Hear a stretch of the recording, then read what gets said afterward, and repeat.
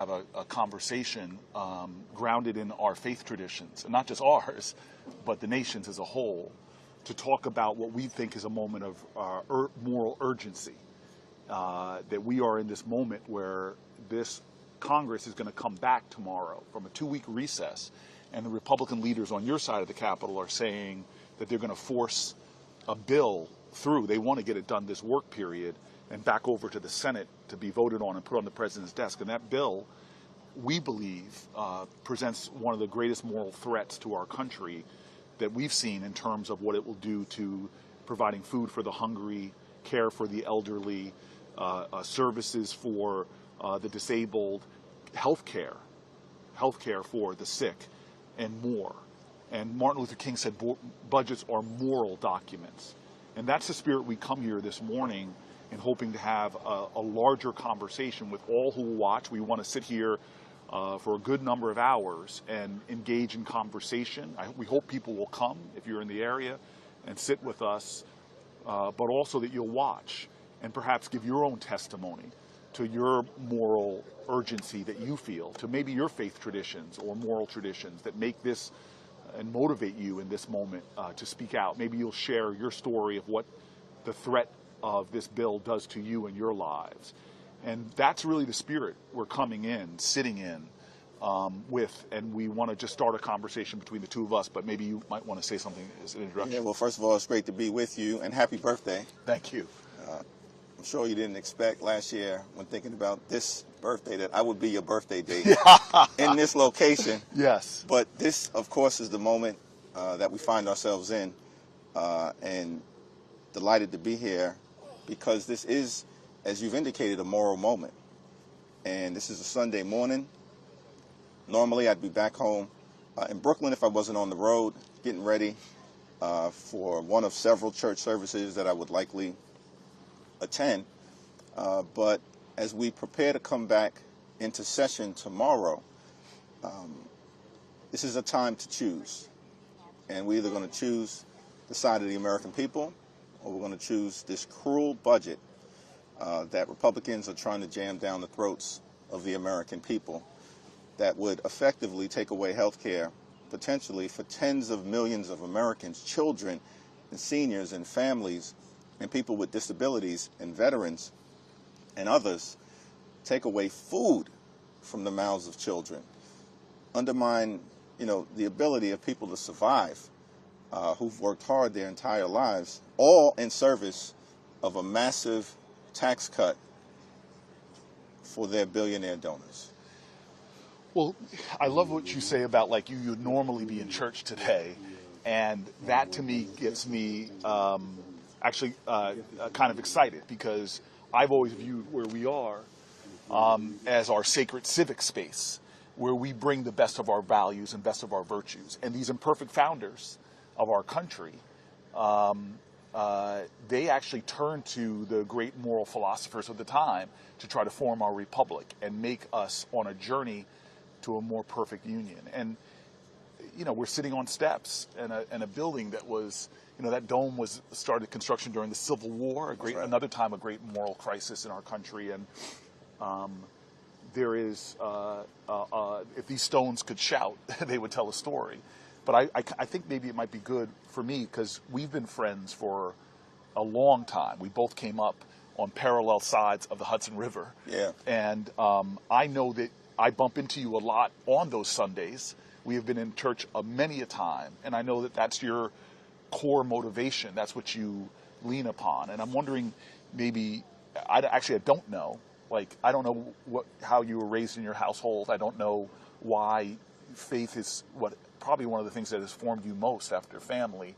And maybe you could share that what brings you to public life, what spirit brings you to public life. Yeah, it's a great question. And interestingly enough, when I think about sort of my journey and what, drives me and has shaped me, of course, family being first and foremost immediately beneath God.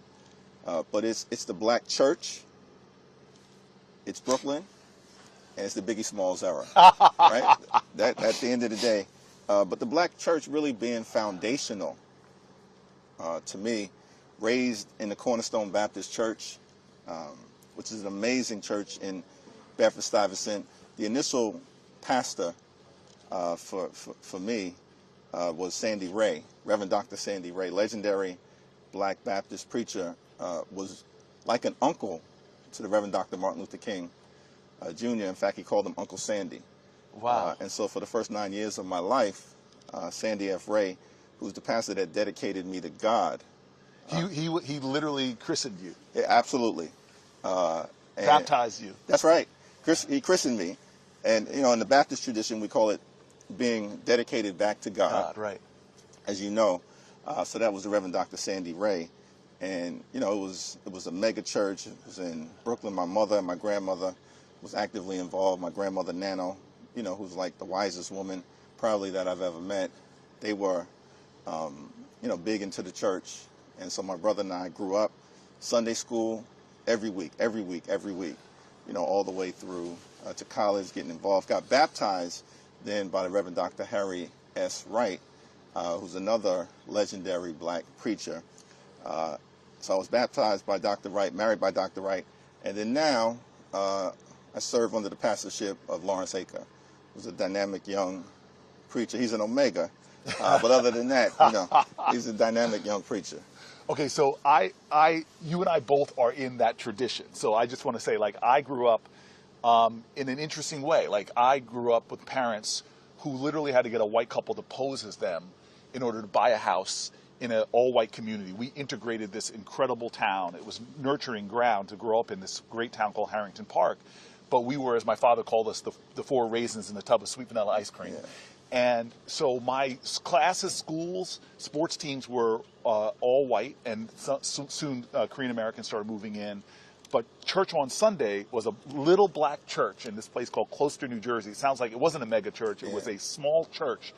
But I, like you, from the time I can remember, was taken to this church. My mom taught Sunday school. Yeah.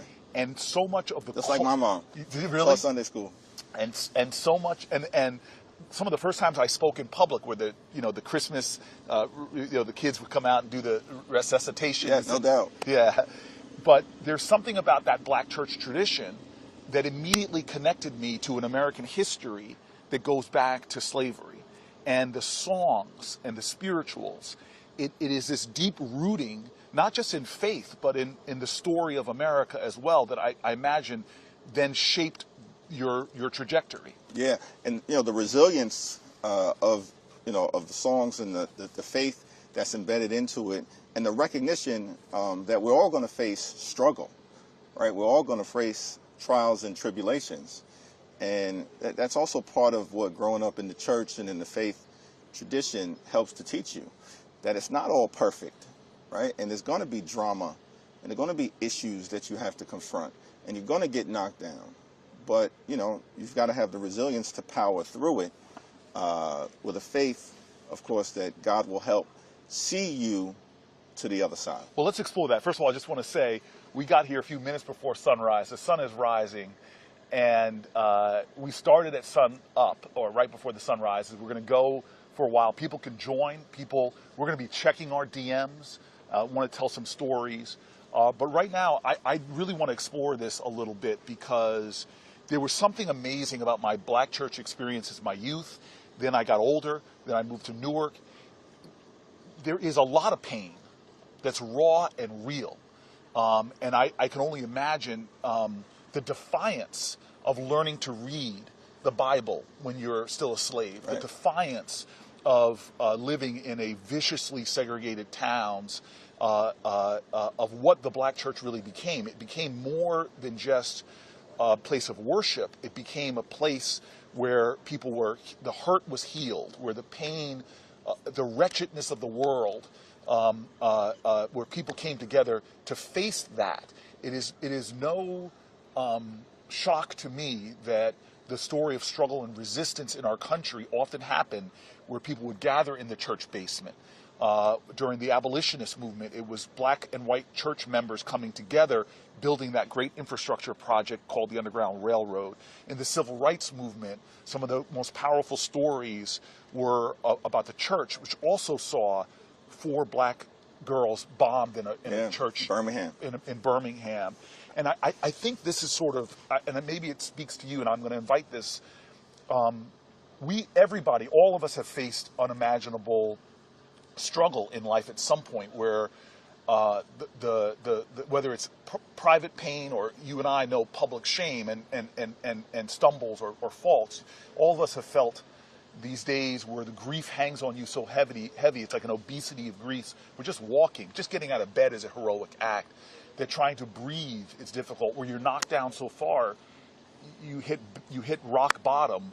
But that's where in the church, at that rock bottom, that the solid ground becomes a faith, that's the solid ground to start building, get people back up again, but also helping them to connect their struggles to the larger struggles and that fight for freedom. It's just so important, the role of the black church to the individual broken lives of people that often have gathered there, and then also to the larger struggle itself. Yeah, there's no doubt about it. And as you pointed out, the role of the church, through slavery, and the resilience that was required through that horrific crime against humanity, and the faith that there would be better days ahead, but also the recognition, as the scripture said, that faith without works is dead, and that work would need to be done in order to get to a better place. There was a meeting of the abolitionists, I think somewhere in the Midwest in the 1850s, my recollection is correct. They were gathered, and Frederick Douglass expressed frustration with the slow pace of progress toward emancipation. And apparently he was animated, and he said to this gathering, "I don't think that this country will ever find the morality to be able to emancipate the enslaved African." And the room fell silent. And then Sojourner Truth got up, and she asked what was subsequently understood to be a rhetorical question. She said, "Frederick, is God dead?" Frederick, is God dead? So at that moment, with the great Frederick Douglass expressing frustration with the slow pace of emancipation, it was Sojourner Truth who had to reset the mood by leaning into faith. And I mean, that's really powerful. I mean, and that's, I think, where you and I start our lives, in a sense, which is the supernatural power, the transformative, redemptive power of our faith traditions, that even in the darkest, most impossible set of circumstances, somehow this idea that faith with works can create miracles. And indeed, I think American history is, if it is anything, perpetual testimony to the achievement of impossible things against impossible odds. And to me, that is what faith is. This idea, I once was lost, but now I'm found. This amazing grace that comes from our faith traditions. And for me, I remember my dad died 6 days before I got elected to the United States Senate. It was a special election, and I had a public event. This gets back to sort of the communities we live in. I had worked for 8 years getting supermarkets to come back to Newark. We had decades and didn't see supermarkets moving, and I had finally convinced Whole Foods to come, and we were going to make the announcement. And I'm driving from Trenton to Newark. I forget why I was in Trenton, and I found out that my dad dies. I call my mom, tears, hurt. But the next call I made was to my pastor. Yeah. And I said, Reverend Jefferson, would you meet me at this press conference? I don't want to tell anybody that my dad has died, but I'm barely holding on. Wow. He's my hero. He is a guy born in deep poverty with a single mom who couldn't take care of him. And it's just amazing that in that time where you don't know how you're going to make it, somehow you have faith and faith leaders there to remind you that there is still a God in heaven. Yeah. That reminds you that we still are understanding, as faith says, that weeping may endure through the night, but joy cometh in the morning. That's right. And so, in many ways, this moment in American history right now is anguishing to me, because I'm sure your office is like mine. My office, I keep telling folks that, like, my office, we have tears and circle up and talk about it, because my office starts brokenhearted, but then gets shattered by the end of the week, because coming into our office are people with their American stories. Yeah. People who are losing their farm because this administration is clawing back the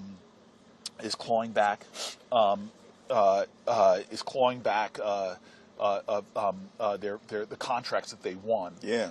There are people who coming to me that did work overseas, standing on the front lines of infectious diseases, helping people who are suffering, and suddenly their emails have been cut off and their entire programs are shut down. People who are losing their health care.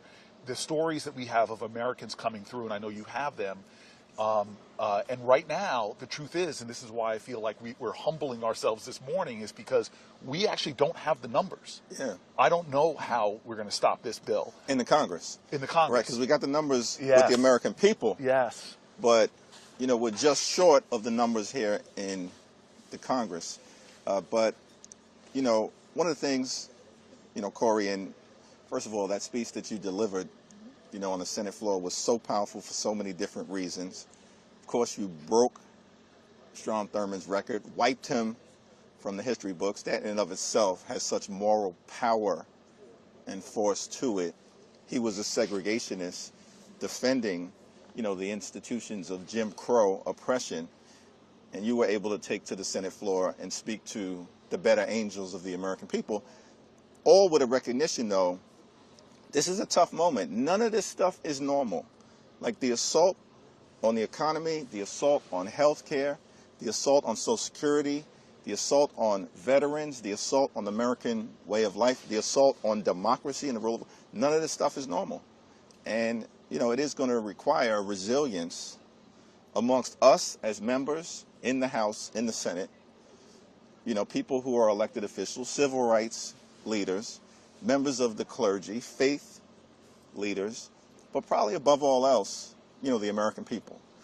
Which is why we're here on your birthday having a conversation with the American people. But I wanted you to say, you sort of had that moment of for me, of like, wait a minute, Corey, we don't have the numbers, but we still have the power, and the power relies with the people. And in 2017,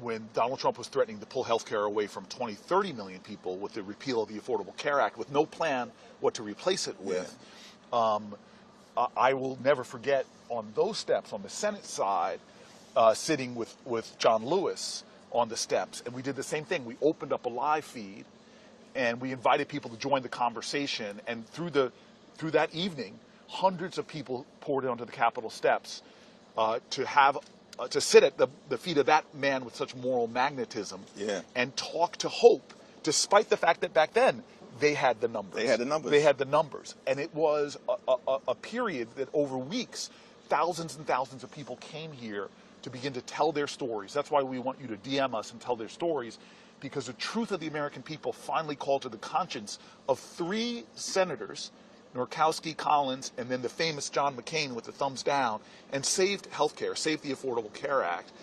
And in many ways, that's the redemptive moment we have to find a way towards now. And in many ways, it's throwing yourself on the faith in the people, in the power of the people. That's what our democracy is in many ways, our founding documents, as imperfect as the founders were, imperfect as the people are, it's a break with the normal course of events and saying we're not putting our faith in the divine right of kings and queens. We're not putting our faith in some theocracy.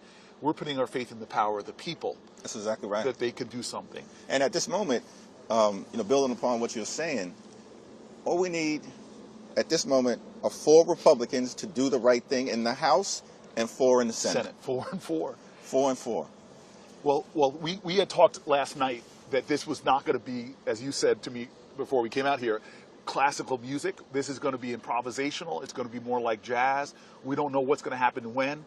I thought the first person that was going to come here was going to be one of my prayer partners in the Senate, Angela Alsobrooks, but unbelievably, a man named Chris Coons. And by the way, people are already starting to gather. I see one of my law school classmates, hi Tom, who is an incredible government worker who's seen the carnage happening in a lot of these departments.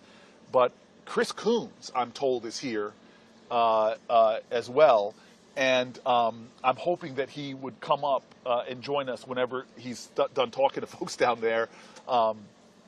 But perhaps he can share in the conversation. But that is the moment. And I want to get back a second to the faith traditions that we sit on. I'm going to read something that an amazing rabbi sent me last night when he heard what I was doing about the transformative power of our faith traditions, about the supernatural ability to see the implacable wall of resistance dissolve when people come together with the moral force of Americans, whether you are of a specific faith tradition or just open to your faith in the collective strength, moral strength of the American people.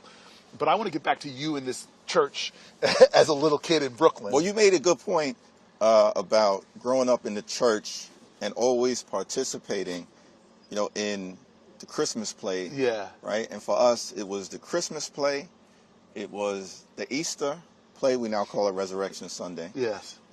And Mother's Day. I don't somehow recall a Father's Day play. Maybe we got to do something about that. Yes. But yes. And that really was, I think, at the age of 2, standing up in front of a crowd of hundreds of supportive people and, communicating your part in that play. And from the very beginning, and feeling the warmth and the supportiveness. Yes. Whether you're able to get through it or not, or to help you get through it, that was a big part of, and I'm thankful to my mom. I know my brother and I are, she's still with us, as your mom is still with us. My dad passed away about 2 years ago. But thankful to my mom that she would bring us to church. Yes. Even if we weren't feeling it at the moment. Yes. Like, whoa, every week? Yes, that's rain, snow, sleet? Yes. Every week? Yes. And I would complain about it. I would complain sometimes. I confess that to you. Yeah. But my mom would take us, and I'm now happy that those traditions are within me. I will tell you that it's generational in my family. My mom's side of the family, faith was at the center. I went to an Des Moines, Iowa church that my great-great-grandmother founded, my grandmother's grandmother, after coming from a coal mining town to Des Moines. Again, one of the original church mothers. Her name is still up there. But what's powerful for me was my grandparents took me and their 7 grandchildren in this beat-up Winnebago and would drive us across country. And that was when I first saw the nation. And we would stop at all the places you would expect us to stop, from the Grand Canyon and Mount Rushmore. But there was never a time that we would start the journey without reading the 121st Psalm. Yeah. I will lift up mine eyes into the hills, from which cometh my help cometh from the Lord.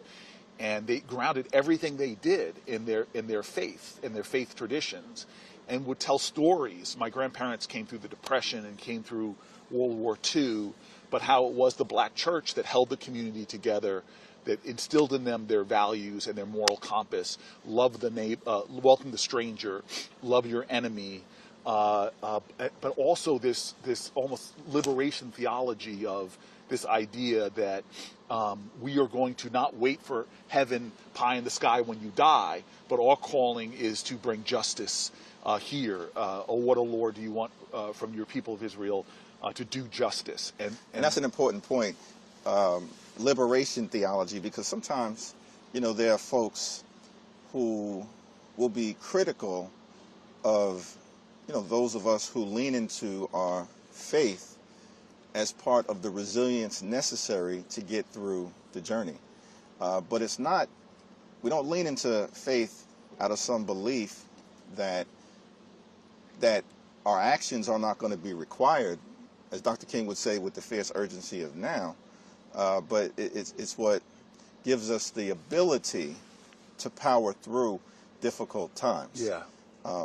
And as I mentioned, faith without works is dead at the end of the day. But that liberation theology, the notion as you pointed out, and we'll talk about, Matthew 25, right?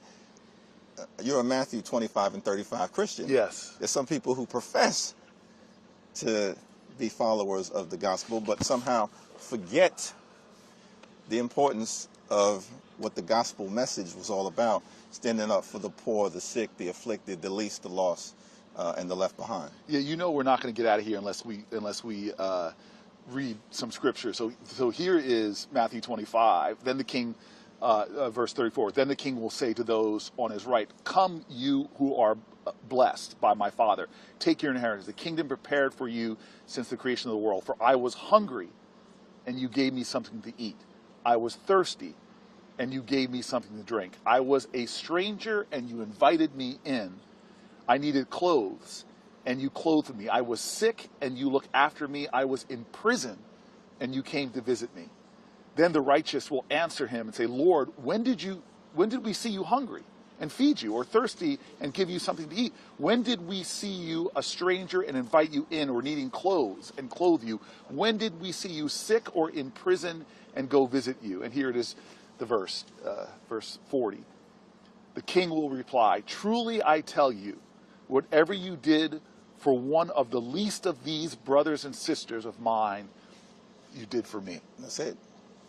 And that is then reflected in the Lazarus poem on the when France gave us this gift, and the Statue of Liberty, and they wrote the poem. It reflects Matthew 25.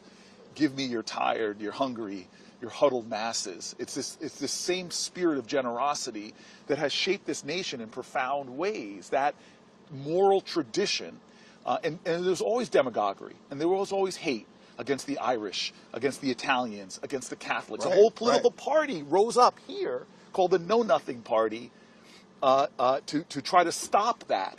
But it was always overcome.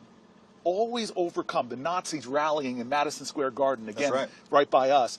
Always demagogues. Father Conklin with his anti-Semitic screeds, always overcome. The Red Scare and McCarthyism, who would go after Jewish immigrants who didn't have citizenship, were here. They were deported by that Red Scare. We always saw those forces coming to challenge this nation.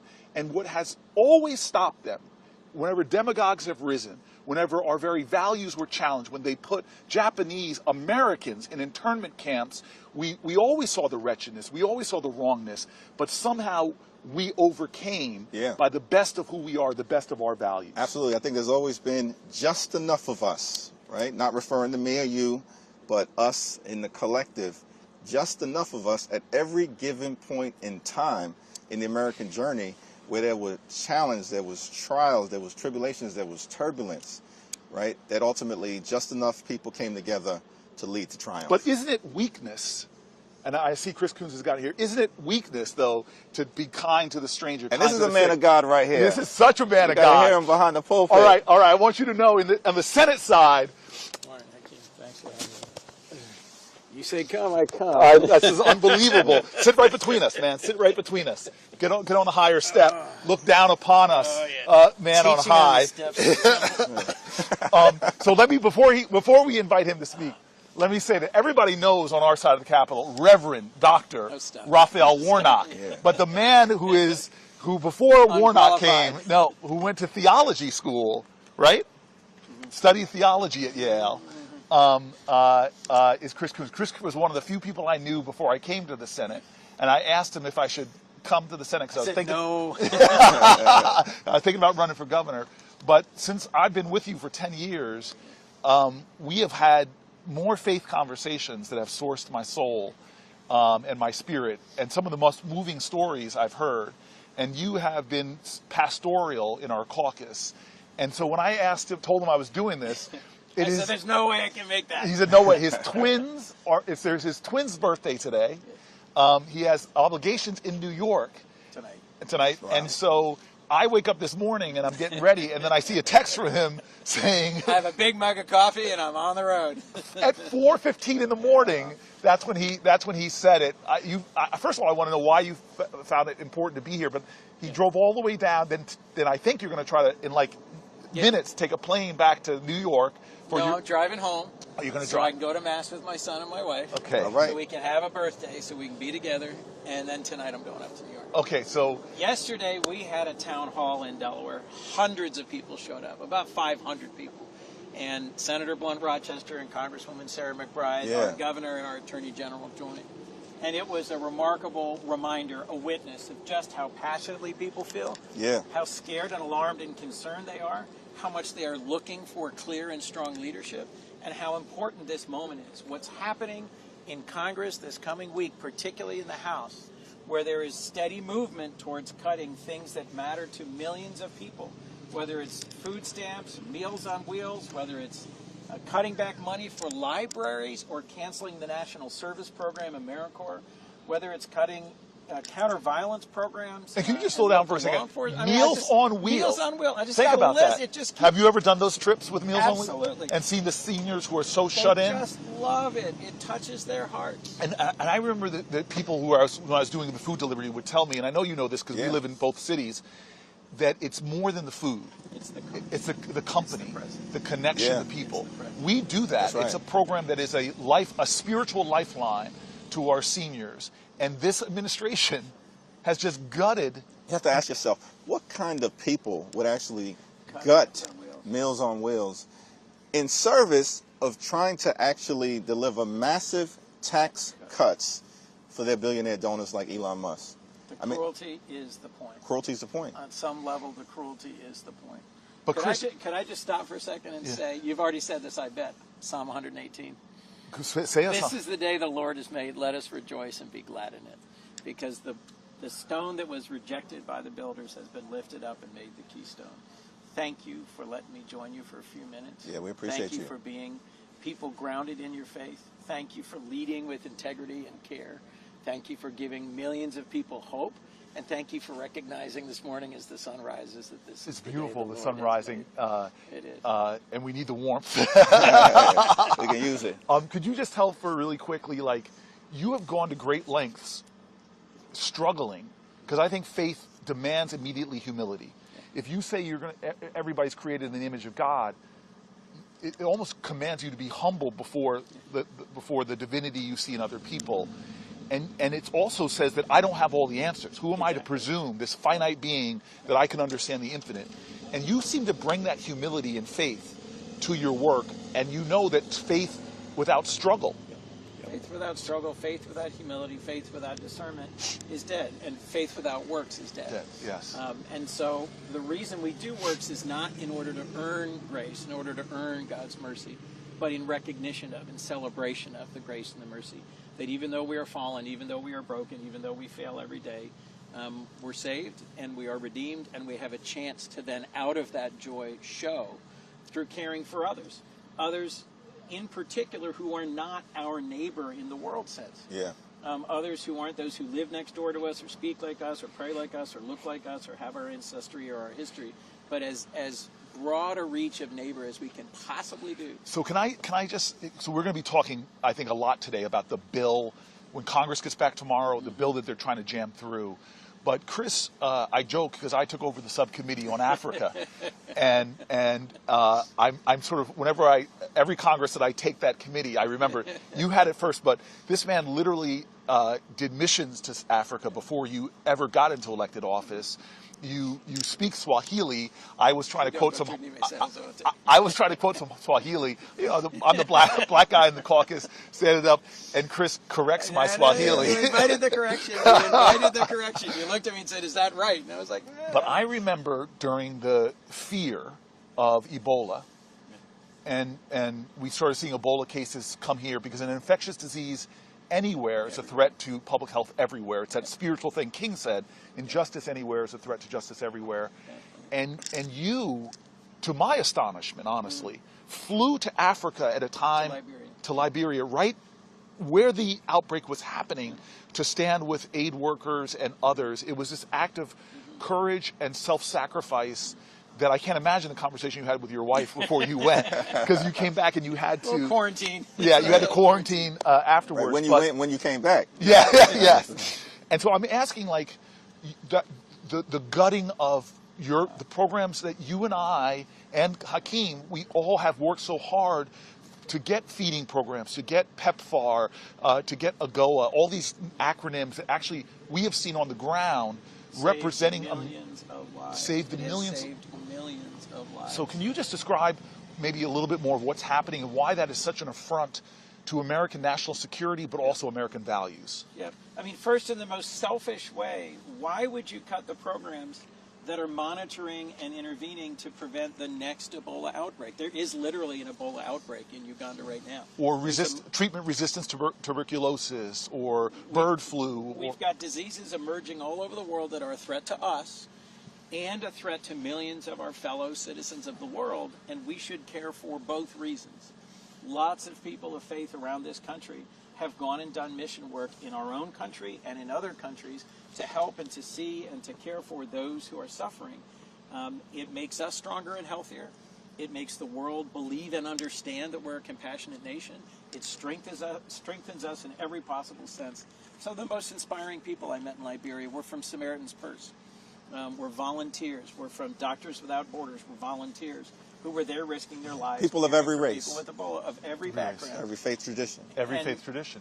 It is stunning to me, the brutality and the speed with which the cuts this administration's put in place have caused organizations like Catholic Relief Services, World Vision, Save the Children, Bread for the World, CARE to lay off tens of thousands of people. I've gotten calls and emails from them, folks who were serving all over the world, who showed the world what the United States is about. Now we're showing we're not a reliable partner. We don't really care about anything other than the transactions. I was recently in the Philippines. It is the most natural disaster-prone country on earth, and they are grateful for the way Americans, through nonprofits and through AID and through our military, have responded to earthquakes and volcanoes and tsunamis and typhoons, and now we've cut that. We've completely cut that. The other day, I was on the phone with Governor Beshear of Kentucky. I said to him, you know, you're a governor in a red state, you're a Democrat. What is the thing that brings people together most in Kentucky? And he said, response to natural disasters. The ways we come together to respond to floods and tornadoes here in Kentucky. And AmeriCorps has been central to responding to that, also just cut by this administration. So the three of us have had this experience. I've had it from the Caribbean to Nepal, where we show up and they rejoice in Americans. Nepal was like, that was the first place, one of the first places after the earthquakes, but one of the first places we had AmeriCorps going, and the Peace Corps going to Nepal, and the love they have for America at a time that our global competitors are competing to trying to get love and loyalty.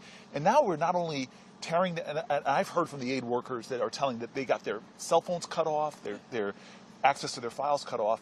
But I just want to make this even more human for you.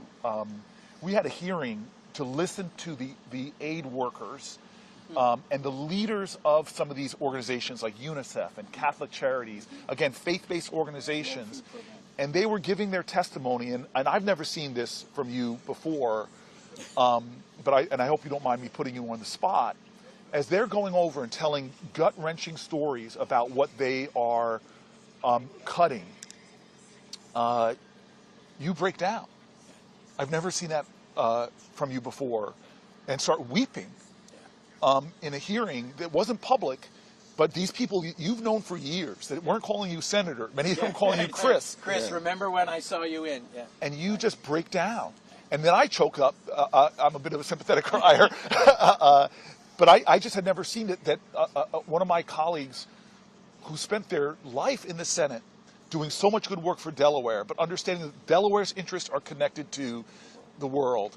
And now you are so broken. And we were talking about that earlier, about our black church tradition, that the church welcomes so much brokenness, and then somehow this strength forms at the broken places, that where the shattered pieces of lives somehow expand us.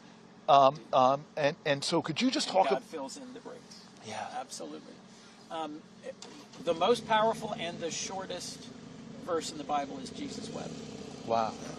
Jesus wept looking out over Jerusalem. Jesus wept seeing the fallenness of humanity. Jesus wept seeing the suffering of people. And Jesus' heart is broken by what is happening right now. It's so powerful that you mentioned that. It calls for us to act. Reminds me growing up in the church, and there'll be times that you'll be called upon to communicate your favorite scripture. And, you're young, you're 4, you're 5, you're 6, and so you're struggling to recall a scripture. And that was easy to remember. They got to one of my boys, and he said, "I got this." He said, "You got this?" He said, "I got this." Jesus wept. Hope is. Faith is the substance of things hoped for, the evidence of things unseen. Faith is. And so He's the one who challenges me to repeat that. That's right. Hebrews 11:1 every time I see it. But I want to go to that moment. Like, I feel that. I was telling him in my office and watching these idealistic, hardworking, it's the staffs that do so much of the work, watch them take a meeting. In that meeting, they hold it together, but when that person leaves telling us their story of fear and pain and hurt, and especially what these cuts to Medicaid mean to the mother with a beautiful child with a disability, what this means to a person who's relying on it for health care. There's a brokenness in America right now that I've never experienced in public life. There is an anguish going on right now and a fear. And the promises being made by this president, we won't touch health care, we won't touch Medicaid, they ring so hollow, given what he is already doing to Meals on Wheels, already doing to the Affordable Care Act portal, already doing to the work we did to lower the cost of prescription drugs, already doing so much damage. How do you speak to that right now when we face odds? There's only 47 of us in the Senate. We're 4 shy on the Senate side, and as the leader knows, we're 4 shy on the House side. And you have relationships. You're one of the people that I see spending most of the time. If you look at the number of times people physically cross over to sit in conversation. I work hard at relationships with Republicans. I have been texting and calling Republican senators this week who know the good that AmeriCorps has done to promote volunteerism in response to disasters in their I was in an elevator with you. I don't mean to expose too much. I should stop having you with me in these But you're furiously texting the Secretary of State about programs that we did in partnership with him when he was in the Senate, and now he's witnessing what we're witnessing as a president cutting the funding to bipartisan programs that we did. He's doing it. He's doing it. And we've got a bill coming over this week, a rescission bill, that will actually challenge us to vote to endorse the cuts that have been made in some of these critical programs. And Chris, I have not given up hope. Yeah. I have not given up hope.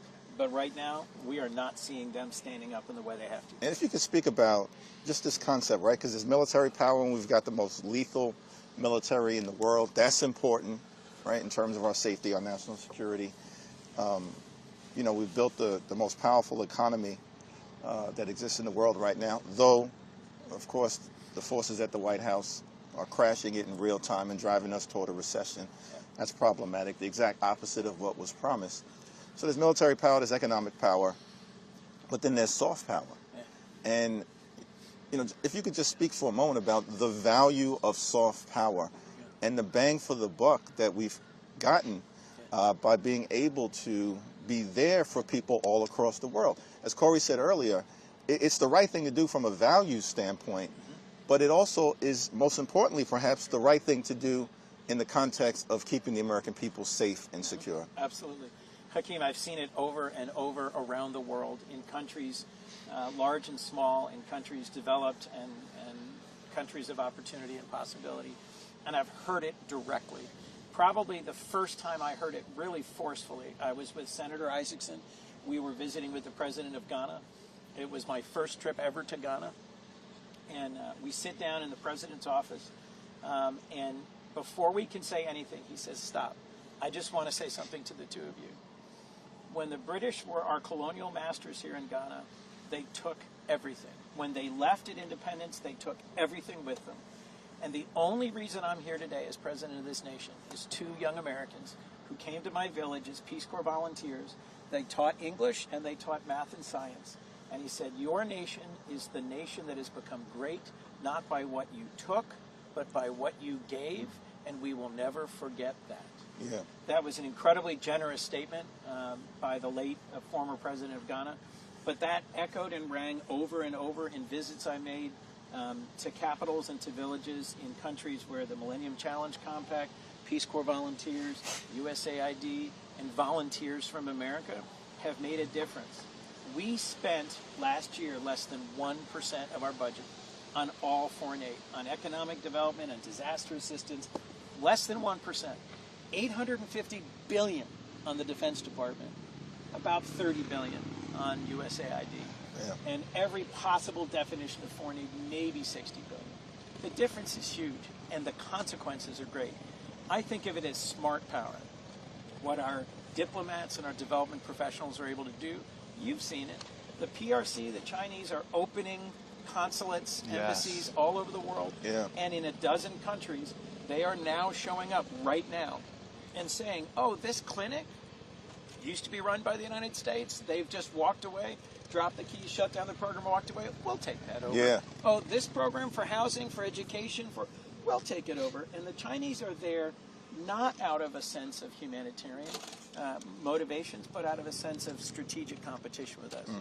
So this president, his Secretary of State, his Secretary of Defense, his National Security Advisor have made a big point of we're competing with China, we're competing with China, we're competing with China. Can I ask you both this question? The best way question? to compete with China is to show who we are and to show the best of who we are. To show up with our values. Absolutely. And that's what we're anchoring this conversation in our moral values. But before we go back to the bill and what people can do and must do, I just want to ask the two of you, I know you're hearing what I'm hearing, but what are you hearing from countries around the world that used to ally with us? I remember this great moment on the Senate side where we sat down, the ambassadors of all the a bunch of our European allies, and you, me, and Lindsey Graham shamed them because we had just convinced Biden, who undercut, we thought, on food funding. He put a lot more than Donald Trump is, but we wanted more money in a bipartisan way. And then that gave us the moral authority to say to them, you all need to be stepping up. But now we're seeing, and I know you just came back from an important Codel, we're hearing from our people something different. What are we hearing? From Denmark? Yeah, just, like befuddlement, puzzlement. What are we doing? What are these threats? That's exactly right. I mean, Denmark has been an ally of the United States, certainly a close ally for the last 80 years, founders of NATO. They're contributing to the Ukrainian war effort per capita, I think more than any other European nation, and perhaps more than the United States. And they just are perplexed as to the claim that the vice president made, for instance, that Denmark is not a good ally, which seemed to have come out of nowhere. And they are the closest of allies and are ready to work with us on a wide variety of issues, including the strategic importance of Greenland. And so they just are dumbfounded, confused, and I said to many of them, so are the American people. So are the American people. And it makes us less safe when we are less believable, reliable, and trustworthy. That's right. And there's no place that this is being seen worse, I would think, than Ukraine right now. It is the defining challenge of this century for Europe. We pulled together 50 countries that in combination have contributed more to Ukraine's defense than we have. They accepted millions of refugees. They've spent billions of dollars. They've emptied their stockpiles and storehouses and sent the weapons and the training and the support because of American leadership. And now we have a president who is berating the president of Ukraine in the Oval Office, who is threatening to abandon them, who is saying you don't have the cards after he's the one who gave the cards away. But can we set this up? Because there is a world order before World War II and a world order after World War II. After World War II, by the way, the incredible sense of America, this Lafayette, we are here, we're coming back in the way that the French helped us. We're going to try to save the humanity from totalitarianism. We vanquish our enemies, and then we do something Unbelievable. unbelievable. Unbelievable. Only country on earth with a nuclear weapon. The vast majority of the manufacturing capacity of the world in our country, because Japan and Europe have been bombed flat. Right. Tens of millions of refugees, an impoverished world, and we say, we'd like to share all of this.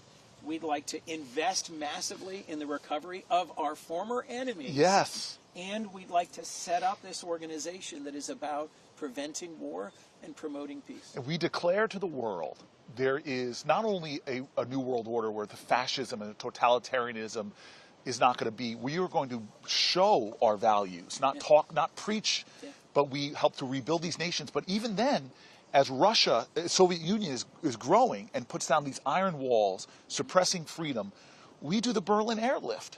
Another great exemplar of American willingness to go to great lengths to preserve free people and to preserve freedom.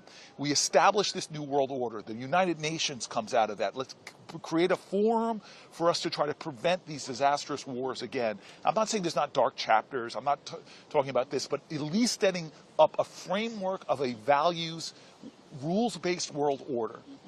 And now I am hearing from European allies that they think we are plunging us back into a World War I era, imperialist, transactional, spheres of interest, spheres of influence, great power conflict. And the isms of isolationism, of nativism, of nationalism, of us versus them, it's all, what I'm hearing from is that you are turning your back on what you all tried to create. And there are challenges like China, but the way to deal with them is by pulling together amongst your like-minded, shared valued people to show that we are going to insist that you don't steal intellectual property, manipulate currency, violate world orders. And so what Trump is doing in this war, when we've all visited places like Estonia and Latvia and Lithuania, who are terrified right now. Right on the front line. Right on the front lines, upping their percentages of contributions of their GDPs to the military protection, are saying, wait a minute, we can make a stand again. Why is this country not only turning against us, but calling people yearning for freedom, like Zelensky, dictators, and buddying up?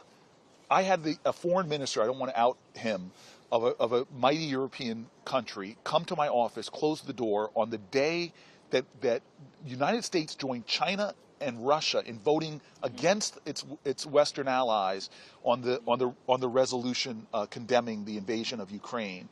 And he just looked at me and gave me the WTF, I think, was the exact mind of it.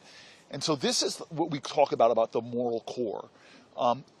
America is an idea.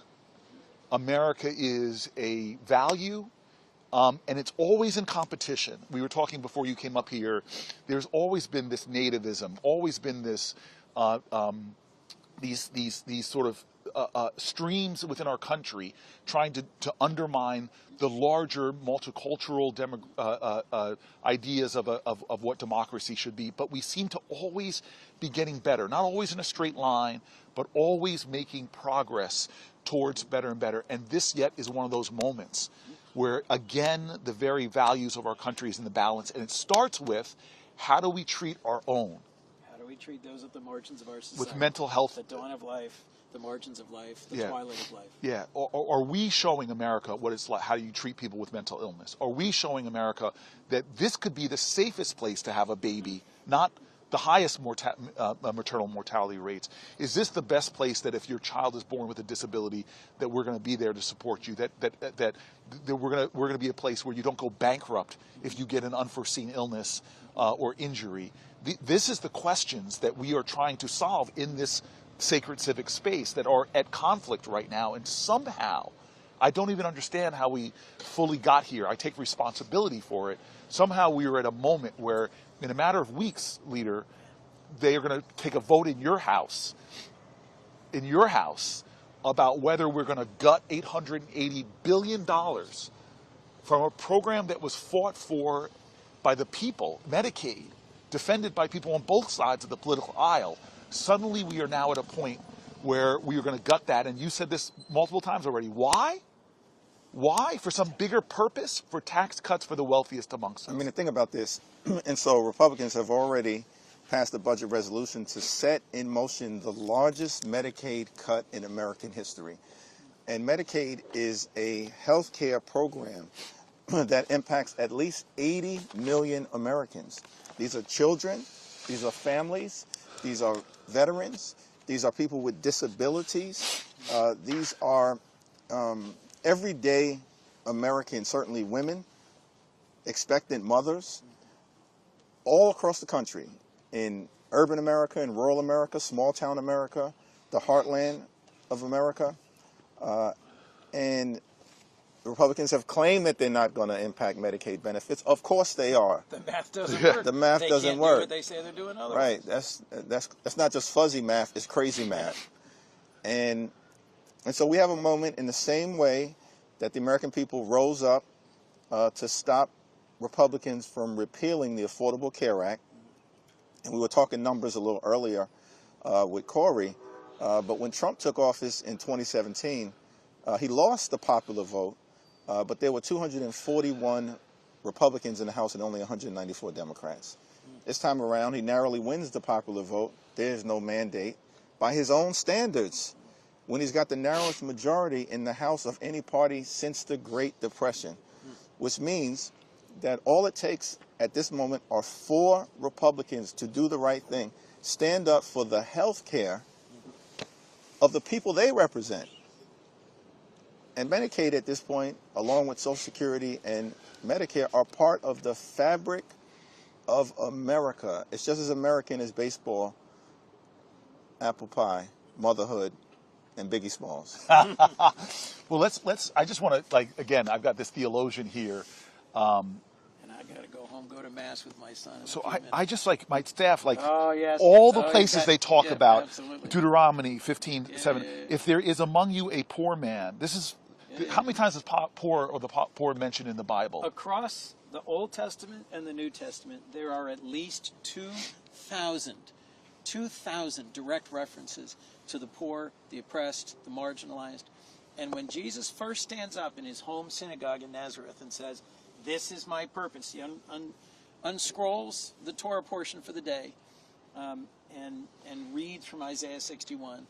"The Spirit of the Lord is upon me. He has anointed me to preach good news to the poor." And so here we go, Proverbs 28:27. "The righteous considers the cause of the poor, but the wicked closes his eyes to them." Proverbs 21:13. "Whoever shuts his ears to the cry of the poor, he himself shall cry out, but not be heard." Hebrews 13:2. "Do not neglect to show hospitality to strangers, for thereby some have entertained angels unawares." And Deuteronomy, "If there is among you a poor man, one of your brethren, in any of your towns within your land, which the Lord God, your God gives you, you shall not harden your heart or shut your hand against your poor brother, but you shall open your hand to him and lend him sufficient for his need."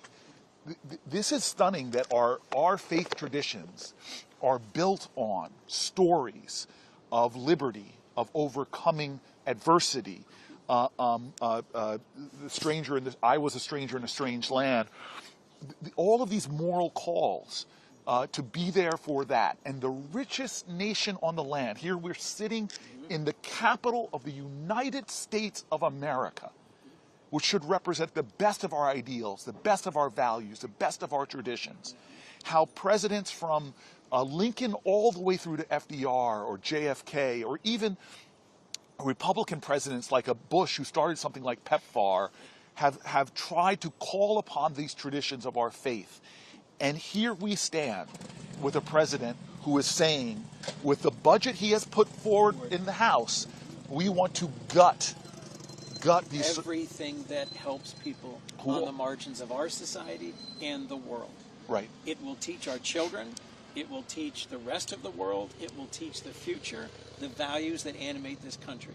If in fact they slash Medicaid, if in fact they end Meals on Wheels, if in fact they cut to the core everything from Peace Corps to AmeriCorps to the investments in child care, Head Start, daycare, and elder care, we will show the world what we're about, and I will be ashamed of that moment in our nation's history. So let me say this, because it is not charity. You know, Chris got to get the mask. I got it too. Okay, last thing I'm going to say, my brother. The other thing to say, It's 2 hours away. is it charity or is it enlightened self-interest? Every dollar you spend getting a child above the poverty line returns $7 to the economy of the United States of America because of the increased productivity when you have these programs we've seen, like school lunches.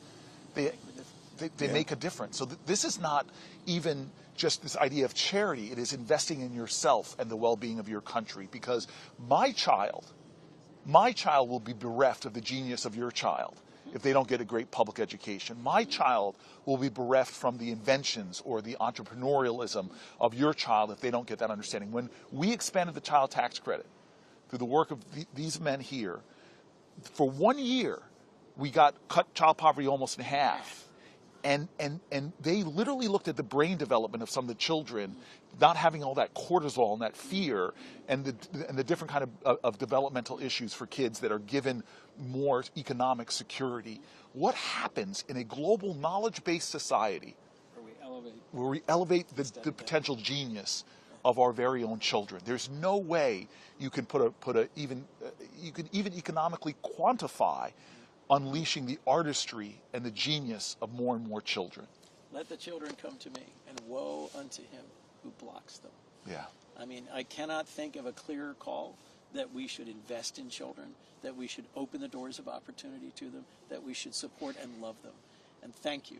Thank you for your leadership. Thank you for being someone who sees clearly this moment and is challenging folks to speak up, to speak out, to get engaged, and to be a part of this moment. Because we're going to show the world, and we're going to show our families, and we're going to show history who we are in these coming days. You are the leaders we need for a moment such as this. Well, appreciate you, brother. I'm going to why don't you put your hand on his shoulder? We're going to pray for traveling mercies, Lord. Bless this man in his sojourn home. Deliver him unto his family, and thank him, Lord, for his work. Let this humble, faithful servant continue to do your work. Amen. Happy birthday. Thank you, brother. Thank you, brother. Chris, thanks for being here, man. Thank you. All right, we've been talking a lot about the Christian faith. Can we talk a little bit about? I have to say that you and I live in a community where the Muslim tradition and the Jewish tradition thrive. Absolutely. And we see extraordinary people who, I always say, before you tell me about your religion, first show it to me in how you treat other people. Before you tell me how much you love your God, show it to me in how much you love all God's children. Before you profess your passion for your faith, show it to me in how much compassion you have for God's children. And we see faith and the works in our communities of people grounded in faith. And so I do a lot. I'm a guy who grew up in a black church. I'm Baptist, but I actually study Torah. And so I have a number of rabbis that I'm very close to. And I just want to read to you his name is Rabbi Matthew Gwartz of Temple B'nai Jeshurun. This is a church that started on what is now Martin Luther King Boulevard in Newark. Yeah. It used to be High Street. And we have a lot of famous rabbis that have come from Newark, actually. In fact, the guy that spoke, Rabbi Yocham Prince, who spoke right before Martin Luther King, was one of the featured speakers who spoke before King. At the March on Washington. On the March on Washington. That's right. Was a rabbi from Newark, New Jersey. But he said this, and I think you'll find it really interesting, leader. Faith in the English language can only be used as a noun. There is nothing intrinsically active about it. One can't faith something. In Hebrew, it's both a noun and a verb. Here's where the rubber hits the proverbial road. When one breaks down the root of the word faith in Hebrew, it boils down to a word we use all the time, amen. And what does the root of the word amen mean? It means I believe that it's true with every fiber of my being. At the same time, I doubt that it's possible. Wow. That conflict between believing it but knowing it's also impossible. So faith doesn't connote blind belief, but instead an absolute commitment to believing that anything is possible, even while and perhaps because of the fact that we doubt that it's all possible. That is not about being blind to the challenges, but it's the realism of it all that impels us to take action. Again, the insight here is that faith is absolute belief coupled with a sense of wonder and even doubt that it's all possible. So many reasons for us to doubt today in America. So many reasons for us to doubt right now. But that is all part of what it means to have faith today. It is our doubt that impels us to make our world better. Amen. And why should we chant that word specifically? Because it's simply affirming our humanity and our worries and our anxieties, which are intrinsic to who we are, but not to paralyze, but to be impelled into faithful action. I just love that thought. It's powerful. As we say, from the scripture, faith is the substance of things hoped for, the evidence of things not seen. And it's that conflict between, a unrelenting belief that you can get it done even in the most difficult of circumstances, while at the same time recognizing that you're up against tremendous odds. Yes. And I think the rabbi breaks it down, in such a powerful way in the, Jewish tradition. Right. And it, of course, spans, and I think, as you pointed out, it's an honor. One of the great things about serving in the House is that we view ourselves as the institution, no disrespect to the Senate, that the framers designed to be the closest to the American people. Yeah. Right? To reflect the hopes, the dreams, the aspirations, the fears, the concerns, the anxieties, the passions of the American people, the life experiences of the American people. That's why we have the 2-year terms, and we're constantly in cycle, but constantly in communication, in touch. You do this as a senator incredibly well, but you got the 6-year term. And in the House district that I represent back home in Brooklyn, of course, I have a substantial African-American community. Caribbean-American community is wonderful, but it's also one of the most diverse districts in the country, with a significant Jewish community and a significant Bangladeshi American community. In fact, one of the largest in America, in the Coney Island, South Brooklyn area that I'm privileged to represent. So that faith tradition, is represented in so many wonderful ways. But everyone, I think collectively, whether it's the Muslim faith, the Jewish faith, the Christian faith, sort of anchored in the belief in Almighty God, right, and the ability to power through difficulty. And this is a difficult moment, right? That's the reality. And we're going to have to power through it. And it's going to take work, right? Intense work. When we talk as House members, I frequently said, this is going to be the most intense thing that we've ever been professionally called upon to do, with the exception of those of our great colleagues like Jason Crow and Mikey Sherrill and others who have served in combat zones in our uniform. The most difficult thing that we've ever been called upon to do, but we've all got to rise to the occasion, because the challenges that we confront, this budget is an example of it, this reckless Republican budget, it's unrelenting and unprecedented. And can I just want to, so first of all, I want to orient ourselves before I tell this thing. So we've been now out here for an hour. We really want to invite, I know most people are sleeping. It was a White House Correspondents' Dinner last night. That's right. So I know a lot of people are hungover in Washington, D.C., that were in part of that nerd prom, as they say. But if you're home watching, it's still early. We think there'll be more people waking up. But send us, direct message us if you're following on this stream, your thoughts, your stories. My team is going to feed it to us. We want to read some of the things that you all write us, so I invite that in. We're finishing our first hour. We came up here before the sun came up. The sun is starting to climb. I'm starting to feel the warmth, which is grateful, thank God. Thank goodness. Yes. Starting to feel the warmth in the early morning chilled air. And we're grounding this in a conversation in the intersection of faith and politics, the moral traditions of our country upon which this sacred civic space stands, and how what we do in here, budgets are moral documents. And that's why it's important for us to center this conversation. We're sitting in here for as long as the Spirit moves us. We're hoping if you are around physically, come out and sit with us. We already had one guest. Who knows who's going to show up next? But I want to next talk to you about the three Abrahamic faiths. So Abraham, I love this idea that when God called upon him, he said something in Hebrew, hineni, behold, here I am. Everybody before that would hide. Adam, when God came in and said, where are you? Adam hid from God. And I always say, well, God, this omniscient being, wasn't asking where the physical Adam was. He was asking for, where is this man I created in my image, imbued with the power that I have given to humanity? The next time he calls Moses, and Moses is like, hey, don't take me, take my brother. And God has to sort of say, no, you're the guy. He goes, well, I'm not articulate. My brother's the great speaker. He goes, no, you're the guy. But by the time Abraham comes, God says, where are you? And this is the first time somebody steps up and says, behold, Lord, here I am, hine ni. And he is the one that received the blessing to be the father of many nations and 3 great faiths. But the story that I love, and I always say these are the 2 pillars of humanity when I tell this story, and motivate me, is that he enters the covenant by circumcising himself as an adult. We won't dwell there. Okay, we won't. That's right. We won't dwell on that. That's right. Let's not dwell there. There might be kids watching. Yeah. But I can only imagine as we say in Brooklyn, keep it moving. Keep it moving.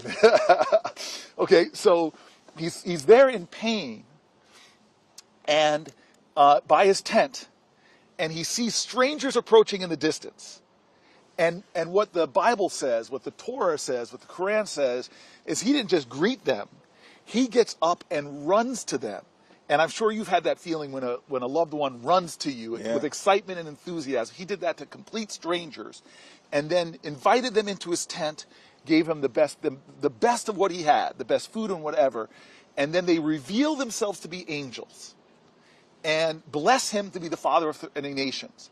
And then tell him that we're going. They're leaving. Okay, where are you going? Yeah. And they say, we're going to destroy a city. Messengers from God. And what does he have the audacity to do? Argue with them. He starts fighting. Won't a just God, a merciful God, show mercy?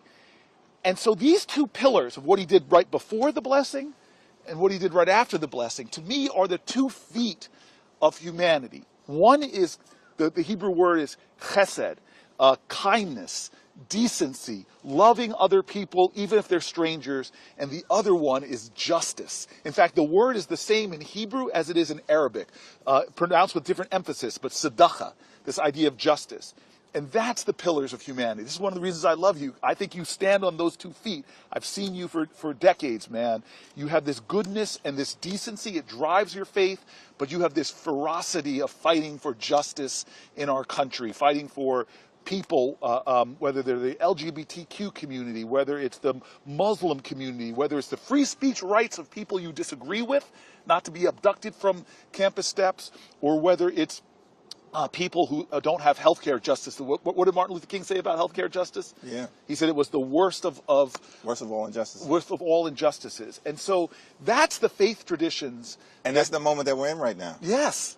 That's the moment that we're in right now. And you know, it's interesting. The question that I think we all have to ask is, are we serving with people who pray on Sunday, P-R-A-Y, and then come to Washington to pray on the American people the rest of the week, P-R-E-Y? Because it seems to me that this budget that we're dealing with right now, taking away health care, taking away nutritional assistance, going after Meals on Wheels, taking away the ability who are in harm's way to support themselves. That's preying, P-R-E-Y, on the American people. That's inconsistent with whatever faith tradition you purport to hold. And so can we just let you know this bill? So let's just let people understand, even minor cuts to Medicaid. A lot of the hospitals in urban areas and rural areas especially, they have very delicate financial models that you cut 5% out and that hospital starts to tumble down in their ability to meet the demands. That's absolutely correct. And you're talking about $880 billion in potential cuts. That is the largest cut to Medicaid or health care in the history of this great country. And so even a modest amount of that $880 billion will be devastating. Hospitals will close. Nursing homes will shut down. people will die. This is a life and death situation, which is why we're calling upon the American people to show up, stand up, speak up to your representatives, to your members of Congress. Share your stories. We'll elevate them as part of this effort to stop this reckless Republican budget from becoming law. In the same way that we were successfully able to do it in 2017, when Republicans had a much more significant majority in the House, when they went after the Affordable Care Act, and a clear majority in the Senate as well. And at that moment, I think it's a good time to talk a little bit more about this, you decided to sit down on the other side of the Capitol on the Senate steps with the great John Lewis, who we both had an opportunity to serve with. And, you know, I want you to share some of your John Lewis experiences. I want to hear I'll share some of my John Lewis experiences. Okay, let's go toe to toe. Amazing to serve. On John Lewis. But tell us about that 2017 moment and what led to you sitting down with the great John Lewis on the Senate steps, talking about what needed to happen to save healthcare in America. Maybe I'm going to plant a seed of, like, let's get to the point where it is weird when I would come over to the Congressional Black Caucus, which meets over here. Yeah. When I came to the Senate, I was the only black person in the Democratic caucus, so I would often come over not just to learn, but to sit in fellowship. And around that table are these lions. Yeah. You know, Sheila Jackson Lee of blessed memory. You know, Brother Clyburn. Like, you could just going around this table, and it gave me chills. Maxine Waters, like people. Yeah, there's no doubt. When I walked into my first CBC meeting, CBC meets, y'all, every Wednesday at noon. I tell the team, block it out in the calendar. Yes, and you are there. Like, I have to be honest with you. Like, I didn't expect to see you at those meetings once you got elevated to lead the whole Democratic caucus, and you have demands on your time that are. Yeah. But you go there like it's a religious service. Block it out. You know, I say block it out. I'm locked in on the CBC's foundation. It's an honor for us to stand on the shoulders of those giants. And I'm sure you had this experience when I first went to my CBC meeting as a first-term member, and I walk in, and there's Charlie Rangel, yes, right, Maxine Waters, Elijah Cummings, yes, Eddie Bernice Johnson, Maxine Waters, Barbara Lee, Benny Thompson, the great Jim Clyburn. I mean, you were former members of the Panthers. You were former Bobby Rush. Yeah, Bobby Rush. Yes, I mean, I'm like, how did they let Hakeem Jeffries into the room? Like, really, how does this happen? But that's the foundation, you know, part of the continuing journey. And but yeah, to be able to serve with John Lewis and the other lions and lionesses of the Congress. So let me get that. That sets it up. I mean, so you and I have this. It's almost this humbling. You know, the baby boomer generation, which you and I would call the civil rights generation, this is their sort of last moment on the stage. Like, the baton was passed to you from the great Nancy Pelosi. This is the last baby boomer president. No matter what we say, it's the last baby boomer. There's a chapter being turned. But the great thing about that generation is they're like, as long as there is breath in my body and blood in my veins, you see them fighting the fight and giving us tutelage and tutoring us. And around that table, it's the strangest. I didn't expect to find such fellowship. Yeah. Most of them from the Black Church too. The CBC annual event that you have been led before. The gospel up in there, some of the performances that have been given have brought tears to people's eyes. Prayer breakfast is one of the most powerful events that takes place on Saturday morning. Yes, and we're praying here on Sunday morning. This is a prayer as they have said before, praying with our feet. Okay, so this is my first experience with John Lewis. Was the first time I met him was when I get a call from Skip Gates. Yeah. And he says to me, I want you to be on my show, Finding Your Roots. I go, are you serious? He goes, yeah. Skip, I feel like I hit the lottery. You're going to trace my history? He goes, yeah, I think we should do an episode with an up-and-coming young person in politics. And I thought he was going to pair me with another up-and-coming person in politics, like a Hakeem Jeffries. But he said, no, we're going to balance this. We're going to put a young blood with a seasoned veteran. And I'm like, okay. And he goes, we're going to put you with John Lewis. And I'm just like, man, that's not fair.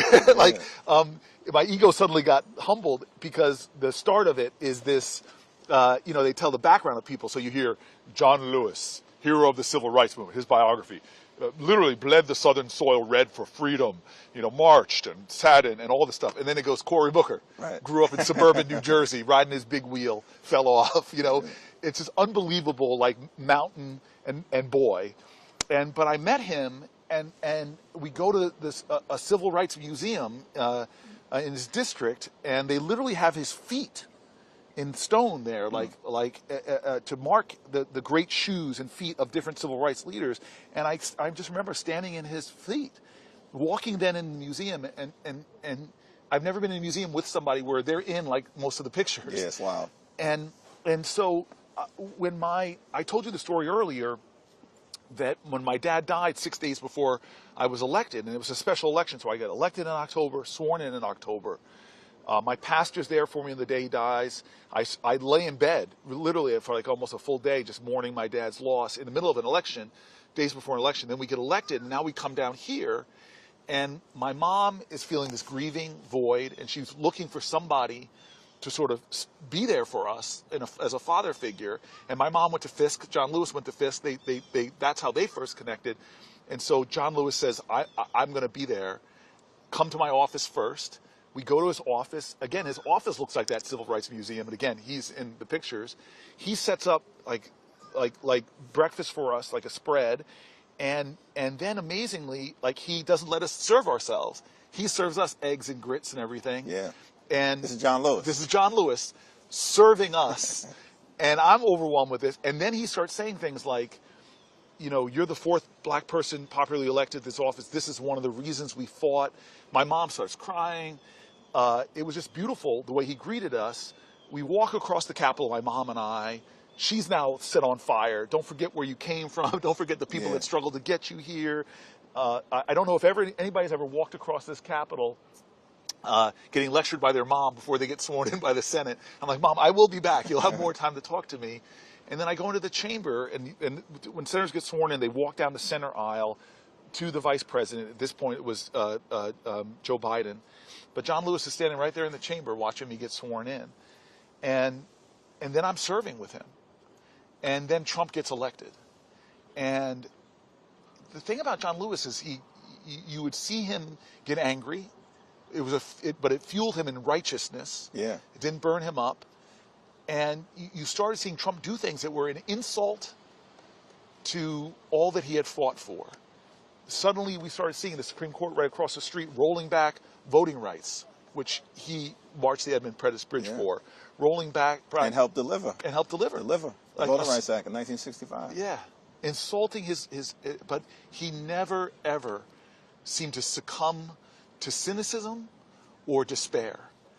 And so when Trump is elected, I still remember Cedric Richmond, then the head of the CBC, me and him all sit together to testify against his then first pick for Attorney General. Right. It was Sessions? Yeah, Sessions, Jeff Sessions, who I had to speak out against, breaking a little Senate tradition of testifying against one of my colleagues because he openly wanted to go back into the drug war days of the things that caused mass incarceration, as opposed to a much more enlightened way to lower crime and elevate human potential. But I still remember I have a picture of Cedric Richmond, head of the CBC, John Lewis, and me that I treasure sitting there together. And I began to realize that for me, as a senator, the CBC was such an empowering force to help me achieve things. And so to get to the point that you asked about, that in many ways was the inspiration for us sitting here today, is when healthcare was in the balance and we didn't have the votes. And we had to find some way to appeal to the conscience of the country to activate them to come out like we really need to do right now, and appeal to the consciences of his colleagues. Because John Lewis had respect from people on both sides of the aisle. That's right. I called John Lewis up and I said, maybe we could do something different. These are not normal times. It demands something different. Maybe you and I could just go out to the Capitol steps and sit down and see what happens. And we opened up a live stream back then. It was Facebook Live. And just talk to America. And just talk to America. And what was interesting for me as I peppered him to tell more of his stories of struggle, of setback, of vicious beatings where the bus couldn't make it all the way and the bus gets bombed, of vicious beatings where you couldn't get across that Edmund Pettus Bridge and your head gets cracked open, you have to be carried back to a church for help, of vicious beatings sitting there at a sit-in, having hot coffee poured under you. He seemed to be trying to tell everybody, don't give up, don't relent, get in good trouble, That's right. necessary trouble. You can redeem the soul of this country. And it was amazing that sitting down, and I'm hoping this happens today, hoping more people will see this. We're already seeing people coming out, but people just started coming. And the plaza was full of people, and the live stream was getting so many thousands of views as this man held court talking about the moral moment we were in. And those are a few of my John Lewis stories. Yeah, and what John Lewis would always say to us, never give up, never give in, get into good trouble, necessary trouble, right? Over and over and over again, no matter what the challenge was. And of course, he had the great moral authority, who faced tremendous odds. Those civil rights heroes and foot soldiers, they had no reason to believe that they could be successful up against 100 years of Jim Crow and racial oppression. But they had the courage, the character, and the conviction. They knew what was right. They stood up for it. They spoke up. They showed up. And they were able to put America in a much better place. And it's that type of courage, that type of character, that type of conviction that I think is going to be required right now. So many different moments that we all had with John Lewis. I remember when I was a first-term member, and I had been asked by the then chair, Marcia Fudge, to preside over the CBC Special Order Hour, which is, every hour during Mondays when we were in session, the CBC would control the floor for an hour. Really? And we'd be able to I didn't know this. Yeah, we'd be able to speak to America. And, a special order hour, they call it? Yeah, special order hour. So, it's on the House floor once votes close. Right. Right? The different caucuses, or sometimes it could be an individual member, can reserve an hour of time. A whole hour? Whole hour of time on the House floor, not 25 hours. Whole hour of time on the House floor to speak to America. So the CBC, we would call it the hour of power. Okay, I like that. And so Marcia Fudge asked Stephen Horsford and I to preside during our first term. Oh, so you actually sit up in the chair and preside? Well, not sit up in the chair, actually anchor it from the floor. Okay. So we can yield to others, right, during the special order hour, but we can carry, it's really pretty much the only time that you can really yield outside of the context of a debate. Okay. So Stephen Horsford and I were presiding over the special order hour, and we have to decide every week what topic we're going to speak to. So you had the situation where Michael Brown is killed right down in Ferguson, and movement rose up to try to address that. And part of the movement, of course, was hands up, don't shoot. Yeah. So that case is working its way through the justice system. And we decide, as it comes to an end, and the officer who was accused of killing Michael Brown is acquitted, that we were going to speak to this issue on the House floor during the CBC hour. And Stephen Horsford and I, would alternate who was actually the lead person presiding. So on this particular occasion, it was me. So I come to the conclusion that I'm going to begin that hour by raising my hands and saying, hands up, don't shoot. All right, first time it was brought to the House floor. Say, hands up, don't shoot. And I just made the point that it's a rallying cry for people who are fighting for justice down in Missouri and across the country. Equal protection under the law, liberty, and justice for all. Hands up, don't shoot, and then we go into the debate. So, of course, the right-wing forces react to this. I was even given some criticism on MSNBC and other. How dare this first-term member bring hands up, don't shoot to the House floor, right? So, all night into the next day, there's like this avalanche of criticism. So then I see John Lewis on the House floor, and he says, young man, come over here. So I come up to John Lewis, and I was concerned. I didn't know what John Lewis was going to say to me. Yeah. And he said, I see that you got into a lot of trouble last night with that hands up, don't shoot gesture. And you're getting criticism all over the country. A lot of trouble, young man, but don't worry. That was good trouble. And I said, if I got John Lewis's approval, I'm all good. But that's the type of man that he was. He would encourage us to show up and stand up and speak up for what we believe to be right. And so, can you tell the story? We both know this in history, and I see the senator from Maryland, from the great state of Maryland. Yes. You are. Yeah, come up here. Come up here. You're right between us. You're right between us. Okay. So, I'll come down and get it in a second. Yes. Well, good morning. Good morning. Good morning. Morning. Perfect morning. I want you to know that. How you doing? I'm doing Yes. wonderful. Yeah. I want a hug too. Good morning. Okay. Yeah. I want you to know, Hakeem, that I prayed for this woman to come to the Senate. Yes, you did. And God answered. God answered my prayer, and it wasn't an easy road. No, you had what? It was not an easy road. No. Yeah, but we believe in God, and He never fails. He never fails. Nobody told us the road would be easy. No. No, they did not. Yeah. No, they did not tell us that. But I knew. So for those who don't know Senate history, their first black woman was elected to the Senate was Carol Moseley Braun, and then it would be many years, until the next African American woman would be a woman named Kamala Harris would ever serve. Was the second black woman, and then in the last Congress, we doubled the number. Doubled the number with you and Lisa Blunt Rochester, and for me, when you. Because I had been working Lisa for about 8 years. Oh, really? Well, because the Delaware congressperson is a statewide congressperson. Yep. And I knew that one of my dear colleagues wasn't going to sit in that seat forever, that he would, the great senator, he would eventually, Tom Carper, would eventually retire. Yep. And I was just worried she should be up next. Yep. But we know Yeah. that sometimes somebody could try to cut in front of you, or self-funding because money is so important. That was the other self-funding.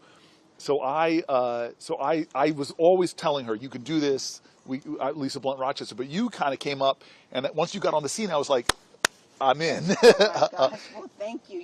And then we prayed on you, and you came. But this is what I didn't know before. I still remember when we met. It was at the CBC. Do you remember we met? Yes. And I found out you were a Delta. Yep. Which I don't know. I like my mom. I don't know how Hakeem feels about that. Yeah. My mom's an AKA. But it's all love. It's all love. It's all love. Divine nine. Yeah. So I found out she was a Delta. My legislative director, this great African American woman, also a Delta, Leah Hill, was like, she was obsessed with you.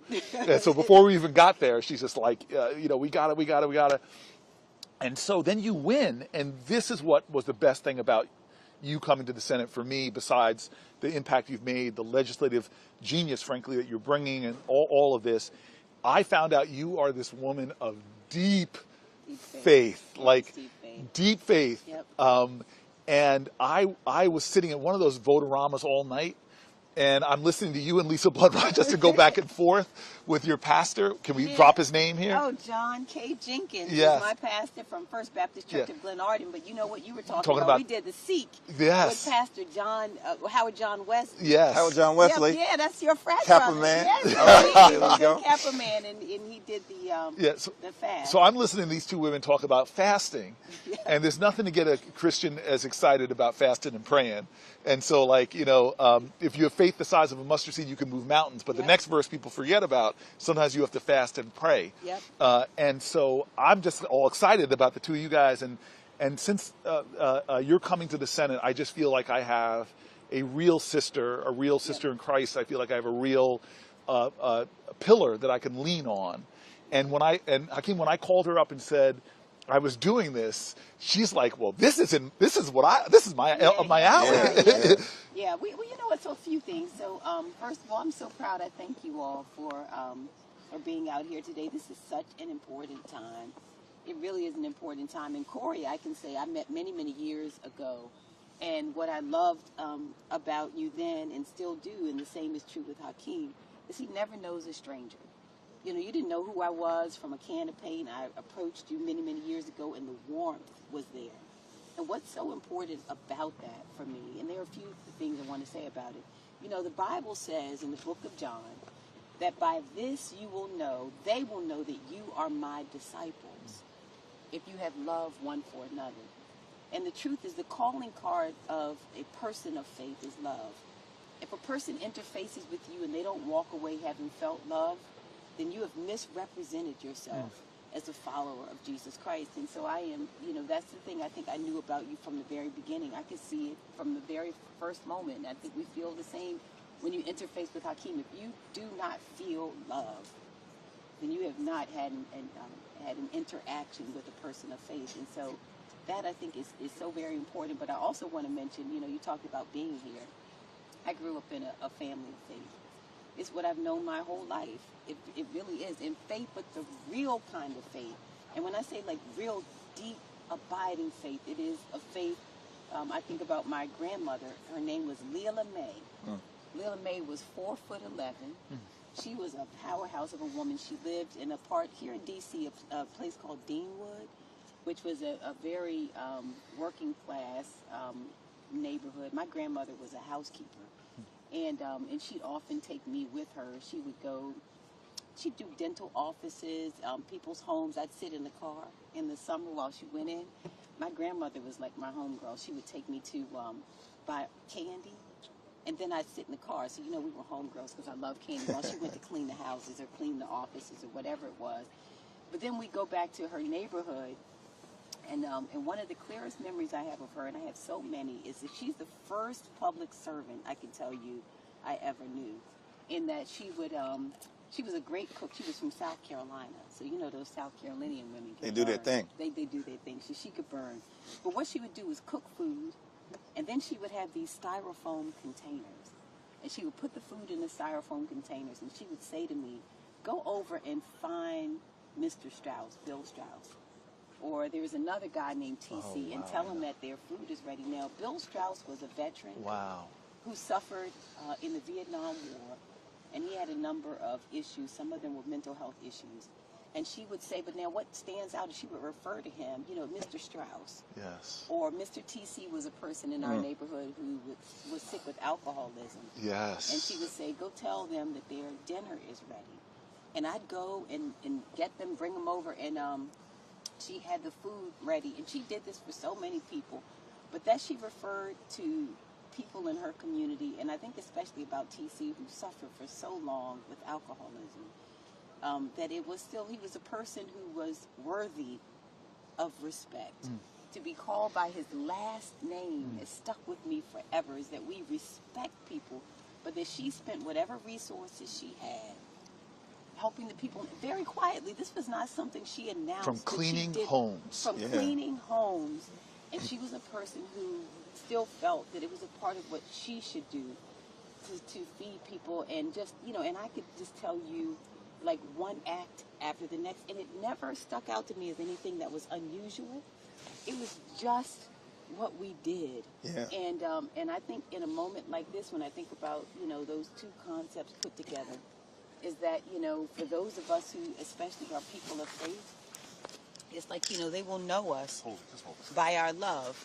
They will know us by our love. And it is so especially important at a time like this where people are so angry.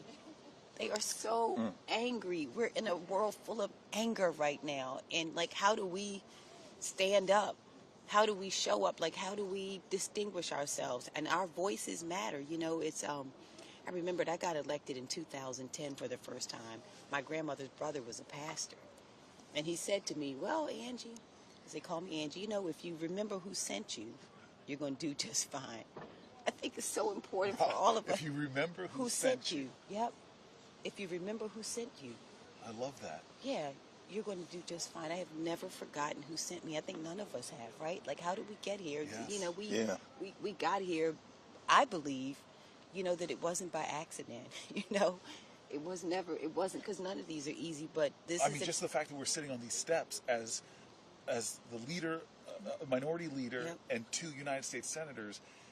I mean, it wasn't even my mom and dad came here in 1969, and I don't think this was hard for them to believe a moment like this.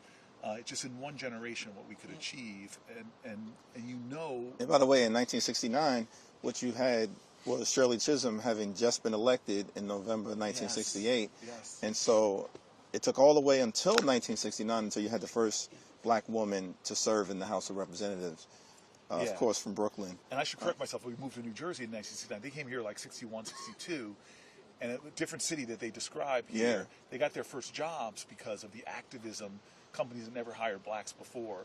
But I want to go back to that generosity that so many people know, whether it's small rural white towns, black cities, that I still remember when I moved into Newark and I'm living in these high-rise projects, and Miss Virginia Jones, the tenant president, when we'd have a barbecue for the kids, she would always do that. She'd put little boxes together and go to 7A and 715 and give this to Mrs. So-and-so. She knew who needed a little bit of extra, and she would always put it aside. And that stands to me in stark contrast to this idea of, even the 1970s could never imagine the kind of stratospheric wealth that's been accumulated in a small amount of hands in the United States of America. Yep. And all three of us, I do think that you two, I could say, lead with love. You can't lead the people if you don't love the people. All the people, wealthy, poor, sick, healthy. And so I don't hate on people with wealth. I want people to succeed. I want there to be a Madam C.J. Walker or Oprah. I want there to be an entrepreneur who their invention changes the world. But they don't need us to be gutting money away from the families that you're talking about, the recovering alcoholic, the person with a disability, the idea that we're cutting things that help that generosity of our country, to give greater tax cuts to people that are enjoying this last 25 years, the wealth that has accrued to the top quintile of our country is beyond the imaginations of even a generation, my parents' generation, that there should be that concentrations of wealth. And now we're going to give them the majority of our tax cuts, creating a bigger deficit. And so that's where that incongruency, right? Your faith tradition and what you're seeing now that you are in this body. Yeah. Well, let me say, you know what? So I don't find the two to be incongruent. The idea that someone could be able to aspire to wealth, because like you, I want people to live beyond their wildest dreams. We're not here saying that we don't believe that people should live beyond. I don't want them to live on the margins. I think that all of us want the same things for our families. That's the other truth. Yeah.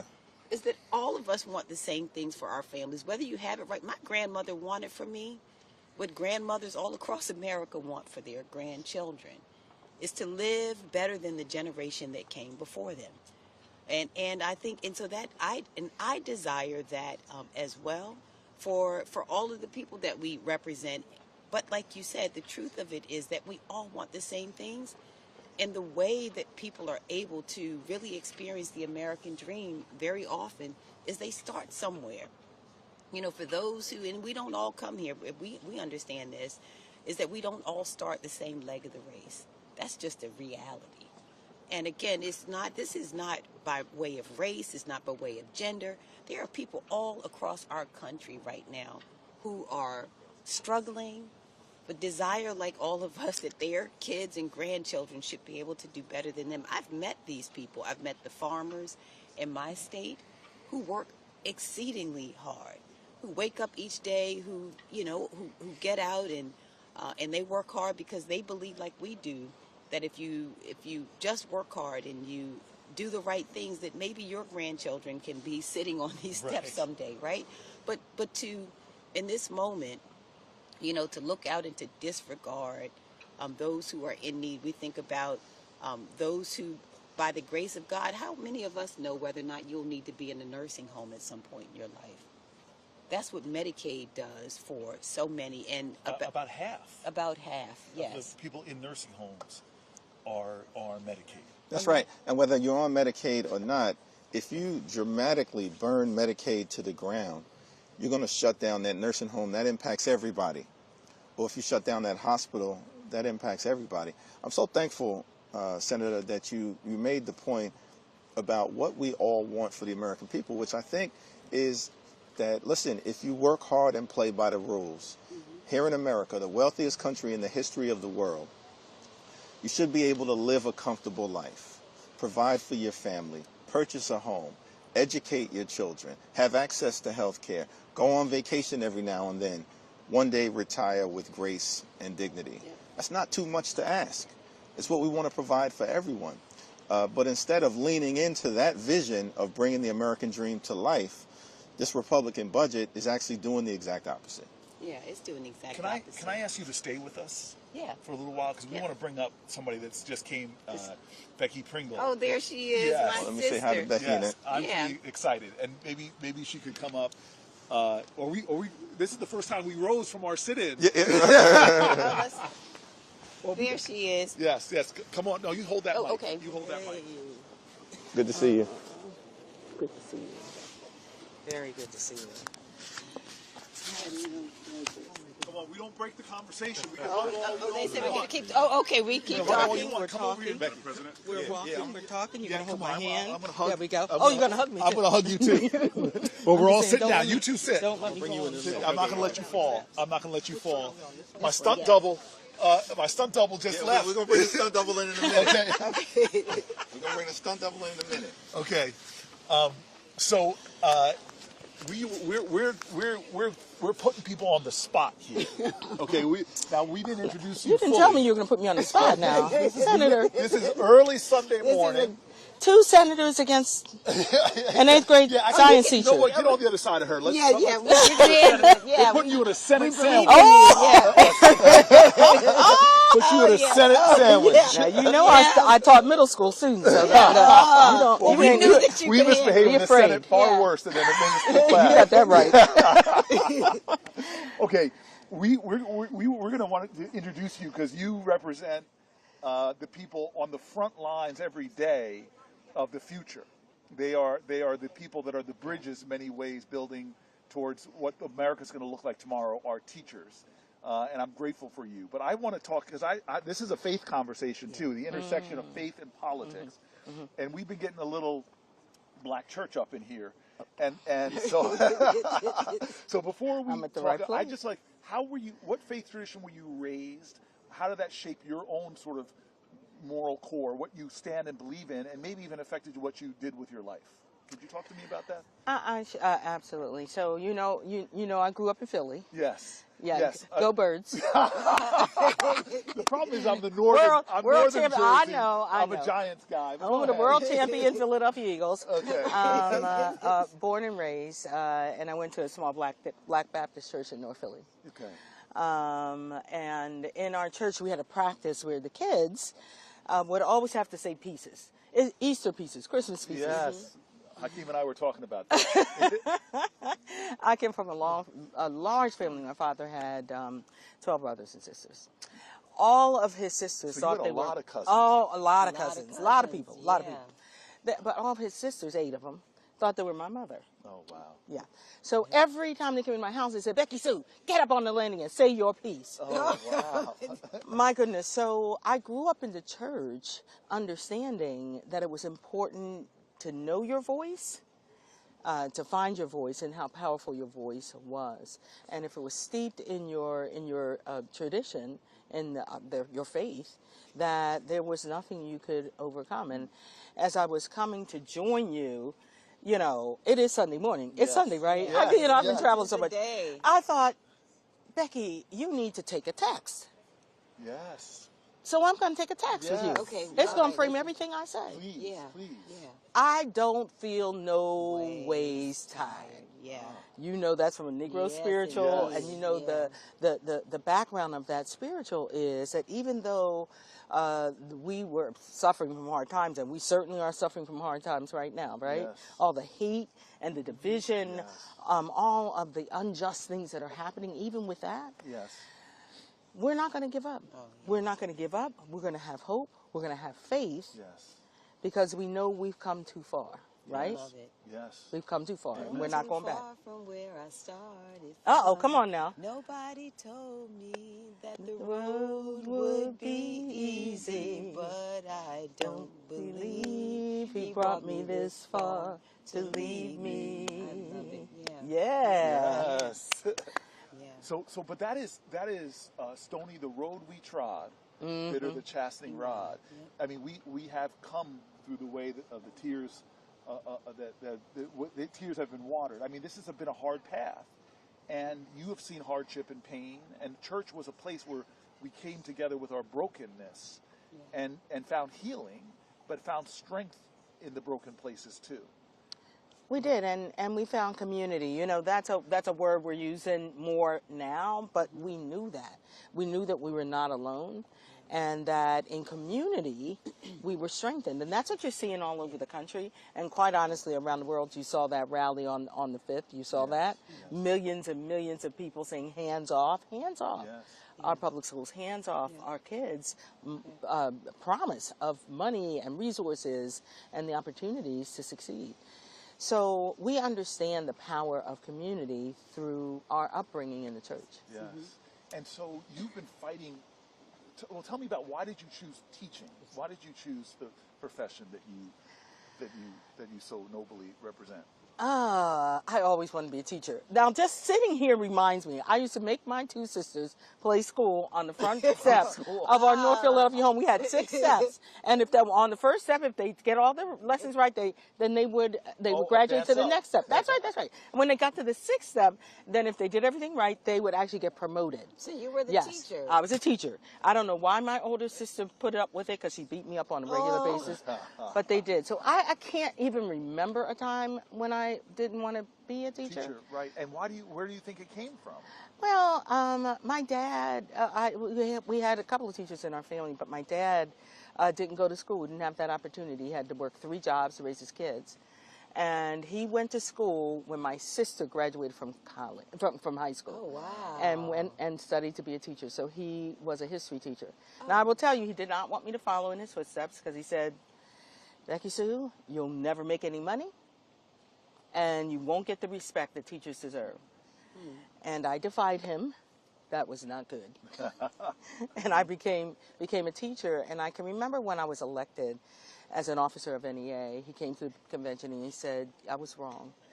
I was wrong. Yeah. You have the opportunity to fight for kids all over this country now, and that's what we're doing. You know, it was funny. You said I just have to share this story. You said you taught your sisters. Well, you know what I did with my sister? I would preach. So I spent all this time in church with my grandmother. And in fact, we'd go to a morning service. So you preached to your sister, and John Lewis preached to the chickens. Yeah, see this? Yeah, so we spent all this time in church. We go in the morning and then go to the corner store, get a little candy and everything, and we go back to the afternoon service.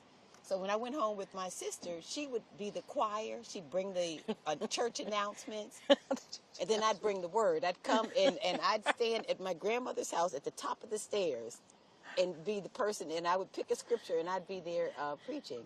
So, you know, but so it is. The faith is what brings us all together. But it's also, and it's so many. But it's also a training ground, right? Like yeah. for future leaders. I mean, the church, you get a constant demonstration, and I've listened to all of you speak, and I'm sorry, I hear echoes of pastors preaching. We all seem to be pulling from a rhetorical style. That's right. Like we were taught. Call and Preaching without response. a license. They were preaching without a license, all of us. Yeah. Okay, so we started here 2 hours ago, and before the sun came up, Hakeem and I sat down, and we wanted to. It was cold, y'all. It was cold, colder than it is now. But we wanted to invite people in the conversation. We're getting some more people in the plaza. We appreciate that. good. Yeah. We are asking people to direct message their stories, their faith stories, their concerns about this moral urgency, how this bill that we're talking about might impact them. Because Congress is coming back from a long 2-week break. Yep. Tomorrow we start again. The Republican leader has said that they are going to try to get this done this work period, which means kicking the bill over to the Senate. The bill, we already know because of their assignment to various committees that they have to cut $880 billion is the assignment and I'm on your turf right now, the assignment $180 billion, and we know the only way to do that really is to attack programs No, like that's exactly right. I mean, so the budget bill sets forth all of these cuts that various committees have to make. And the $880 billion cut was assigned to the Energy and Commerce Committee. Now, the Energy and Commerce Committee has jurisdiction over Medicaid. And so every independent observer understands, despite the Republicans trying to run away from this fact, that if you say to the Energy and Commerce Committee that you've got to cut $880 billion, that means Medicaid. That's the only way to do it. And in fact, independent agencies, including the Congressional Budget Office, have affirmed that reality. So now that we're entering into the committee process, it's going to be much harder for House Republicans to run away from this fact that they are trying to visit upon the American people the largest Medicaid cut in American history, which will be devastating. And so this is where I want to get it to you, because I always wondered, and maybe you all know this in Maryland and New York, we say to a kid, the school's going to provide you a book. It's going to provide you a desk. These are essential to learning. But one thing we don't talk about is how essential nutrition is to learning. Yeah. Having access to food, access to school, to lunch, to eat during it. And there's been so much evidence that shows you if you don't have proper nutrition, you can't learn and absorb. Right. And so when we're talking about on that chopping block includes things like SNAP. That's right. Includes things like they've already cut school lunch programs. They've already gone after. And this is what gets me kind of angry as one of the voices in the Senate that's loud about things that sort of overlap a little bit with Robert Kennedy about this idea of healthy foods, access to nutritious foods. Why do we subsidize the highly processed stuff and make it harder to achieve healthy fruits and vegetables? So don't tell me you believe in MAHA, Make America Healthy Again, and then cut the funding that gets people access to the healthy, fresh food. So you're a teacher. I'm out of my depth when I talk about the House side.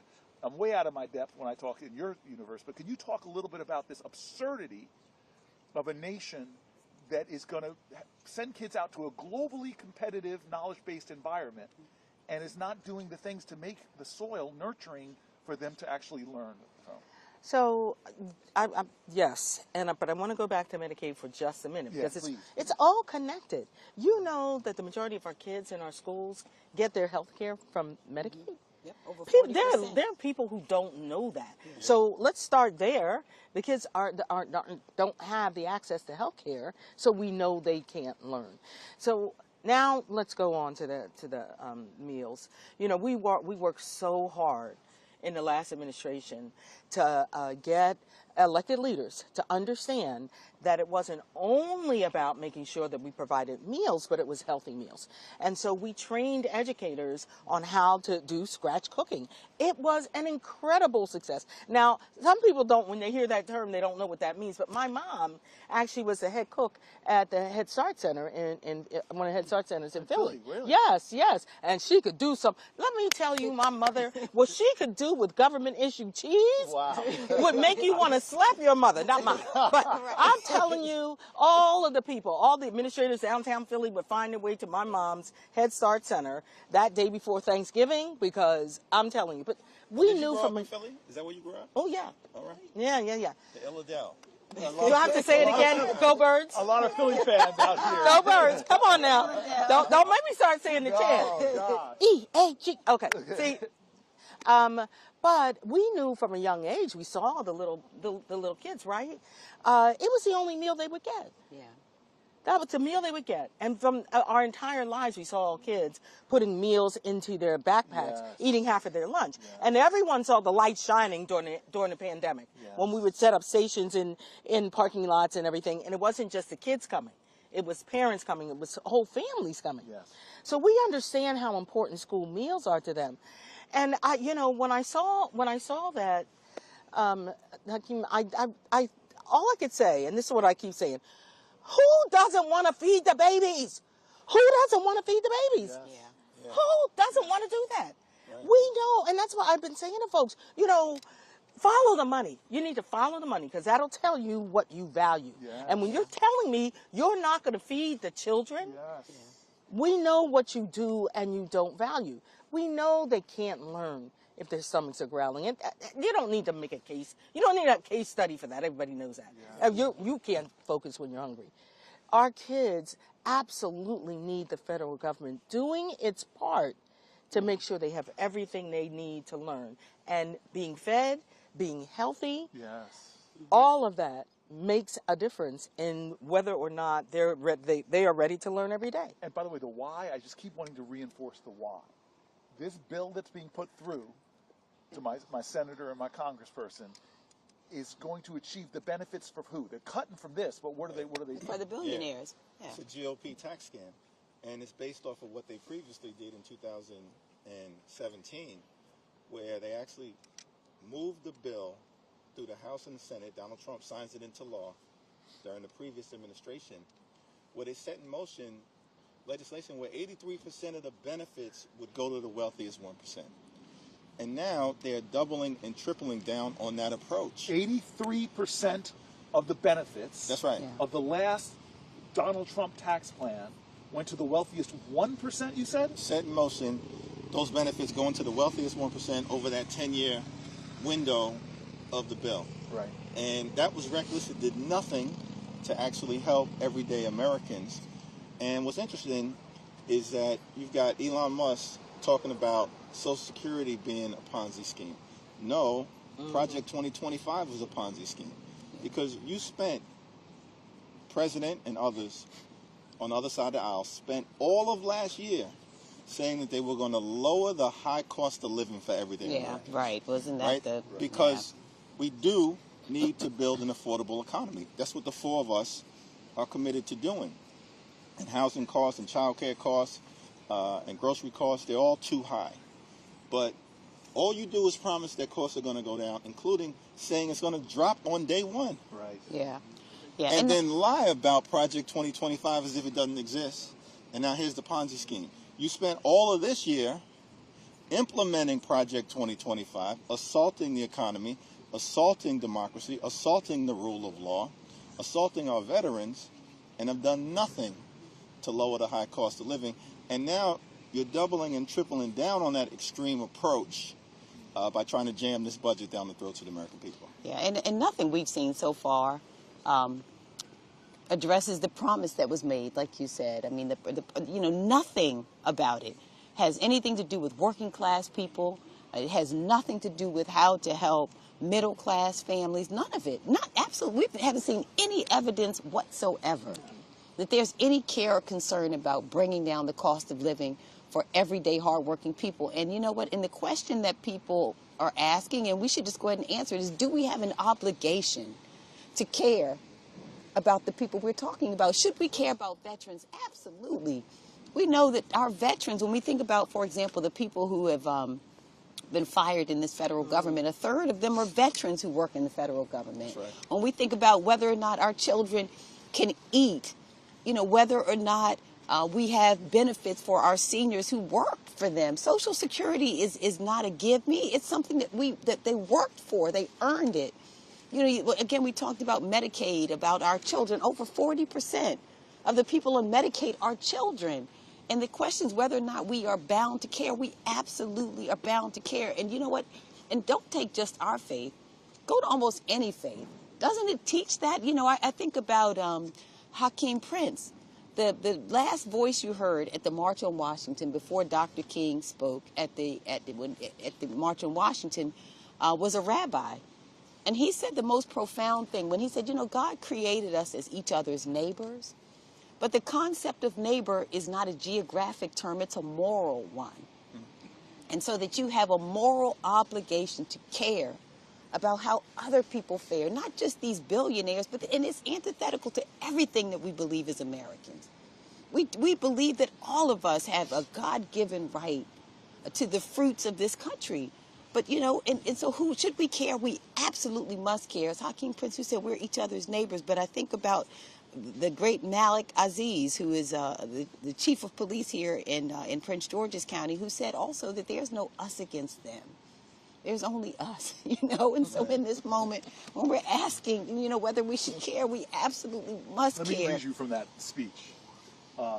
This is Rabbi Prince. Yes. Who talked about it. He said, when I was a rabbi of the Jewish community in Berlin, under the Hitler regime, I learned many things. The most important thing I learned under those tragic circumstances was that bigotry and hatred are not the most urgent problem.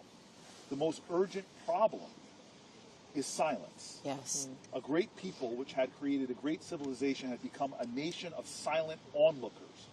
They remained silent in the face of hate, in the face of brutality. America must not remain silent. Not merely black America, but all of America. It must speak up and act for the president down to the humblest of us. For the sake of the black community, but not just for the black community, but for the sake of the image, the dream, the idea, the aspiration of America itself. Yes. I mean, that is right now, in many ways, we got to talk about the call that we're making, because right now the four of us, the leader of the minority in the House, the senator from Maryland, the head of the NEA, the largest group of teachers in public school teachers in America and public school professionals, and the senator from New Jersey, this is not enough.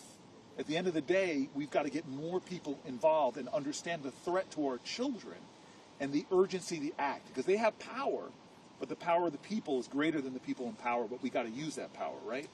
We absolutely do. And Angela, Yep. we are having a conversation. Yes, Madam yes. Senator. Yeah, no, Angela, we're on first name basis this morning. When you were sharing that, we all can quote scriptures from the Bible, and the one that I thought about, that just the very end, the greatest of these is love. Yep. The greatest of these is love. Dr. King talked a lot about that throughout his entire life, and we understand that if we love, then we will do what's right. And all of us have that opportunity. For us as educators, we understand that in this moment, at this time, our role is not only to teach the children, our role actually is to educate folks on what a democracy is and what you have to do to protect a democracy. This is the greatest assault on public education that we've ever seen in this country. Yeah.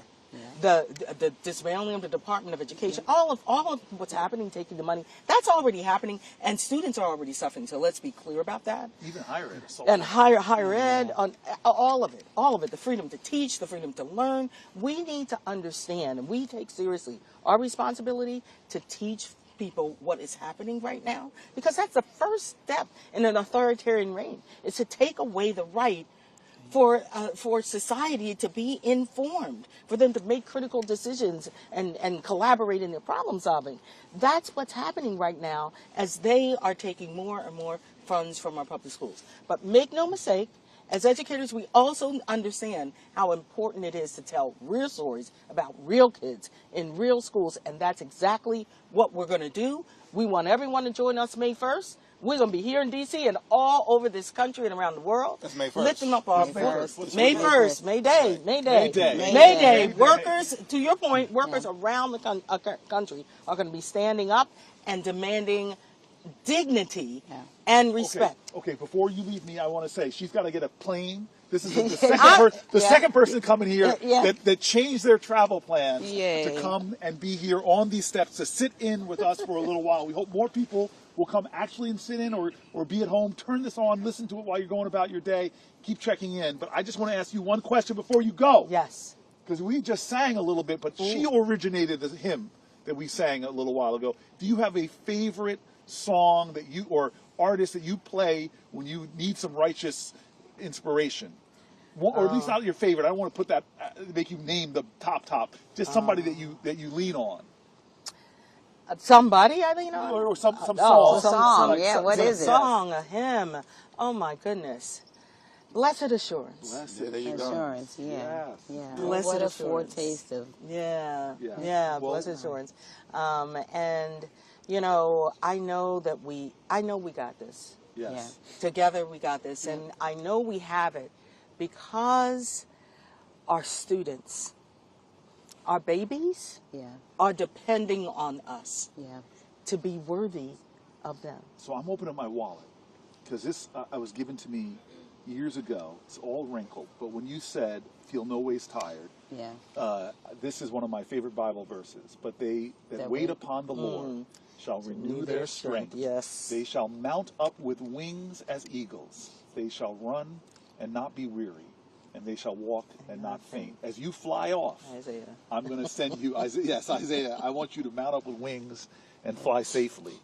May Yeah. God give you traveling mercies, and may you stay strong in the fight. You inspire me. You give me strength. You're one of those voices out in America that every time I see you, I hear you. I get more steel in my resolve. Amen. Oh, thank you. Thank you. you Appreciate all Thank you for so standing up much. for our Right. kids. Yeah, thank you. I know you so won't much. stop We won't. because we won't let you. All right. Yeah, we will Just not. saying. We I will did not say I let was from Philly, right? Yeah. Well, thank you. Travel Can I keep it up? safely. Did I bring anything? Travel safely. Be careful on these Okay. stairs. Be careful on the stairs. Yes, I will take Give your the- hand, You want the Matt. microphone? Yeah, I want my mic back. Oh, yeah. Oh, all right. Yeah. Don't I do have that one on other thing I every tell you before I interview. go to church here. All right. You travel Yeah, slide safely, over, my slide over, sister. Andrew. Yeah. Yeah, side over. All right, side. we got one last thing I want to just hold one. right there, because we want to bring in somebody into this conversation as you tell us this last thing. We've been joined by a member of the House. We got to even this Yeah, out. we got to now. hit. Ah, yeah. He's a good friend, the congressman from the great state of Indiana. My man. All Andre right. Dawson. Good morning. Happy birthday, Doppelganger. Thank you. Yes, indeed. I'm his stunt double, folks. That's right. When things get rough in Indiana, Yeah. he taps me in. Absolutely. I go, Good so call morning. me Andre. I know you have I'm to going to go go on the church. church. Before I do, can I just share one other thing? I don't. Have you all ever read something that I thought about when we think about like why we are even in this moment and the greatest threat I think we face right now?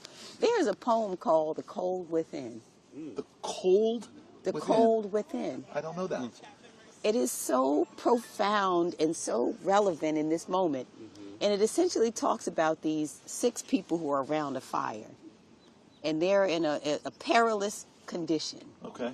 Really threatened, really their lives are at risk because they're all going to freeze outside. And they each have something that is critical to the other's survival. They have an ember that they can throw in this fire. But they look around, they're so skeptical of each other in the moment. Yeah. There's a degree of selfishness there. And in the end, if you have a chance to go and read it, it is something that will really stir you right now. And what it says is in the end, they each have this log, and it says essentially they don't die because of the cold without. They die because of the cold within. Wow. That's good. And the Wow. hardening of the heart right now. And it is the most profound They message. don't die because of the cold outside, So good. but the cold they have in their hearts that they're Yes. not sharing and building the fire. Yeah, and it is, and it's. I wish I could remember it, but if you have the chance to go look at it, I think it's what we have to remind people in this moment. That is what our country cannot risk. That's right. I think of everything we discuss right now, it is the cold that is developing within, and indifference to the suffering of others, and indifference to the condition of others, no matter what that condition is. Because remember, we're talking now about these tax breaks and talking about taking away from the poor. But it is still, if we allow ourselves as a country to become so hardened to each other, Yes. I think that's what we cannot survive. So, but I want to say thank you so much to our leader and senator and Mr. Congressman. Thank you all so much for being out here. We're going to pray our way. Well, what would you lead us in a prayer before you leave? Oh, I would love to. Oh, Heavenly Father, we thank you, God. We thank you, Lord. We trust you, God. You are our resurrected and reigning Redeemer, God. And we just thank you, God, for your power. We thank you for your grace. We thank you, Lord, for just opening up another day to all of us. We ask, God, right now that you would be with us in our country. God, that you would not only bless every person in our country, but you bless those who lead. God, that you would just turn the hearts, God, of every leader right now and incline us toward you. Incline us, Lord, to the message that you gave us so many years ago, God, that you remind us, Lord, that they will know us, God, by our love. We believe it, Lord. We believe, God, that we are called to care not just for those who are around us, but to care for those who we don't yet know. God, the Macedonia call for justice that you spoke about, God, that talked about caring not only for those who love you, but for those who hate you, God. We call upon you, God, we just ask you to give us that kind of courage right now. And so we ask, God, that you would bless us as we continue to move forward, to give us the wisdom and the courage, Lord, to make the right decisions, to care for those who are poor and suffering, to care, God, for those who are rich and lonely. God, that you would just help us, Lord, as a country, to be all that you have called us to be, Lord, to stand, Lord, as the leader across the world, God, as an example of your love, God. And so we just pray, Lord, for all of our leaders right now, God. We believe in you. We know, God, that there is nothing too hard for you, that you, God, can do anything but fail. And so we just put it all in your hands, all in your hands. We know, Lord, that you have the final say, God, and we believe, Lord, that in all of these circumstances, God, that you are going to win, that you will prevail, Lord. If not in this moment, we know, God, that it is coming. And so we ask, God, that you would comfort those who are afraid right now, comfort those who have lost their jobs and who are wondering, God, how they will put food on the table. Comfort those, God, who are in nursing homes, who are wondering right now, God, how these Medicaid cuts will affect them. Protect our veterans, Lord, that you would continue to provide for them. And for all of those who are afraid in this moment, who are angry, God, we ask that you would just be with us, Lord. We know it, that all of these things we ask in your name. Amen. Amen. Amen. A senator and an evangelist. Oh, Yes. Yes. all right. I love you all. And thank you so love you, much sis. for being out here. Thank you. Yep. Thank you Oh. for being out here. Thank you. So much. Give our best to everybody. All right. Enjoy the word. Yeah, I will. Thank you so All much. right now.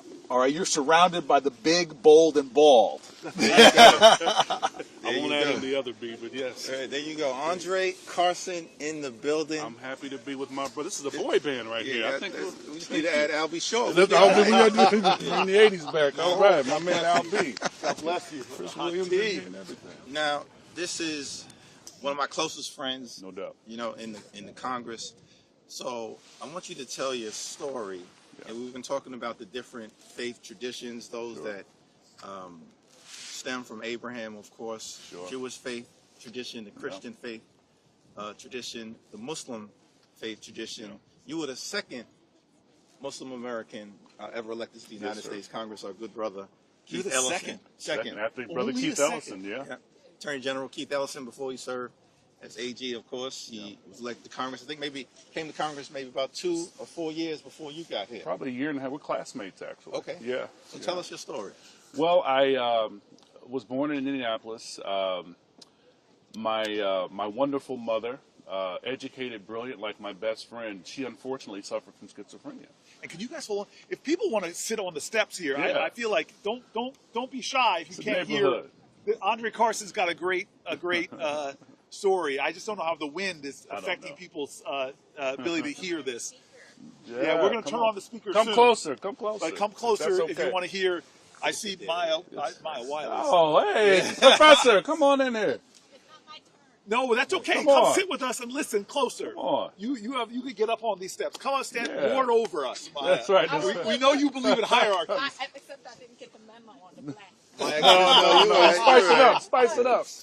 All right, all right. Brooklyn And does come wear on, red. come on up.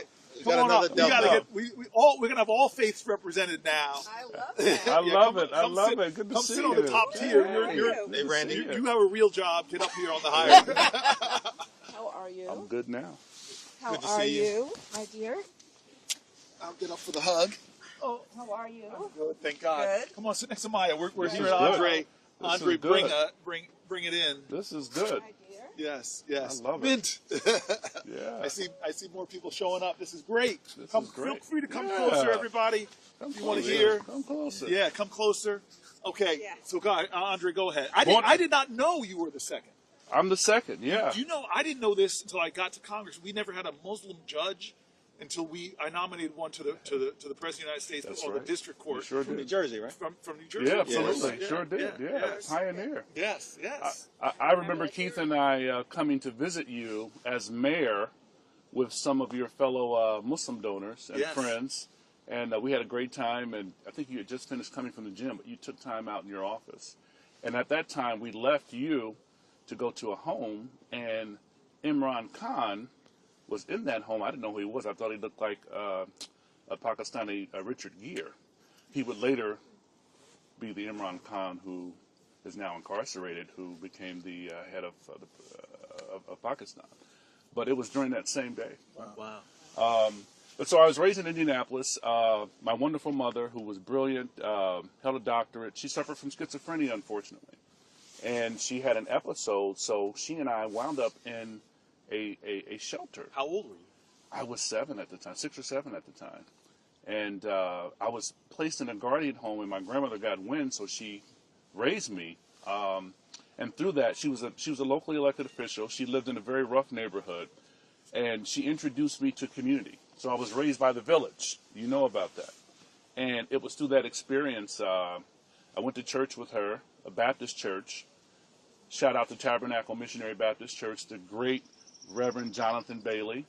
Wonderful speaking style, service, very extemporaneous. But for a minute, I was in Catholic school. I was an altar boy. I was headed toward priesthood, and then puberty hit, and I said, well, let's rethink this thing. But I served under great folks like Father Kelly, Father Fitzgibbon, Father Ramos. And at a very young age, I have Muslims in my family. My great uncle's an imam. I saw the impact that Muslims had on our community, along with some of my theological queries. It really spoke to me at a very young age.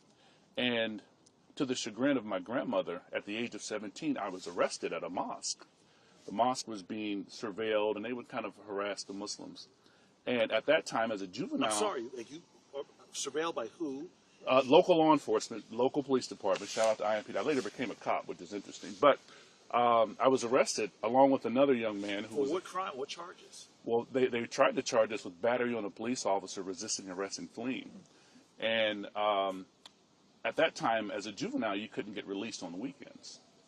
I woke up the next morning in the juvenile facility, and I saw some guys I played football with, and I said, hey, your sister told me you had moved. He said, no, I've been here. I said, oh, let me get out of here, you know. And so the head of the facility said, these folks want to make sure you're okay. They won't leave until you're okay. And so I looked out of a window, and the whole parking lot was filled up with folks from the community. You wow. had pastors, you had Muslims, you had artists. And so they released me, and I was popular in school, even though the press wouldn't release my name because I was a juvenile. And that kind of sent me on a trajectory. I was watching my grandmother, but she was still my grandmother, involved in politics and food banks. But it was through that I became involved in community and activism. You know, you can be a revolutionary when you don't have a mortgage, you know. When you don't have a mortgage. And so through that and throughout high school and college, I as a young Muslim, I helped with local ministries. Dr. William Hanna, who was a pastor in town, who had the man-to-man program. But it was through that small experience as a child of having been in a shelter that I felt this sense of commitment to giving back to the people. And that looked different. Now, I'm a failed rapper. Hakeem knows this. I'm a failed MC. I was going to get to this. I'm learning a lot. I'm a failed MC.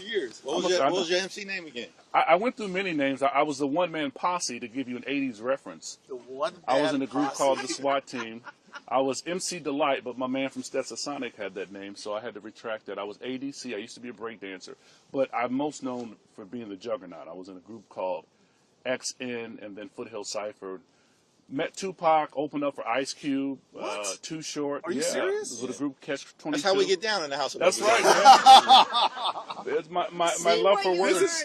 I'm a failed rapper, man. I'm a failed rapper. We do not have in the Senate. I will say that right now. Failed rapper. It is a flavor we don't have in the Senate. Is there a little sample? Yeah, come on, man. Yeah, just what I need. My opponents to use that. You may appreciate the bars, but you know, there are expletives in there. But I know exactly. But watching my grandmother and watching folks in the community kind of informed my sense of activism. I thought as a young man, it was outside agitation, protesting, which is critically important. But as I grew, I realized that you needed outside agitation with some instigation on the inside to produce legislation that's effective and it impacts people in a real sense. And so after college, I became a police officer, ironically.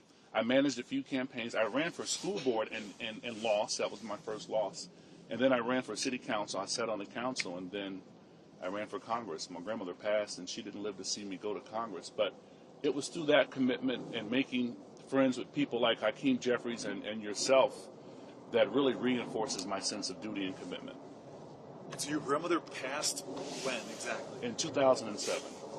I came to Congress in 2008. It took me 5 races. I mean, I ran against fellow Democrats, brilliant people, but I was called terrorist.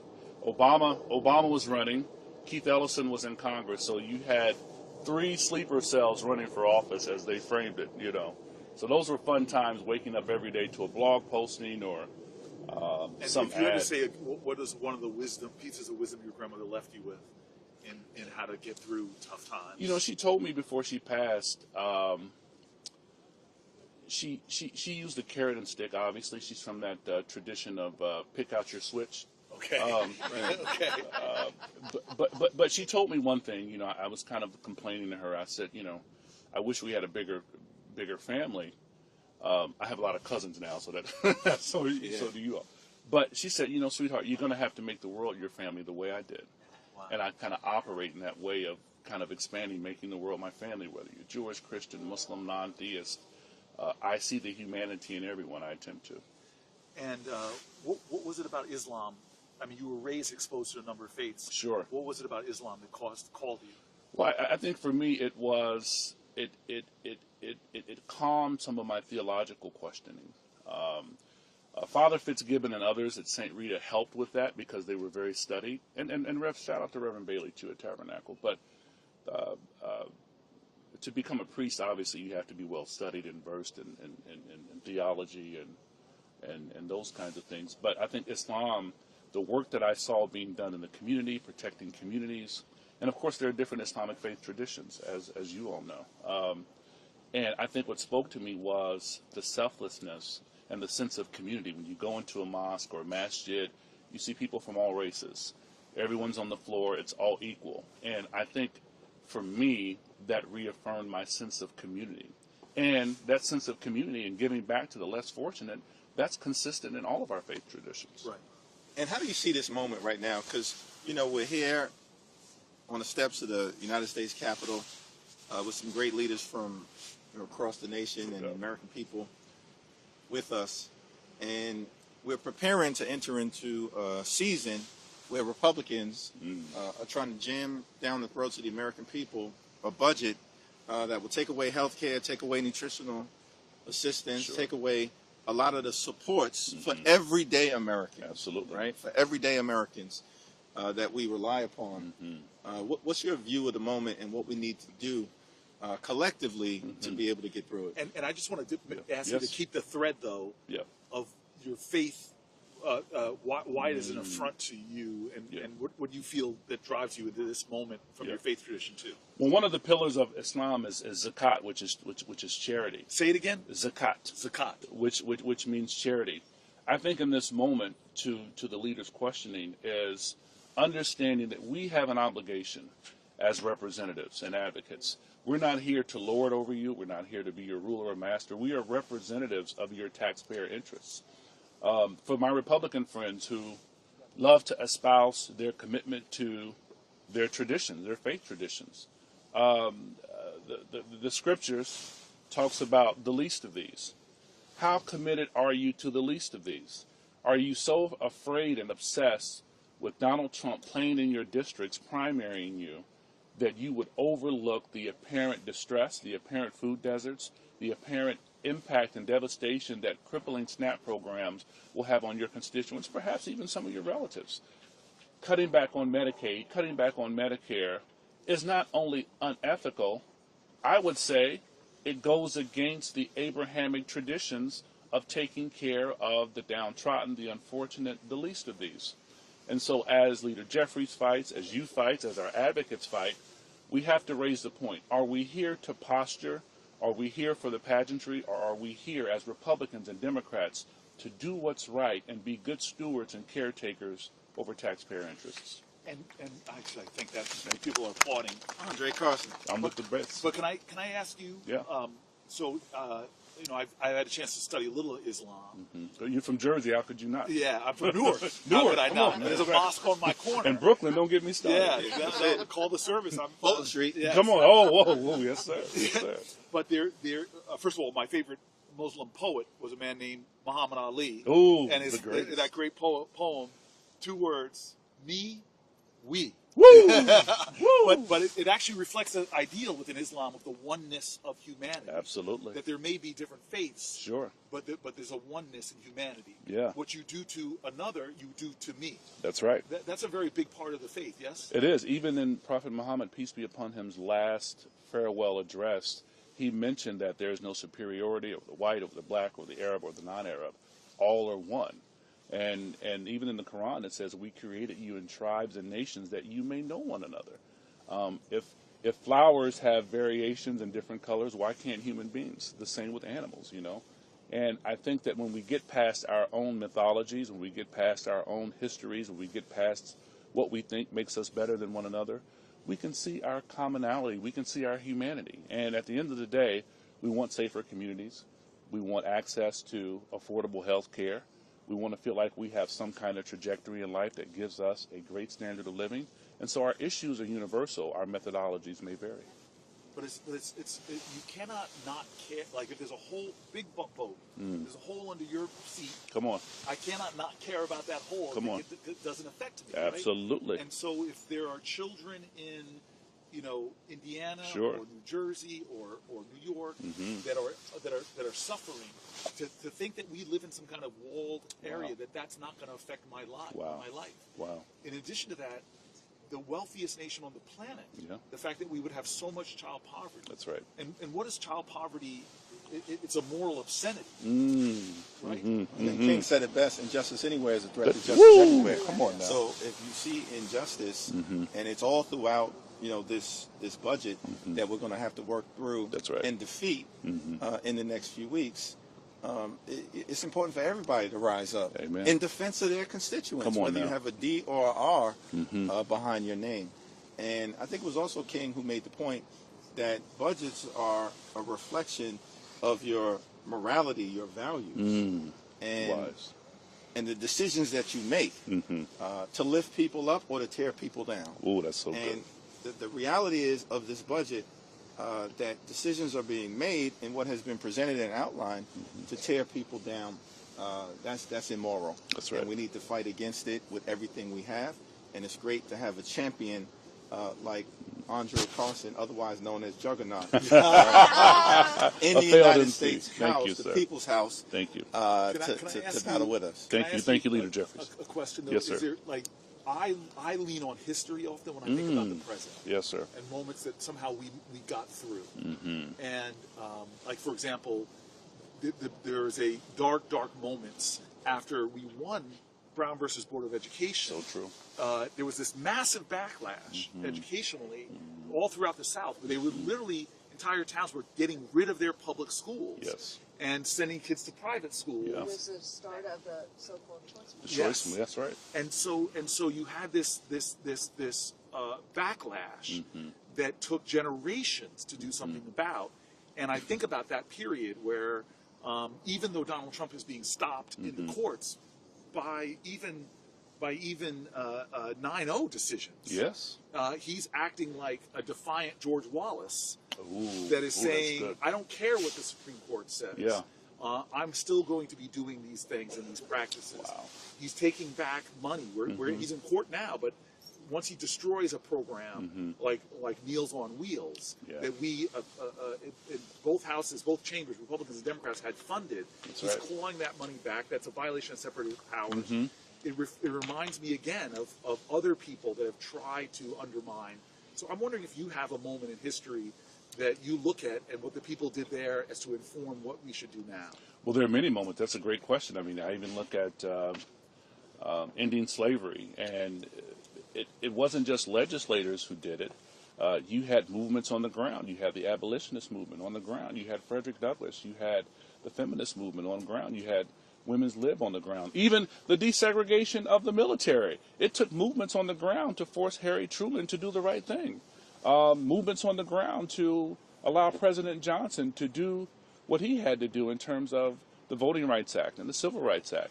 It even took movements on the ground for us to elect the first black president. Who knows, we may be sitting with the next black president. But it takes movements on the ground, and it takes a collective of people to get the job done. And so you said Frederick Douglass, I got to quote it. Come on, let's go. Okay, if there is no struggle, woo! There's no progress. There's no progress. Talk to me those now. who profess to favor freedom yet deprecate agitation Yes, sir. are like those who want the waters without the awful roar of the ocean, That's the right. rain without the thunder and the lightning. That's right. And so Duality. this understanding that you have to fight, Yes.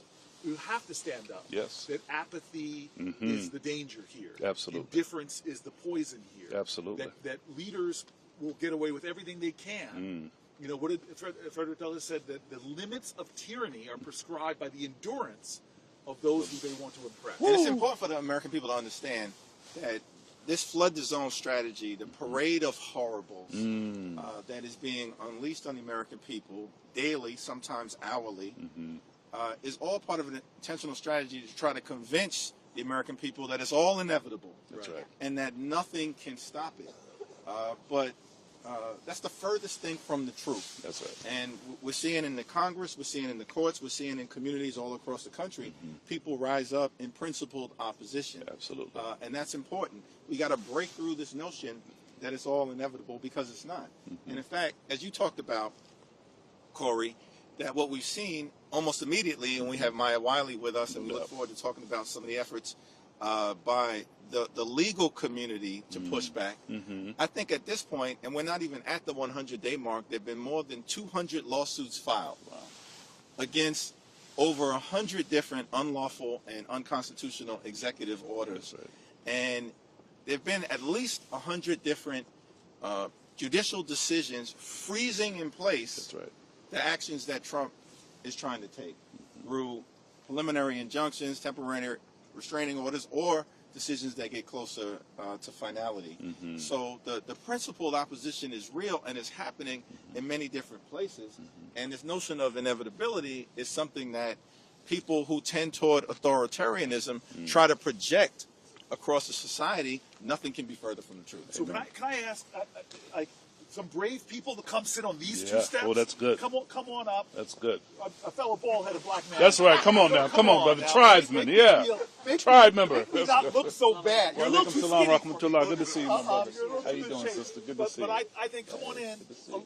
Pull it in a little close. Come on. You've been giving me the best smiles out there. What's your name? My name's Charles. Charles, where are you from? I'm from upstate New York. All right. I go Right. to school here in D.C. at American University. Are you guys all American University? All right. All right. All right. I'm from Jersey. You're from Jersey's Jersey? in the house. Where in Jersey? Jackson Township in Ocean County. Listen, who doesn't know Jackson Township? Great adventure, right? Come on. Yes. Yeah, okay. And where are you from? From California. All I mean, that's right. like saying I'm from like Eastern Canada. Where in California? I'm from San Diego. From San Diego. Okay, very, very Diego. And what part of upstate New York you from? I'm from the Catskills area, Okay, Congressman Josh Riley's district. Okay, I got you. All right, all Yeah. right. Okay. Good new member. Right. Sullivan? And there's a lot of people that are not as courageous that have not come up. There's some spots here if there's anybody that wants to come a little closer. But okay, so I don't know what the order is. We got Yeah, two of the more yeah. powerful people. Yeah. That's my here. cue. Andre, you don't have to leave if you don't want to, man. You can hang out. Well, listen, this is kind of Sesame Street-esque and being on the block in Jersey and Brooklyn. I feel good in Indiana. Yeah, you know? That's right. Yeah, gonna bring I'll Ray- pass the we're gonna mic. bring Ray Yeah, just here. pass the mic. Sorry. You don't have to leave. Yeah. That's right. Thank you very much for coming up It here. was so great to What meet an you. honor. Thank you. What an honor. Thank you. Yeah. All right, be Ray, easy. hold on. Yeah. Oh, no. Oh. You want us? Yeah, come in the middle. I love this. I think this is the first time I've ever sat on the steps of the Yeah. Capitol. Is it the first time you've sat on the steps? Definitely. Have you never sat on the Capitol? I've never. I Oh think I well, would have been arrested. I've if I gotten had arrested. sat. Wait, no, excuse me. I've gotten arrested sitting on the steps Well, of we the won't Capitol. arrest you, but I My, do. my bad. But you But do know the those song. steps. I'm just a bill. I'm only a bill, and I'm sitting Here here on on Capitol Capitol Hill. Hill. No, everybody stop. Nobody knows the rest of the Nobody knows song. the rest of it. That's how I first learned about what it takes to get a bill passed. And it seemed too hard to me back then. But you and I have worked across the aisle in partnership with these people to get some good legislation passed. Absolutely. But we are sitting with somebody who I as much as I love and respect her, she married up. You Yes, have to, you I certainly did. You married up. I have been in I have been in the services. I mean, on a day that we want to talk about faith and faith traditions, you're very qualified by osmosis because you are married to a rabbi.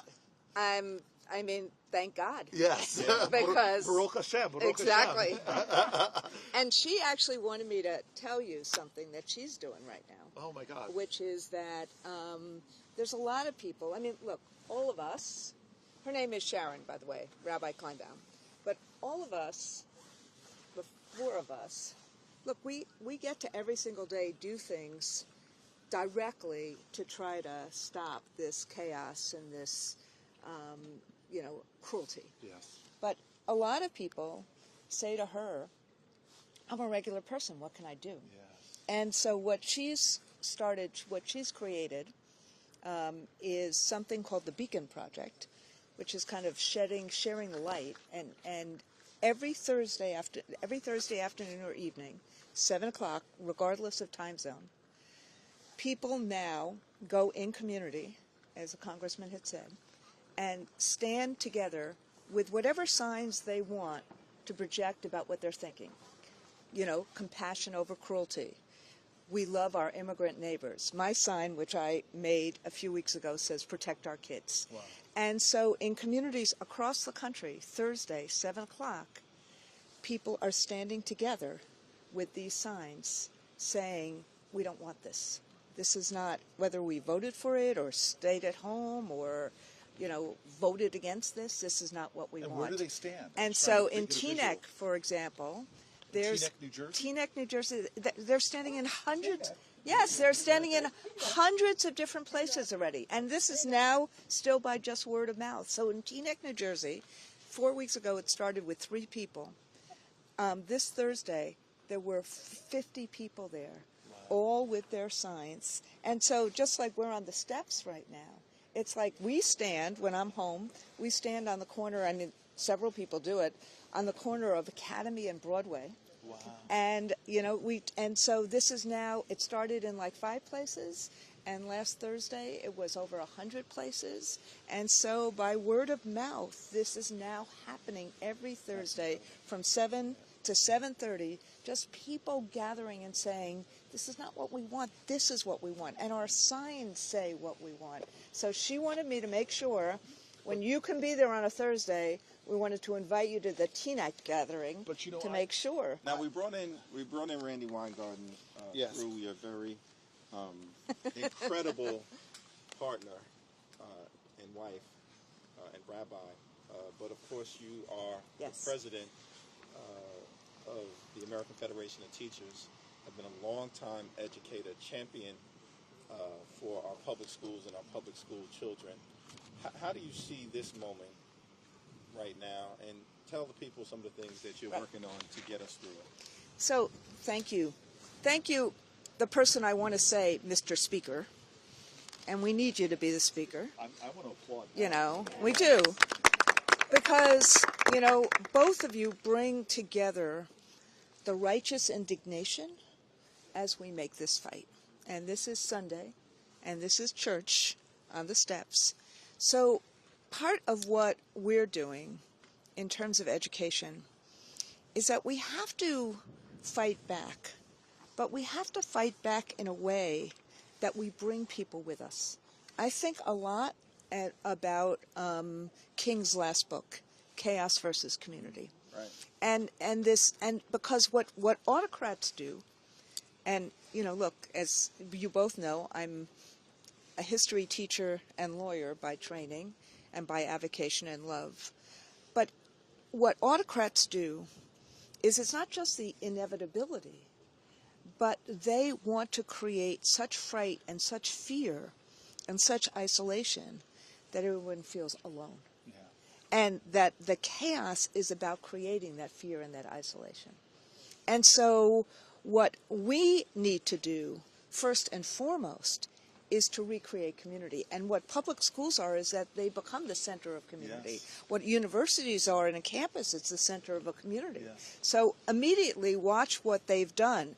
Attack public schools, dismantle the Department of Education, attack universities. And yes, of course, working to fight anti-Semitism is really important, but the pretext of anti-Semitism, instead to use that as a weapon, as a cudgel, to attack every university in America and attack knowledge in America. And what do they fear?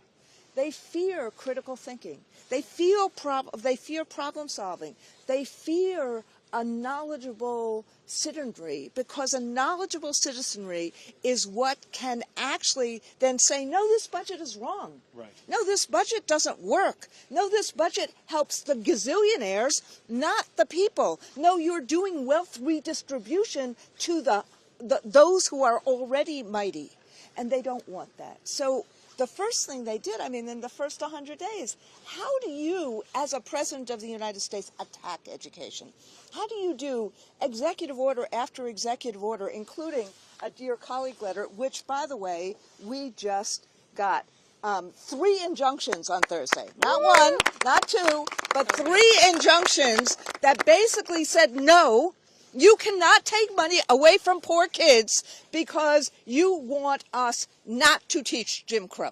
Yeah. Sorry, you can't do that 3 times. And so what where does that come from? This idea, this desire to erase our history, to sanitize it, to whitewash. Well, American history. it's even worse than erasing American history. It's erasing American progress. Yes. To answer your question in a shorter way, we're trying to actually. You got the teacher's privilege right now. Thank you, thank you. Thank you. We're trying to actually build community, nurture community, make sure both kids and adults, working families feel like they're not alone. That's number 1, safe and welcoming. And then the second is how we educate, and then how we escalate, organize, mobilize, so that people are on the streets and fighting back. Because the way in which you fight back authoritarianism is that you fight back together on the streets. That is the way we can help you in Congress. That's the way. It's great that the courts are doing their job right now, but if the court of public opinion does not do its job, then we cannot just rely in this moment on the courts. Fair to say in the tradition Yes. of the civil rights movement. Exactly right. And in fact, what I've done with my members a lot is say, look, we've never been through this, frankly, as white Americans in the last 200 some odd years, but black Americans, and particularly in the South, have been through this all the time. North too. The North too. Yes. But think about, and I've often looking at my, white colleagues, and I say to them, look, you're not used to somebody knocking on your door and taking you away, or punching the door in and taking you away. And you can see we have to, and we have to meet people where they are.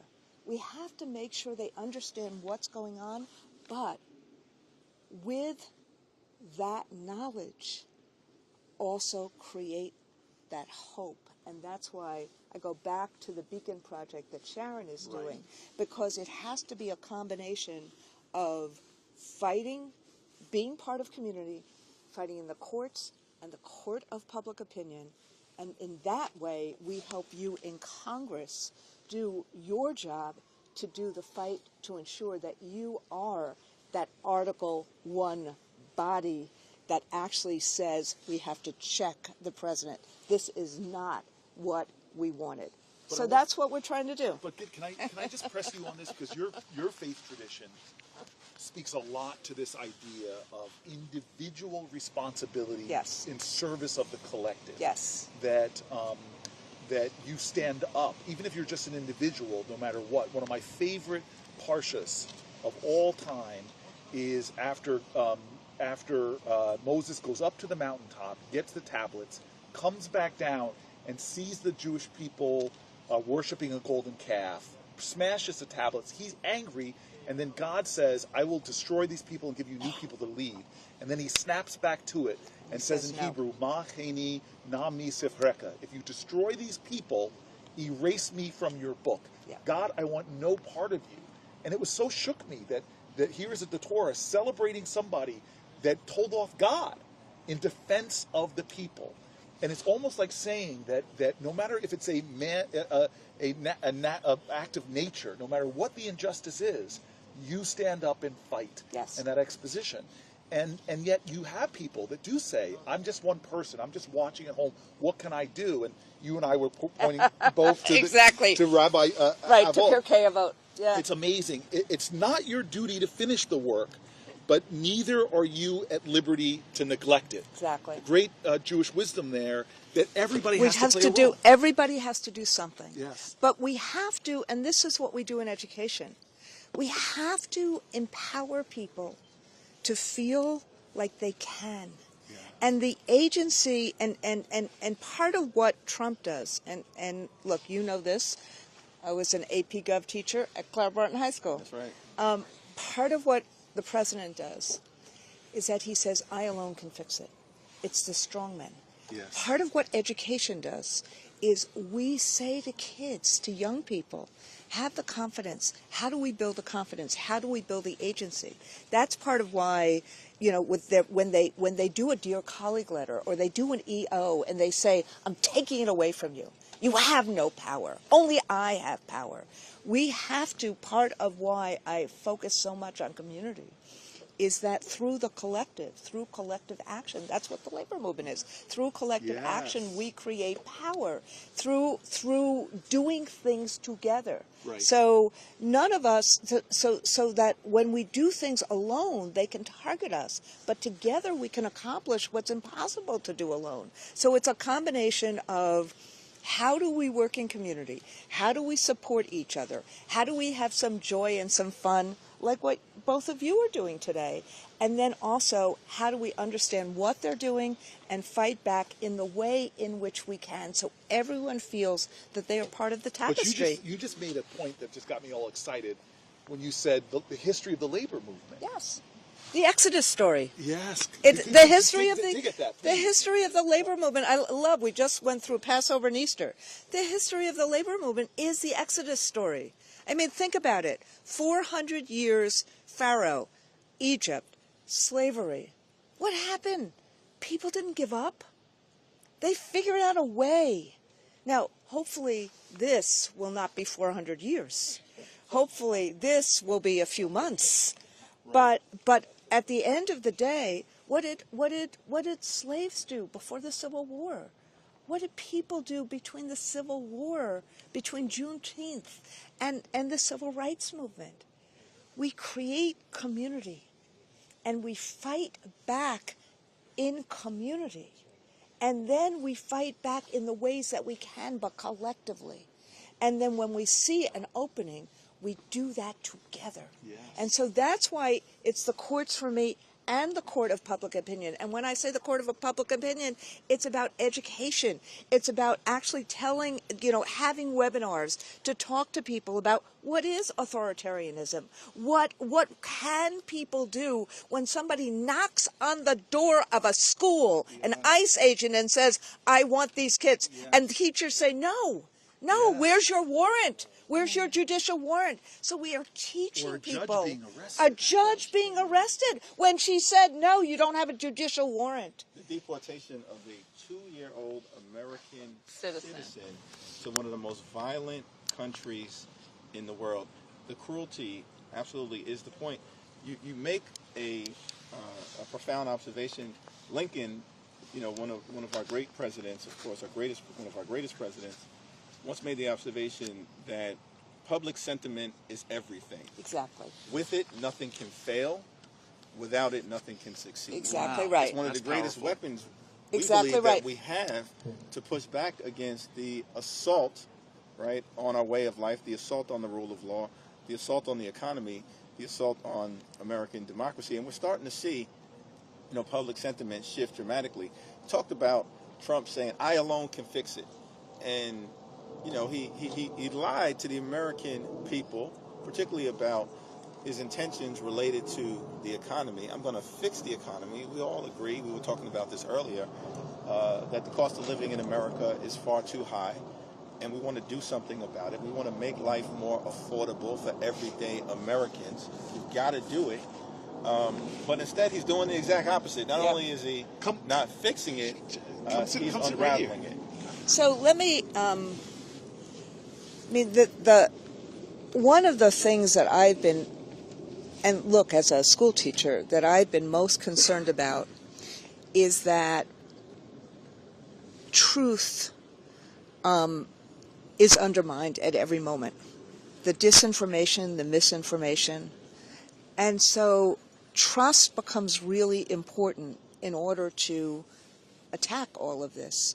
But we have to get back to truth, and we have to get back to people seeing that there are facts and there is fiction.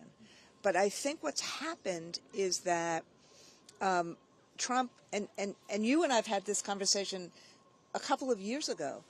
Think about what the framers did to try to make the president not a king, not to have a unitary executive. And Trump is doing the exact opposite. He's using EOs, undermining Congress, using executive orders to try to make it sound like he is all-powerful. But what is now happening is the facts on the ground are showing something completely opposite. When shelves are empty in Walmart or in Costco, when the ports don't have goods, when all of a sudden you still see during Easter that eggs, are $12, $14, $15, so you can't do what you would like to do with eggs. You're seeing that kind of shift. When you see that we have a unit in Highland Falls, New Mexico, a hospital where someone died because of poor storage of infectious agents. And NIOSH was doing the investigation, and then they pulled NIOSH away. They pulled health and safety away. Look at what's happening where in Social Security, where people need to go to an office and people need to actually make, to get their Social Security, and all of a sudden somebody finds out they have been deadened. So I think what's happening is then deadened. I didn't even know that. I mean, so people are starting to see it and feel it. But this is that moment that we have to connect the dots. Yeah. And you connect the dots, I think, not simply, I think people understand that this is Trump's economy, and he has taken what was a strong economy, not one that helped everyone, but a strong economy that needed to be strengthened, and put it into a ditch. But our job, I think, and I think this is the advocate's job, not just the congressional job, our job is to help both tell that story, meet people where they are, and again, work in community, which is the antidote to the strongman. So people criticized King for being a rabble rouser, and you're disturbing the peace. And he used to say that the absence of violence is not the presence of justice, and that sometimes you have to comfort the disturbed, but disturb the comfortable using creative tension, creative nonviolent protests. Right. Look at both King and Gandhi. Look at the Salt March. The nonviolent protest is going to be Look, April 5th was formidable. We need more nonviolent protest in terms of the fight to show that the people are with the two of you. Right. The people are with the righteous. We learned a lot from King. We learned a lot from Gandhi. We need to be out on the streets in a nonviolent way to say, this is not what I voted for if somebody voted for Trump, and this is not what America is if somebody didn't. And so let me take you to a historic moment. And first of all, I want to invite. I think we're getting word that Randy's got to run. Yep. Okay, let's give it up for Randy Weingarten. Let's give it up for Randy Weingarten. I know you're catching a plane. Yes. Thank you so much. Thank you for preaching the righteous. Thank you. Randy, where's the TNF protest? I'm not a TNF boy. Oh, I got it. Oh, you got it. All right, so I want to say a couple things to the people that are watching. Come down to the Capitol if you're able. We're seeing more and more people gather here. Some joggers have stopped. Thank you for stopping to the joggers. I hate to mess up your cardio scores for the day, but we're grateful that it's worth it. Where are you all from? Where are you from? Every Person Run Club.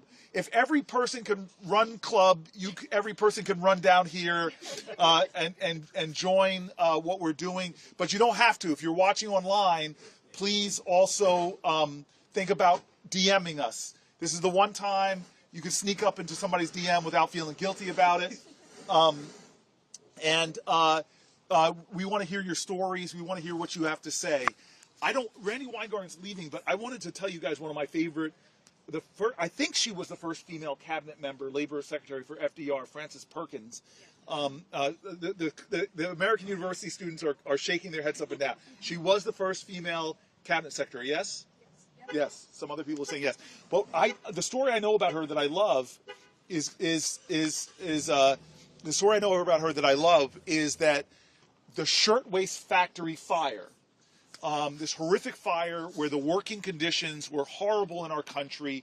They literally sealed off the exits because they didn't want the women to possibly leave and take a break. And a fire broke out and they had no exit, and it was this horrific, people dying. And she said she stood there on the pavement watching people jump to their deaths. These women who were in these sweatshops having to jump to their deaths to try to escape and flee the fires. And it so shook her that she saw that my not speaking up about the working conditions, about what people were suffering, my silence was complicit in the injustices that were going on, and that I had to figure out ways to step forward. Even though I was just an individual, I had to get more active. And so the question is what are we being silent about right now as people are threatened to lose their health care? How are we being silent when people, beautiful Americans with disabilities, will lose their systems of support? How can we remain silent at a time that women who are giving birth, so many of them who rely on Medicaid, are going to lose their support and yet again threaten to drive up our maternal mortality rates? Already shamefully in this country, we have the worst of any developed nations. These are the things that we have to ask ourselves, which side of history do I want to stand on? Am I standing on the side of silence and complicity and apathy? Or am I going to say that this is a moral moment when the very character of my country is in the breach? I'm going to stand in that breach. I'm going to speak up. This is not normal, so I'm not going to act like this is normal. I'm going to do something different, leave my comfort zone, sit on the Capitol steps, speak up, join a march, join a demonstration. Because could you repeat that powerful quote by Lincoln? I think we should repeat it every hour on the hour. Hakeem, we have now been out here. For 3 hours since sunup. We've now been out here. What's the Lincoln quote? So Lincoln was very clear at the end of the day that public sentiment is everything. With it, nothing can fail. Without it, nothing can succeed. You're not doing your inside voice. That's right. Public sentiment is everything. Public sentiment is everything. Public sentiment is everything. With it, nothing can fail. Without it, nothing can succeed. John Lewis told us all the time, never give up, never give in. Show up, stand up, speak up, right? Get into necessary trouble, good trouble. That was all in service of shaping the hearts and minds of the American people. And that's what we have to continue to do, right? Because it's an all hands on deck effort. It's an all hands on deck effort in the Congress, an all hands on deck effort in the courts, which we're going to talk about with Maya. But I'm going to quote, you're going to quote Lincoln. I'm quoting Ella Baker. Come on, let me take a little Ella Baker for you. We are the leaders that we've been looking for. That this is a moment where we need more people to recognize not who's going to stop this, but I'm going to stand up and do something to stop it. At the end of the day, right, it's the American people, above all else, who will rise up, make it clear this is not normal, this is not acceptable, and together we're going to end this national nightmare. Amen. So who do we have between us, man? Well, we've got the great Maya Wiley. Yes. I say that not only because she lives in Brooklyn, Oh.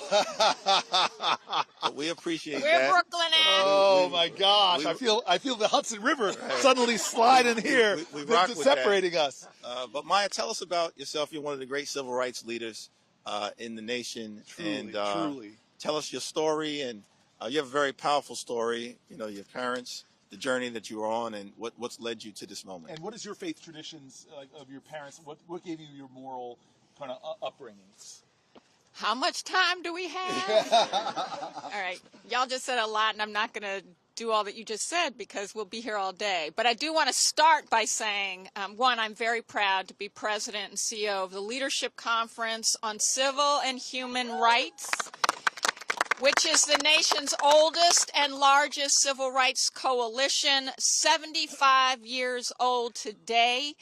And I'm saying that proudly because several of the leaders you've just heard from are our members. Randy Weingarten, Becky Pringle, I think Minnie was here earlier, Minnie Timaraju, and Rabbi Jonah Pesner told me shout out my rabbis I sent down there from the rack. So do I have our rabbis? Did I hear yet? Then I hear yet. Okay, Jonah, I did shout them out, Jonah. Yes, but the rabbinical crew is coming.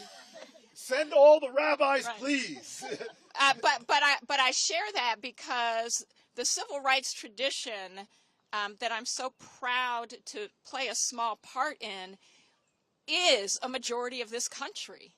It does look like America. And that is the tradition I was raised in. I mean, I grew up with parents who were active in the civil rights movement. My mother was a white woman from West Texas who was raised in the Southern Baptist Church and went to Union Theological Seminary as soon as she could because she recognized that the teachings of the leaders were not consistent with the teachings of Jesus Christ, her Lord. Wow. And that she realized she had to follow the teachings and not the people who were professing to be the teachers. Wow, I do want to snap for that. And I say that because I believe that's a moment that we still find ourselves in. But meeting my father, who was a professor of chemistry at Syracuse as a black man in the 1950s, who... when you say meeting your father, help me understand that. They met. Oh, they met, the two of them met. At Syracuse, At sorry. Syracuse. Okay, it wasn't that deep a statement. Okay. What was deep was that it was not lawful for them to get married in many states in the Union at the time they got married because he was black and she was white. And that they started organizing in Syracuse because they wanted to show that civil rights violations were as dire in the North as they were in the South, that the struggle for civil rights was not something that existed only in one part of the country, but was necessary in all parts of the country. And they very much believed and understood that if we were to end poverty, that we could not do it without rights, but that our rights must lead to the end of poverty.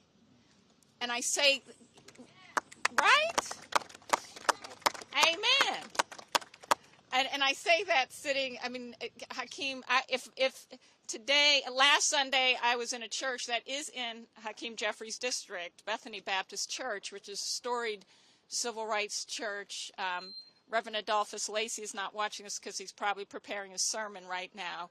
But I say that because... I said to Reverend Lacey, I'm not in church because I'm on the Capitol steps right now.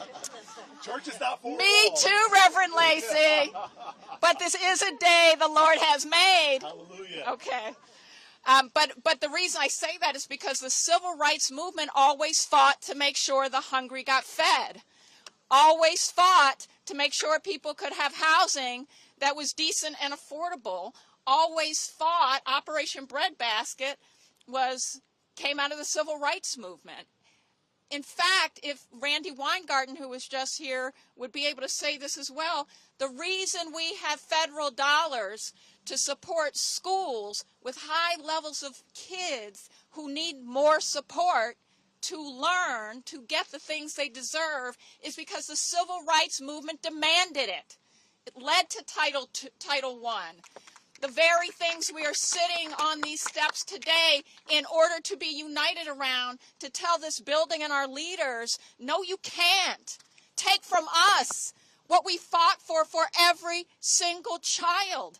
And no one in the civil rights movement asked what the color of the child would be. We didn't. Nobody in the civil rights movement asked what the religion of the recipient would be. Nobody asked what zip code it would benefit. The fight has always been for everyone, and that was the tradition of my parents. That was their belief, not just only in their marriage, but in their views of faith, but also in the faith they had that if we fought, we would win. Amen. I'm sorry, what was your question? Let the church say amen at this point. Amen. Okay, but can we just stick with your parents for a second? Because it's a fascinating story. I do. I want to know, so they raised you to be this strident, unapologetic activist. Like by the time you were, yes, they did. Okay, and but like, what were you like going into high school? Like, was this? I was a nightmare because they raised me to be strident, and then they regretted it a little bit. and where'd you go to college? So, first of all, let me just say this, because I grew up here in D.C., because while I was born in Syracuse, I do have two homes, but they moved here because my father felt like we had to do more for people who are poor in this country, which, by the way, the majority of white people who are poor were white. We forget these things, right? And this will go back to a little bit of that chaos that you were talking about, Hakeem. But the reality is they came here because my father thought we actually have to figure out how to fight for people here, where people who make decisions are, and connect the people who are in communities, who are organizing in communities, to here, to the power here. Right. So they came, and my mother went to work to pay the bills, so my father could found the National Welfare Rights Organization. Wow. Who said, you know who's going to save us? Well, okay, he said black women. Did he really say that? Basically. Because he made the board of directors the women who themselves were on welfare, who were black. And he also believed that these were also the women who would bridge the divides the country was intentionally driving, to drive wedges between white women and black women, between black women and Latinas, between everybody who all needed the same things, but have long been told that we are not in this together. And so that's what he did, and that's why I grew up here. I mean, but part of what my parents did that was so important is because they believed in public schools. They put me in the neighborhood public school, which was a segregated public school. It was a public school where I was one of the only students who was not getting a free lunch. It was a school where my classroom was overcrowded and where I was 2 years behind grade level by the second grade with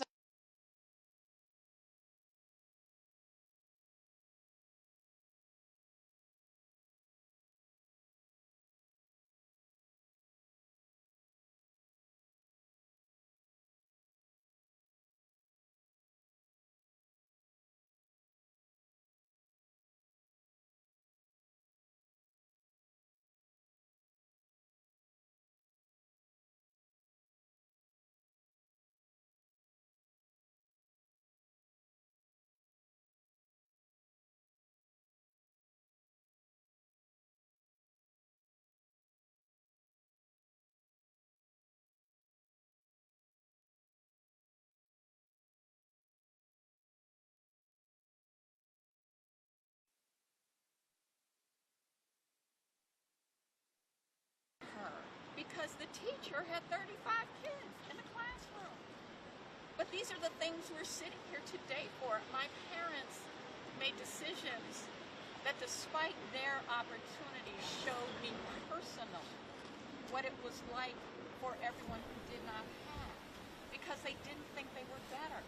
So when we're sitting here, when you, Leader Jeffries, and you, Senator Booker, are doing what you're doing here, when Randy Weingarten is doing what she's doing in communities, what her wife Sharon is doing, what Becky is doing, what everyone here is doing, is we're recognizing that when you say that we should give $314,000 back to billionaires in a year, we won't give $2,500 for a program to serve a whole bunch of people. That's what we're talking about, and that is unfair. You're talking about these interconnections, and I want to pull one thread that we haven't talked about at all on the steps yet, which is environmental injustice and how it impacts often communities, rural and urban, from the lead paint problems to the water problems to the air quality.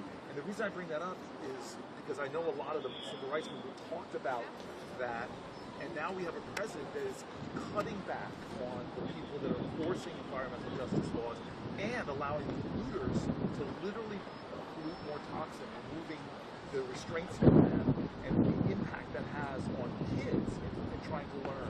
Asthma rates are often charged, but lead poisoning is often charged. Did you experience that as you were coming up a little bit? And I know Hakeem, you may want to add to that too. Well, yeah, I mean, I was just going to say, you know, in Brooklyn we have a corridor. So in Brooklyn, and it's not just Brooklyn, it's everywhere. We have these corridors where people are in conditions where they're getting all of the pollution because of the truckers, or they're getting all of the pollution because of where industrial is happening, and they're living there because that's where they can afford housing. And that's usually where those, we call them environmental insults, but get located, right? It's not, there's been studies that show people don't go to environmentally dangerous places.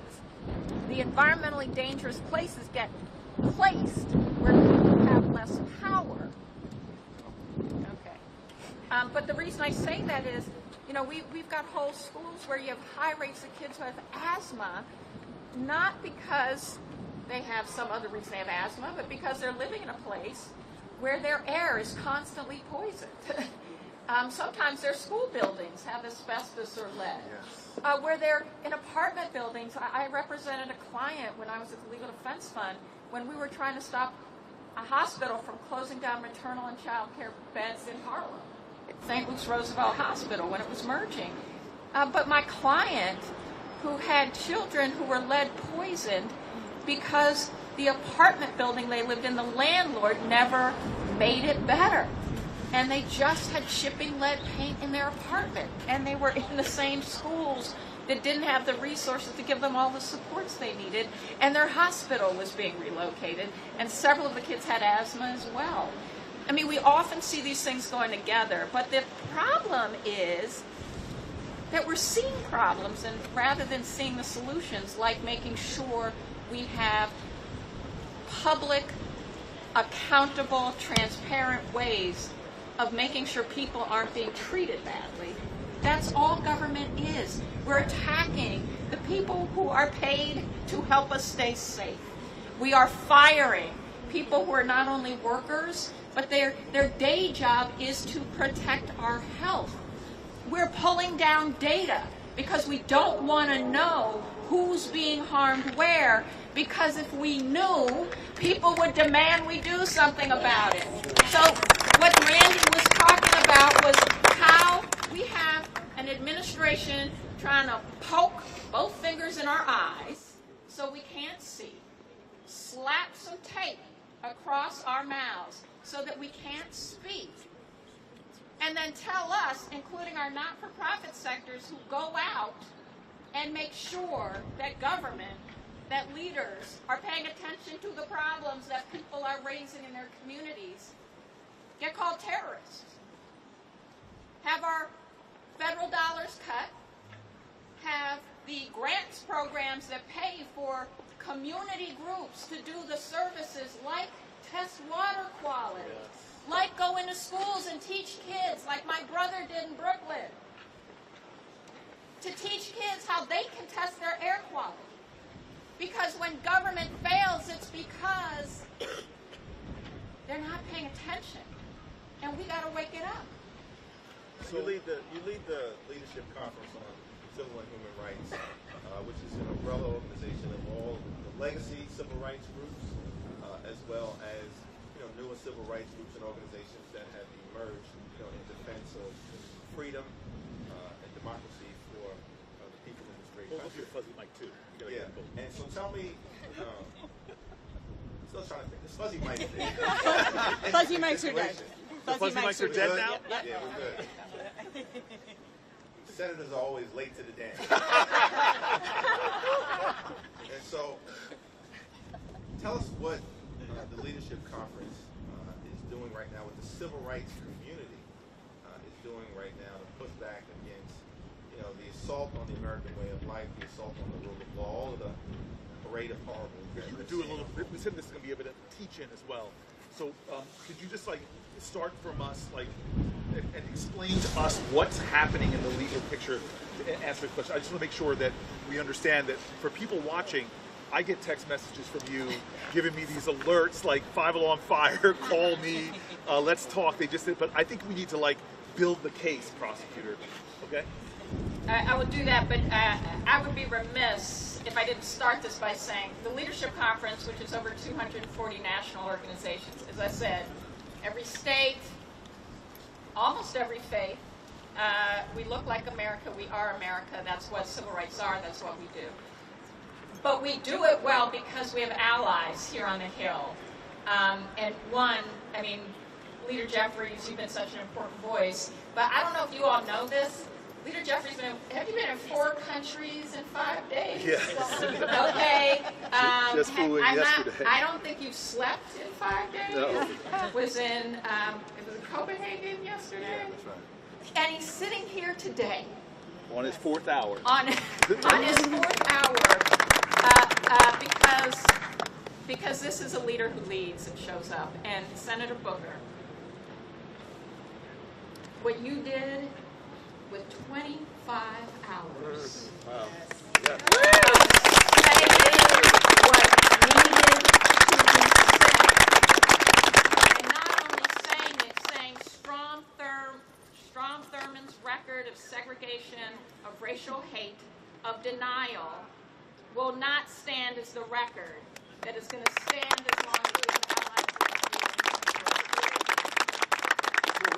I just want to get, first of all, you are the best, and we're going to give it back to you, but I just want to ask some of the folks over here, especially that bald brother over there, you guys want to come sit up here. You got the youngest person here. He is too cute not to be in the camera. The future leader that he is. If he doesn't want to come up, he doesn't have to. I don't know what your sweatshirt says to the young leader. William and Mary. Come on up and sit behind us. My law school classmate, who I haven't seen in so long, Tom, come on the steps, man. I know you worked for the federal government at one point, and so come on up. Sit right here, brother. They haven't laid me off yet, but it's coming. Yeah, the statute of limitations is up. I copied your notes in class. I love you. I'm just going to give you a hug. Birthday hug. Okay. And anybody else who wants to come up? Sir, what's your name? I'm Emmanuel. I'm good friends of your cousin Pam. Emmanuel is friends with my cousin Pam, who sat there for the whole 25 hours. Wow. 25 hours. Pam, why don't you sit behind me now? Why are you sitting so far away? Now you're suddenly shy? Dr. Pamela Bailey, she's an emergency room doctor. Yeah. And who's the young man? The young man. Introduce him. Moises. Give it up for Moises. Right, Sarah. Thank you, Sarah, for being here. We both work at the State Department. You work at the State Department. Thank you for being out here today. Right, thank you for your service. Okay, now we can get back to our teach-in. So, the way they try to take our power is they start with the pen. And on January 20th, the pen started writing that we didn't have the right to citizenship even if we were born here. That we didn't have the right to learn our history if it said race, if it said diversity. That government should not function if we care about inclusion. These were all executive orders. I won't even go through all of them because there were too many to go through. Because chaos is not a cause. But chaos had a cause. And it started with these executive orders. But the lawsuits started immediately. This is what you have to understand, and I think people know. The lawsuits started immediately because our first tool in the toolbox, in addition to our voice, is our ability to have lawyers who go to court and say, this is unconstitutional. And actually, Mr. President, you don't have the power of the pen, Congress does. Because the founders gave the pen to me.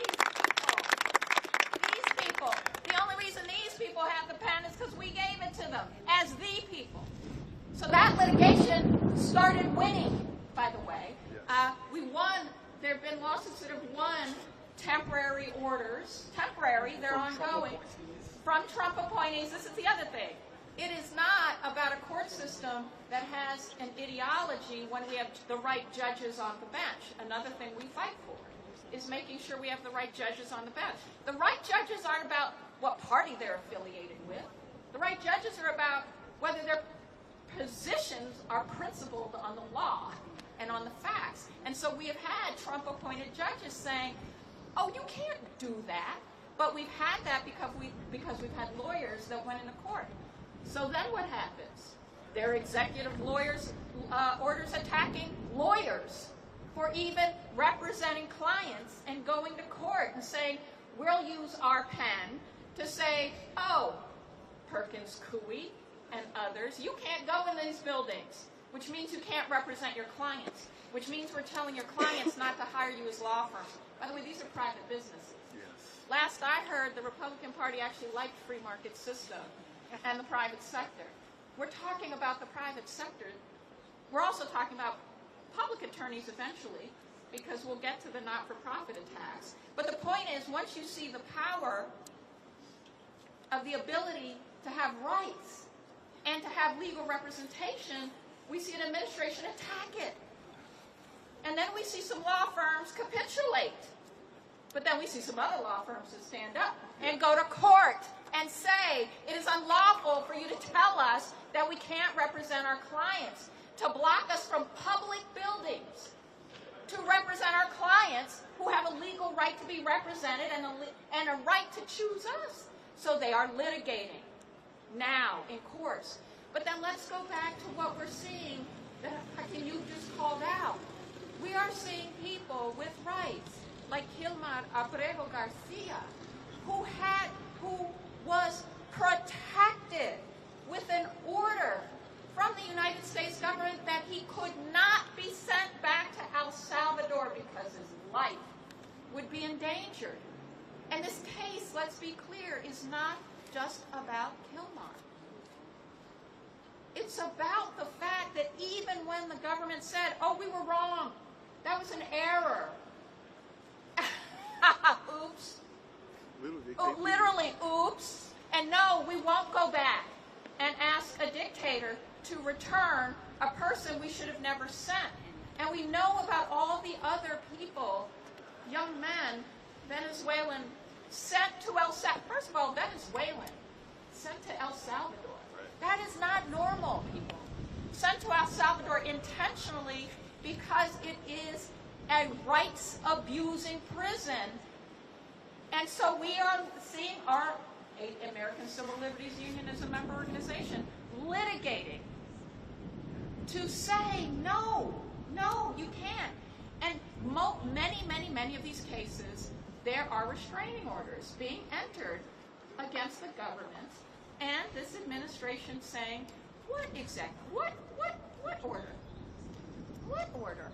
Again, not normal.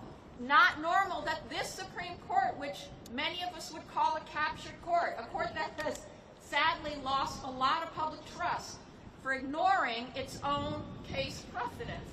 Even this court said, wait, no, we don't think you are abiding sufficiently to protect the rights of Gilmar Abrego Garcia.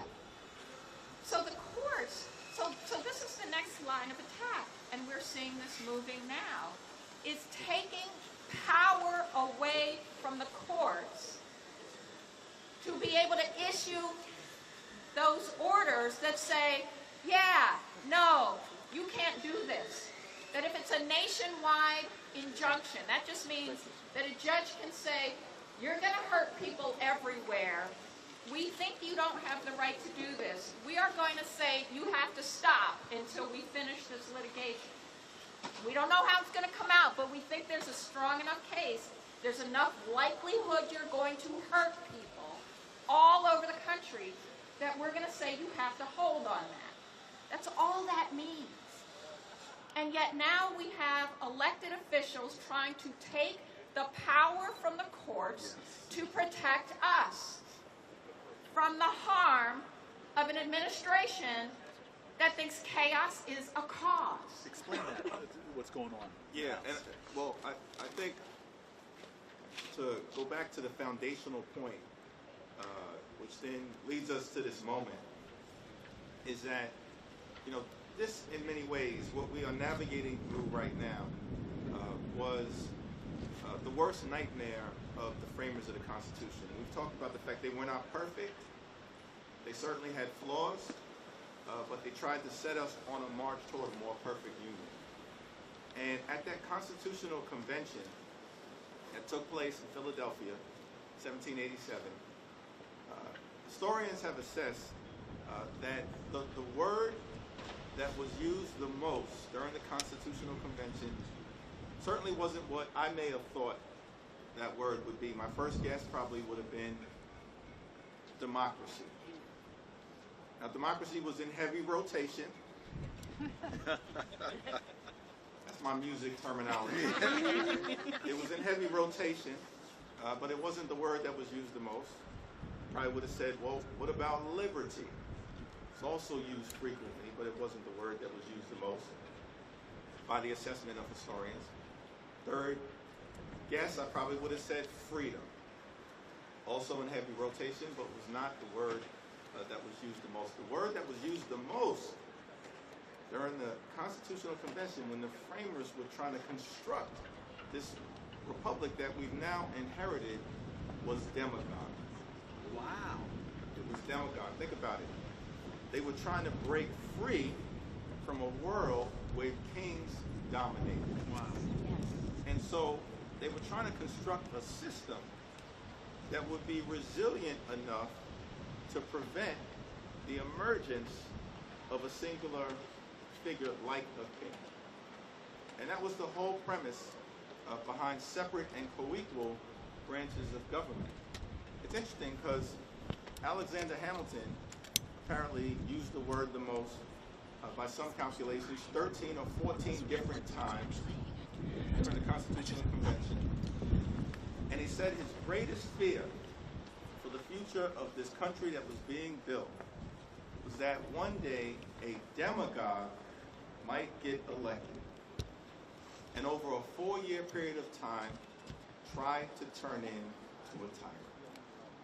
It was the framers' worst fear and nightmare. And now we're confronting someone who's acting like a king as opposed to trying to govern like the president. But the thing is, we were given the tools to push back against it. That was the whole premise of separate and co-equal branches of government, which is why here in the Congress, as we sit here getting ready to enter into weeks of debate around this reckless, dangerous, un-American budget that they're trying to jam down our throats, is that we don't work for a president. We don't have a monarch. We don't have a dictator. In America, we have a democracy. The people of the House and the Senate who serve in the House and the Senate need to recognize that we work for the American people. And we've got to serve the interests of the American people. That's the system that we inherited. And that's also why you've got judges who were given lifetime appointments so that they would be free of the political pressure that might otherwise accompany someone trying to act like a king who has the power to appoint but to get rid of a judge, or, as in some instances, having a judge that has to seek re-election. That doesn't exist in our system, and that's why we've seen some of the resilience, I think, at this moment. What are they doing in the House about this impeaching of judges? Can you mention that for a second? Well, I think they've tried to move legislation to reduce the power of judges to be able to make the independent decisions that they are making right now, or the reach of those decisions, precisely because lawyers like Maya and others have had such success. We talked about this earlier. At this point, more than 200 different lawsuits have been filed. There's been a flood, the zone approach, right, with all of this unconstitutional and unlawful action and executive orders, but that's been met with a flood an avalanche of righteous litigation. And the American people are winning in court, not losing. And because the American people are winning, Republicans in the House are trying to now change the rules, strip judges of jurisdiction. But let's be clear, we are not going to let it happen. I mean, that is so phenomenal. But so let me add here, and this is why Maya's incredible presence here is such an important reminder that there are areas that we have to fight. So the first thing is, you said immediately when he started pushing illegal executive orders, you all tied them up in court. And this is the amazing thing. Trump appointed judges. Obama appointed judges. Bush appointed judges. All across the board, you're seeing the judges step up and stop them, right? That's correct. These cases, and sometimes it's injunctions, but sometimes we're winning. Even the Supreme Court, which is 3 people on that court he put in place, have come out and have been stopping him from doing some of the things. The other arena is what you and I have to do. It is legislative, procedural, in every way possible. It's one of the reasons why I stood for 25 hours to say, what can I do to do things in this body with the levers we have, even though we're in the minority, in the levers we have.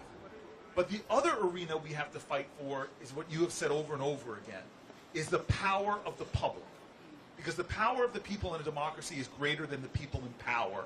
And it is what our founders got right when they broke with the formation of governments all throughout history. This is not going to be because we all pray the same. We're not a theocracy. It's not going to be divine right of kings and queens because people are being this idea that we surrender our rights to a monarchy. It's not even going to be the power of the sword where people, through military strength, oppress the people, autocracies. We are going to form a democracy. And the debates at the time, powerfully written in the Federalist Papers, the arguments were that we were not going to concentrate power in any individual, but we were going to have 3 branches of co-equal branches of government. And what you see from President Trump so far is his willingness to immediately try to attack the powers of the other 2 branches. One, by saying, I'm going to move through the complicity of other Republicans in the House and do things that are not going to be questioned. Your job as Article 1 branch of the government, Congress, is to provide oversight. There's going to be no hearings. Do not have a hearing about Elon Musk scraping data from people's personal data, their Social Security data, their tax data. Not one hearing about this unelected billionaire that's causing all this havoc. When we have scandals like Signalgate, not one hearing about whether this is the pattern and practice, which we're finding out that Hegseth is doing. We're going to eviscerate the power of the Article 1 branch to provide a check. And then, God forbid, if Article 3 branch is going to try to check my power, now I'm going to start threatening judges. Now I'm going to start saying things on my platforms that literally have had threats on judges increase over 100%. Literally, there's a judge in New Jersey who years ago, Judge Solis, years ago, she had someone come to her house trying to murder her and instead murders her son and shoots and wounds her husband. Her son's name was Daniel Anderol. And then what he does, what's happening now through this whipping up of hate against people, judges, Republican-appointed judges, who are standing against the Trump administration, what's happening to now is now they are getting threatened as well. Literally, they're getting pizza sent to their private homes in the name of the murdered son of Judge Solis, that Daniel Anderol just sent you a pizza to show, as if to threaten them, we know where you live. And so we're creating a context where democracies erode is when our norms and traditions begin to reduce and threats of violence rise. I've seen what they've done to some of my Senate colleagues, Republican colleagues, who had dared to even question, should we be confirming Hegseth, the most unqualified Secretary of Defense? Just by mentioning or questioning it, you're suddenly seeing them be dragged and threatened. And so what you see right now is the surrendering of power of checks and balances from the Article 1 branch of government. We are not doing our oversight authority. We're not holding hearings. We're not allowing legislation that we've passed with the power of the pen, the power of the purse. That's being taken back by the executive with no accountability, no checks. And now they're attacking the Article 3 branch of government. This is a sign of autocracies, times of authoritarian leadership, not signs of democracies. This is the kind of things that are at stake right now. And the reason why we're asking people to come down here if you have the time, the day's gotten warm now, it's not as freezing as it was 6 o'clock in the morning when you and I were shaking trying to look tough.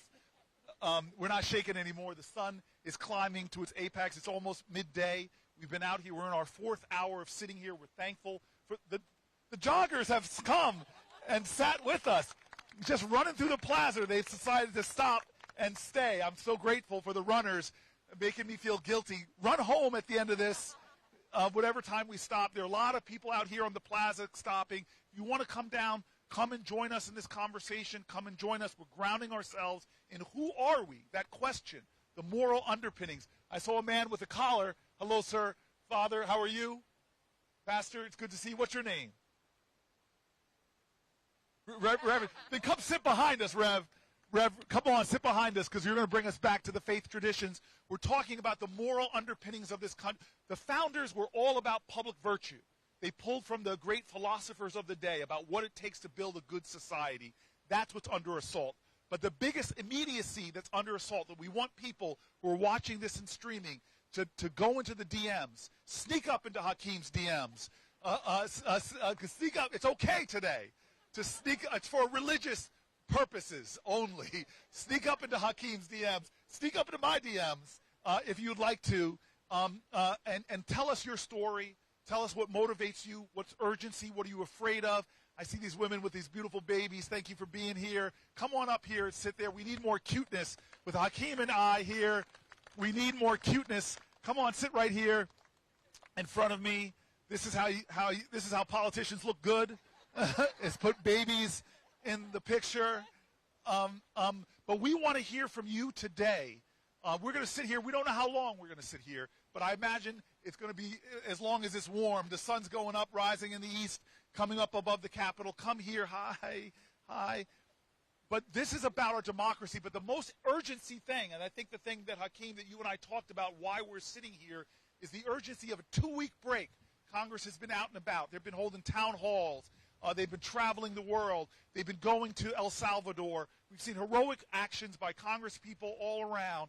But now they're coming back. And the Republican leadership of this side of the Capitol, not the higher side. I think this is on an angle up there in the Senate, right? That's the higher side. What is the immediate threat? Don't push me here. I'm from Brooklyn. Close to the edge? Oh, there you go. Yeah.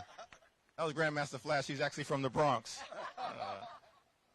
But I think we face this moment, as Corey indicated, where we will come back into session tomorrow, and we'll be faced with an existential struggle to defeat a Republican effort to try to jam a very reckless budget down the throats of the American people, which is totally inconsistent with the approach that many of them spent all last year talking about, which was that they were going to try to drive down the high cost of living in the United States of America. They promised to lower costs. Costs aren't going down, they're going up.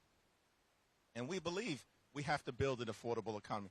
That's what we should be working on, right, to make life better for everyday Americans. But instead, we got a budget that's in front of us that is trying to enact the largest Medicaid cut in American history. It will hurt children, hurt families, hurt women, hurt seniors, hurt people with disabilities, close hospitals, close nursing homes. People will die if this budget is successful. That's how urgent the fight is. And we're going to stand on the side of the health care of the American people. And we need the American people to join us in this righteous struggle, because this budget is unacceptable, it's unconscionable, it's un-American, and we're going to do everything we need to bury it in the ground, never to rise again. Yo, Brooklyn. Oh. Brooklyn stole my nets. I want them back in Newark. hey, you stole the WNBA from us for a while, so. I just want to reinforce both what Senator Booker and what our leader Jeffries has said. But I want to tell you, I want to say one thing about the attacks. Because in addition to the attacks on ignoring Congress, on coming for the powers of the court, the attacks that we are seeing on the ability to organize people outside of government, to have a voice, or to provide services to people outside of government. Nonprofit organizations are under attack by this administration. You say Doge, I say Vera Institute, which is doing public safety programs and supporting public safety programs in community, not only had their federal grant snatched, Doge showed up at their doors demanding their information unlawfully. A not-for-profit. They are not going to stop with Vera Institute. They are using and abusing the positions they are in to threaten the very people who are not even in government, just trying to help somebody. And that is what's happening. And the cuts, when we're talking about cuts, people bleed. And we should put names behind them. You know, Sarah in South Dakota had a son who has seizures 1 to 5 times a day. Had to quit her job to try to save her son. It is Medicaid that helps pay for her health care to do that. Or Jasmine in Alabama, in Tuscaloosa, with 2 kids, who was taking care of other people's children when she fell and became disabled, and it's Medicaid that was taking care of her. And by the way, farm country, when our leader says we can't let this hurt people, farmers are eligible for Medicaid. The people delivering our food are eligible. The same with hunger. We have farmers who are hungry, and they get food stamps. We have teachers. We have public servants. We have people who do all kinds of work. So this is who we're talking about. But it is the civil rights community has a pact, because they are trying to make us all fearful. They're trying to make judges afraid. They're trying to make legislators afraid. They're also trying to make us afraid. And we have signed not only a letter to the American public that says we will not be silent. You cannot threaten us into silence when it comes to people like Sarah or Jasmine or anybody else. But we also ask you to sign that pledge, because the only way they win is when they try to take our voice and our power. Go to civilrights.org and please sign the pledge. But when you are there at civilrights.org, you will see a link where you can send a message to your senator or your member of Congress saying, do not cut our health care. Do not cut food for the hungry. Do not take dollars out of our classrooms and away from our kids to put that money in the pockets of billionaires who don't need it. Their kids in private school, y'all, they don't need it. The people who need it, that's our money, by the way. You paid for that. So you should get it back. So please do that. And the other thing I will say is we will not be silent. We will be at the National Press Club on Wednesday with Vera Institute, with Planned Parenthood, with representatives. They're even trying to threaten our funders. People have the power to decide they want to give us money. Our funders will be there, and universities and colleges, because they're trying to tell us we can't learn. They're trying to tell us our children can't stand up and have a voice if they don't want to be attacked. So all I am saying to you is we will not be silent. We have leaders who will not be silent. And we are all leaders. So we ask you, do not be because you have power. Let's give it up for Maya Wiley.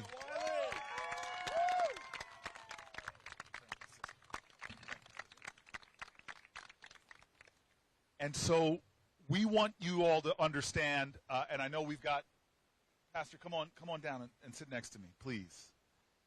We want everybody to understand that we started this with an understanding that it is a Sunday morning.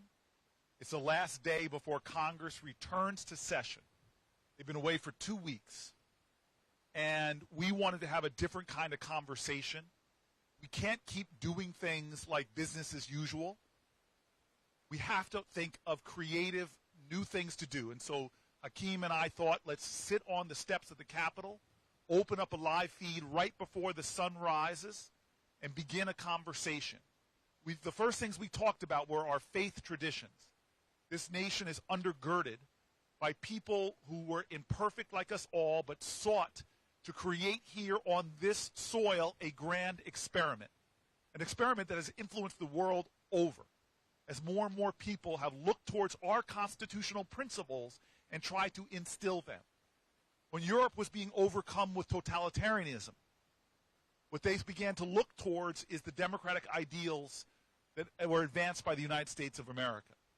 Our ideals have fundamental values. In fact, Pastor, this is where we're going to lead into you. It is this, the founders in that Declaration of Independence, these imperfect geniuses, they laid out this idea of our democracy, but then they said the thing to make it work, they ended the Declaration of Independence with a Declaration of Interdependence.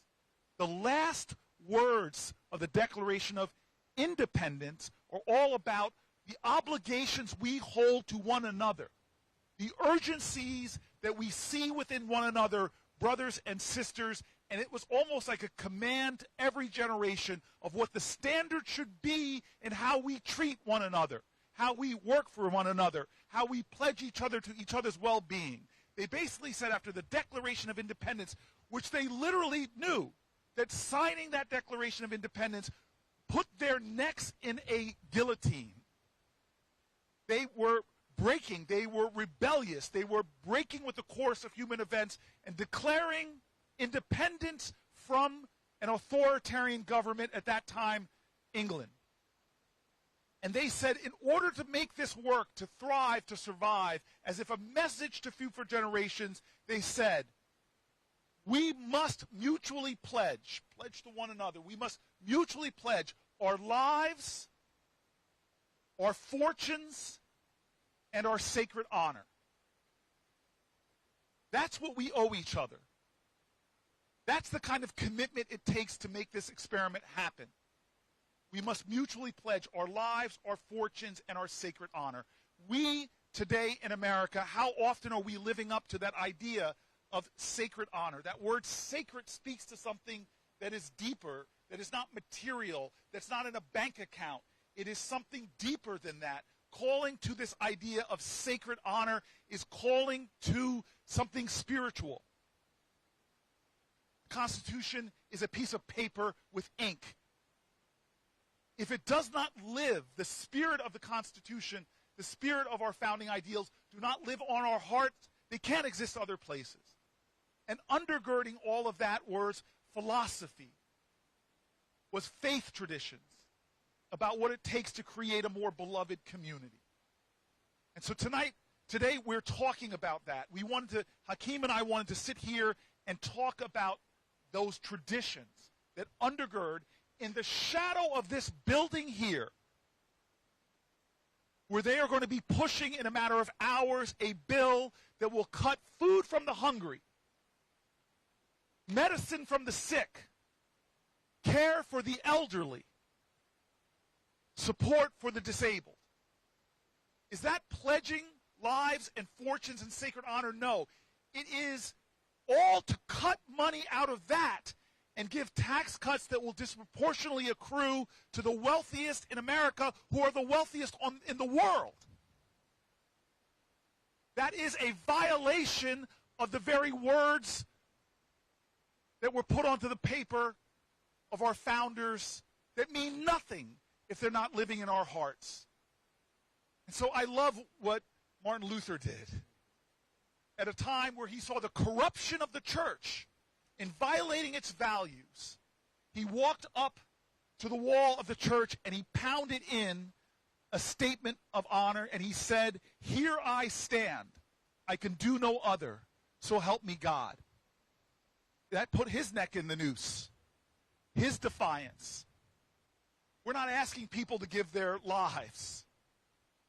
We're not called to get on freedom rides knowing that our buses will be bombed. We're not called to march over the Edmund Pettus Bridge, a bridge named for an arch leader of the KKK. We're not called to storm beaches in Normandy or to stand in front of bullets for our nation. But in this moral moment, when people's health care is at stake, when people's lives are at stake, when the food for our children is at stake, the question is what will you do?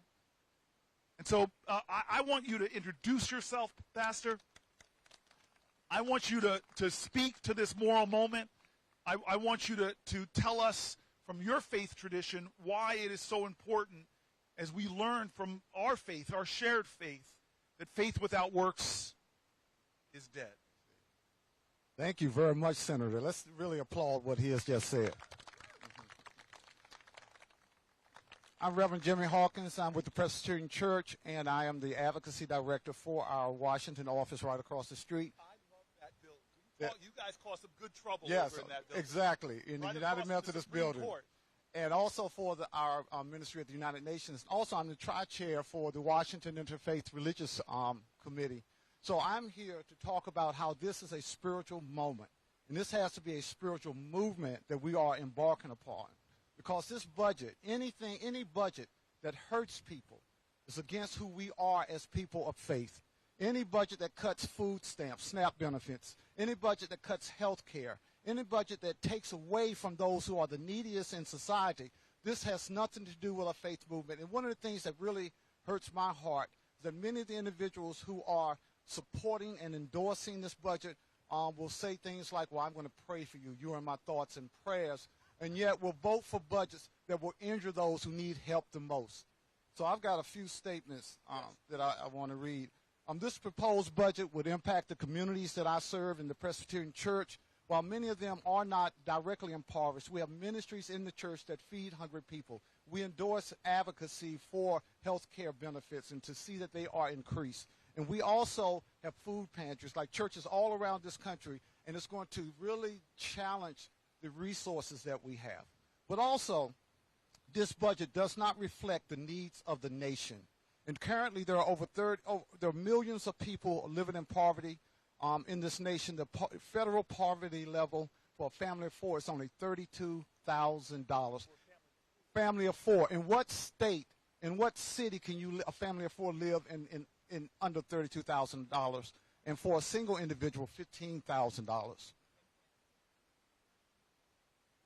I can. When you say the poverty level, we have one of the highest child poverty levels of any developed nation. We were able to cut that in half under Biden for the 1 year when we expanded the child tax credit, but we were one vote shy from making it permanent. So what it basically has said is that child poverty is not an inevitable conclusion in our country, but a policy choice. Who are we giving tax breaks to? Struggling families that can get more back from their tax dollars, more back, a refundable tax credit, or the billionaires? And the wealth of our country is not in the bank accounts of millionaires and billionaires. The wealth of any nation, especially in a global knowledge-based economy, is the genius and well-being of the children. Okay, go ahead. Exactly right. Exactly right. And mostly this budget does not reflect the heart of the American people, and especially people of faith. We do not want to see anyone hungry, especially a child, an elderly person, someone with disability, someone in need. There are charges of corruption that we're already putting too much money into these programs, but most of the recipients of benefits are not young, they're not healthy, they're not able to work. There are individuals who are mostly children, the elderly, persons with disabilities, and mental illness. They are struggling to meet the needs of their families, and many of them without reliable transportation or child care. As a minister of the gospel of Christ Jesus, I am called to be compassionate caring, generous, and responsible, a steward of all that I own, and we're called to be responsible stewards of all that we own, recognizing that everything that we have comes from a generous God, and we ought to be cheerful givers to those who are without. Jesus told a multitude of parables, charging those with wealth to be responsible and generous. The parable of the rich old fool and the rich man and Lazarus issue a warning to the wealthiest nation in the history of the world that the failure to utilize our resources on behalf of the poor is a sin against God. Matthew 25 has Jesus saying, I was hungry and you fed me. I was thirsty and you gave me something to drink. I was sick and you ministered unto me. I was a stranger and you welcomed me. This one statement addresses our current responses to hunger, health care, immigration, and poverty. If we are going to proclaim that America is the greatest nation in the world, then we must ask ourselves, by what standards? Are we great in compassion? Are we great in mercy? Are we great in generosity? Are we great in setting an example of what it means to be a democracy that allows everyone to have opportunity, a voice, and a vote? Or do we prefer to be the greatest in accumulating wealth held by the few and the greatest military with the capability of destroying the world several times over? Let us be great in our response to a God of love, a God who asks us the question, what does the Lord require of you? But to do justice, to love mercy, to walk humbly with your God. Let us be great in caring for children of this nation and around the world by generating budgets that meet the needs of those whose lives would improve with just a little bit of help, and they can go on and make contributions to the well-being of others. Let us be a spiritual nation that walks and talks by our faith, not just saying words of empty rhetoric, saying that we believe in God and that we will pray for you, but by doing things in order to make real, as James said, that faith without works is dead. Amen. Amen. Thank you so much. Thank you for being here. Thank you. We are now. We're going to stay in church this morning. We've had Muslim leaders, rabbis, but we're going to stay in church right now because one of the men who has been a true deep source, I think I can speak for Hakeem, and I'm going to pass the microphone to him to give the final introduction. But one of the men that has been such a source of strength to me, an inspiration of a moral light, in like a North Star, as well as an anchor, keeping those in high positions grounded and anchored with the people, is here with us right now. He is at the bottom of the steps, and we're going to walk this mic down. Is that the plan? I'm going to give it to you, and you're going to walk it down. But I want to let Hakeem say a word about Reverend Barber, and then we'll get the mic down to him. Well, throughout the day, I think we're on hour 4 now on the steps of the Capitol, and we have been hearing from a variety of different leaders, civil rights leaders, educators, of course, men and women of faith, of all faiths, Christian leaders, Jewish leaders, Muslim leaders. Andre Carson was here with us just a little while ago. But it's an honor for us to be joined. So thankful that he's graced our presence, one of the mighty men of God in the country who leans in to his faith to make life better for the least of us, for the least, the lost, and the left behind, the poor, the sick, and the afflicted. And so we're thankful that Reverend Barber has joined us. He had initiated Moral Mondays, and hopefully he'll talk to us a little bit about what Moral Mondays was all about down in North Carolina. But we're so thankful for his presence, and let's give it up for Reverend Barber.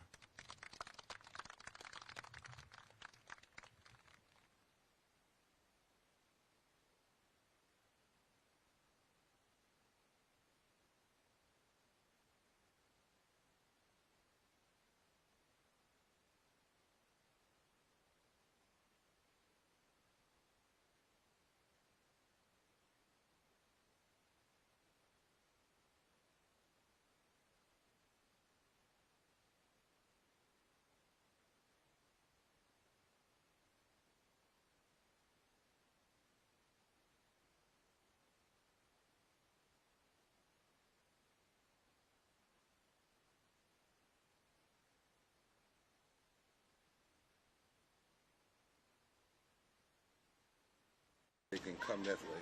See those Yeah, folks back up. so you can see the Capitol behind him. If you can come this way. Yeah. First of all, I want to thank Senator Booker and our leader, Jeffries, for, on a Sunday, convening this public gathering conversation. And I want to thank your staff for making provisions for those of us that have ADA issues. You know, because when you care, you got to care all the way around. And I want to thank you for that. I want to encourage y'all to come down a little bit closer to the ground so that folks with ADA, because some folk, even in this crowd, can't move up. And we need everybody on the field for this one. And we need everybody's face and everybody's body. I was thinking yesterday, Senator Booker, when I got this call from Senator Jeffries about coming, and how in 2016 we did a national call for moral revival in 2016. And in that 2016, we said then that, and I almost got arrested saying this in Kentucky, in the Kentucky State Legislature, when the extremists were controlling the governor's office. When they asked us why were we there, were you Republican or Democrat, we said no, some things are not Republican and Democrat, they're not liberal versus conservative, but they're right versus wrong. They're right versus wrong. And when I heard Senator Booker lift that the other day on the floor of the Senate, if we can get that right and get that clarity about why we're here, we may be elected in parties, but once we get elected, we have to have a principle bigger than even a party. Because actually in 2018, we found out we had 140 million poor and low-wage people in this country. 2018. And we've not raised the minimum wage in this country since 2009. 2009. So this is a moment. Moral moments don't just go after any one group. What moral moments do, moral moments speak to those who are trying to go backwards. But moral moments also say to those that want to go forward, it's time to push harder and deeper and stronger. Moral moments cut both ways. The Bible says that, my friend Jimmy Hawkins will quote in Scripture, that the Word of God is like a double-edged sword. It cutteth both ways. And I thought about the day, 98 years ago today, Coretta Scott King was born. Today. In Alabama.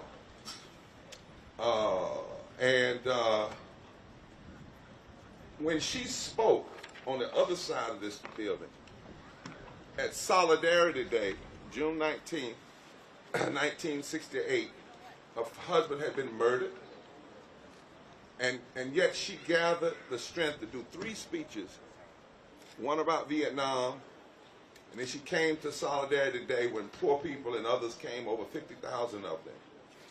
And Coretta Scott King first sung a song on that when she came. And you know what the song was? And I think all of the representatives and senators need to learn it and go sing it on the floor of the Senate. Come by here, my Lord. Come by here. Come by here, my Lord. Come by here. Somebody needs you, Lord. Come by here. Oh, Lord. Come by here.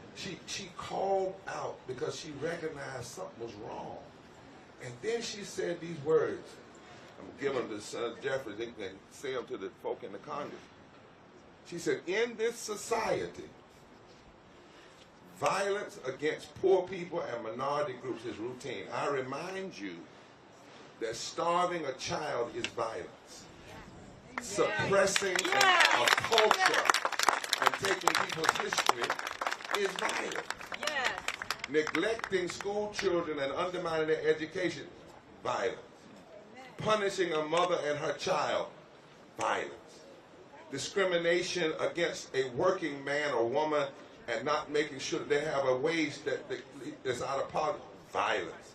Ghetto housing, violence. ignoring medical needs and health care, violence. A contempt for poverty, as though poor people are somehow on a glorified vacation and not being affected by structural reality, violence. But listen to this last line. Even the lack of willpower to help humanity is a sick and sinister form of violence, especially when you have the power to make a difference. Wow. That's correct. So when we talk about this budget and what's going on today, we literally are talking about policy violence. 57 years ago, the night before he died, Dr. King said, nothing would be more tragic than for us to turn back now. And they were reaching into their faith when they were talking. Jesus said before he was crucified, he knew he was going to die. You've got to listen to people when they know they're going to die, because they get real truthful. Yes. And he said, I was hungry, and you gave me something to eat. I was thirsty. You gave me something to drink. Watch this. I was an immigrant. Well, yes. And you invited me in. Yes. I needed clothes, and you clothed me. I was sick, and you looked after me. He didn't say you took my health care. And he said, inasmuch as you do unto the least of these. And it's interesting, Senator Booker, if I might exegete, since we're in church, if I might exegete the text, he did not say that to individuals. He says, and the king will say to the nation. It does. See, we've taken this text and made it about individual piety. You know, a little food on Thanksgiving, a little food Christmas, feeding a few poor. That's all right, but that's not what Jesus was talking about. And that's not what got him killed. He said to the nations. And then Isaiah, way before him, said this in Isaiah 10. I wish a lot of the people that claim that they're all about religion would really read it. In Isaiah 10, it says, woe unto those who legislate evil and rob the poor of their rights and make women and children pray. Not P-R-A-Y, but P-R-E-Y. Which means if you pray at the opening session of the Senate or the House, but then after you pray P-R-A-Y, you pass a budget that prays P-R-E-Y-S on people that are vulnerable, then you just canceled out your P-R-A-Y. Yes. Yes. Yes. So, and then our Constitution says that we are to establish justice. I think what that means, I'm not a lawyer, I'm just guessing here, that the preamble of the Constitution in a sense says every policy we pass, it ought to be like a grid on top of it. And we ought to ask this question. Does this policy establish justice? Does it provide for the common defense? Does it promote the general welfare? Does it ensure domestic tranquility? And then later on, does it provide equal protection under law? And if the policy doesn't meet that standard, then it is constitutionally inconsistent, morally indefensible, and economically insane. And so when Trump and Musk and Johnson and them are signing unconstitutional executive order and illegally firing people and trying to pass this great big ugly bill. Great big ugly bill. Ugly bill. We have to speak up, and we have to speak up. I'm talking about for the family. In fact, not only do we need to speak up, we need to bring them here. We need to come here. We need to put a face on who we're talking about. The family that lives not too far from here who watched agents of the government snatch their father and disappear him. Sick people in South Africa who showed up one morning to get medicine and keep them alive, and they were told they couldn't receive them no more because USAID is gone. So that's what we're talking about. We're talking about the folk, even before all of this, 800 people were dying a day from poverty. 800 people, 295,000 people a year, already dying from poverty. 140 million people in poverty and low wage. Not just poverty, poverty and low wage. Now what you're talking about there is 51% of all our children, 43% of the adults. You're talking about 26 million black people, 66 million white people, 68% of Latinos, so forth and so on. That was already happening. They're already poor and hurting. We're talking about those people that this budget would only exacerbate the suffering. This one big, ugly bill is destructive, And it's deadly. Because policies are not benign. Now, policy don't kill you quick, but they kill you over time. That's why you can measure now how many people actually die from poverty. And there's all kinds of research on it, because over time, constant neglect is a form of violence and political abuse. So this budget says, this budget, if it were to pass, what we've researched says that $800-some billion for Medicaid, that's 36 million Americans who will lose Medicaid. Policy violence. That's talking about somebody's mama, somebody's daddy, somebody's child. That's talking about rural hospitals. That's talking about people like me with disability. That's talking about people trying to make it. 15 million children that could go hungry because you're pulling back SNAP. You're talking about communities that are going to lose federal housing assistance. And we need to say it clear, and I'm going to ask Congress to do this. Make sure that when every time you mention these numbers, y'all got these good researchers up here, that you disaggregate it by race so that they don't think, we're not talking about black folk. Or brown. In fact, they're talking about majority white folk, and then in the South, sure enough, majority. And we're talking about places where if this assistance wasn't here, people, that's why there's such a rise now in the country, because people thought, oh, it's just going to hurt them. And that's why we cannot allow this budget to go untalked about. There are forces that would wish that this budget was untalked about, that nobody knew what was going on. They don't want you to target this. But we have to target this. We're talking about a foolish budget plan that aims to make laws across the whole government. We're talking about cutting departments. We're talking about empowering the ability to deport people by putting $86 billion more in the defense budget that the Pentagon doesn't even want, didn't even ask for. And what we have to say in this moment, say all of us. All of us, take your hands off our Medicaid, take your hands off our Medicare, take your hands off our voting rights, take your hands off our living wages, take your hands off our public education, and take your hands off of our lives and let us live. Because in this country, life, liberty, and the pursuit of happiness is supposed to be what not only is thought about, but policies allow it to actually happen. To actually happen. And we need to join as black, white, brown, Asian, native, gay, straight, whoever you are, young, old, rural, we have to say we're not going anywhere. We are America, and we're not going anywhere. And when you have lastly these greedy technocrats with a supremacy foundation who want to rule the country and believe in things like apocalyptic fascism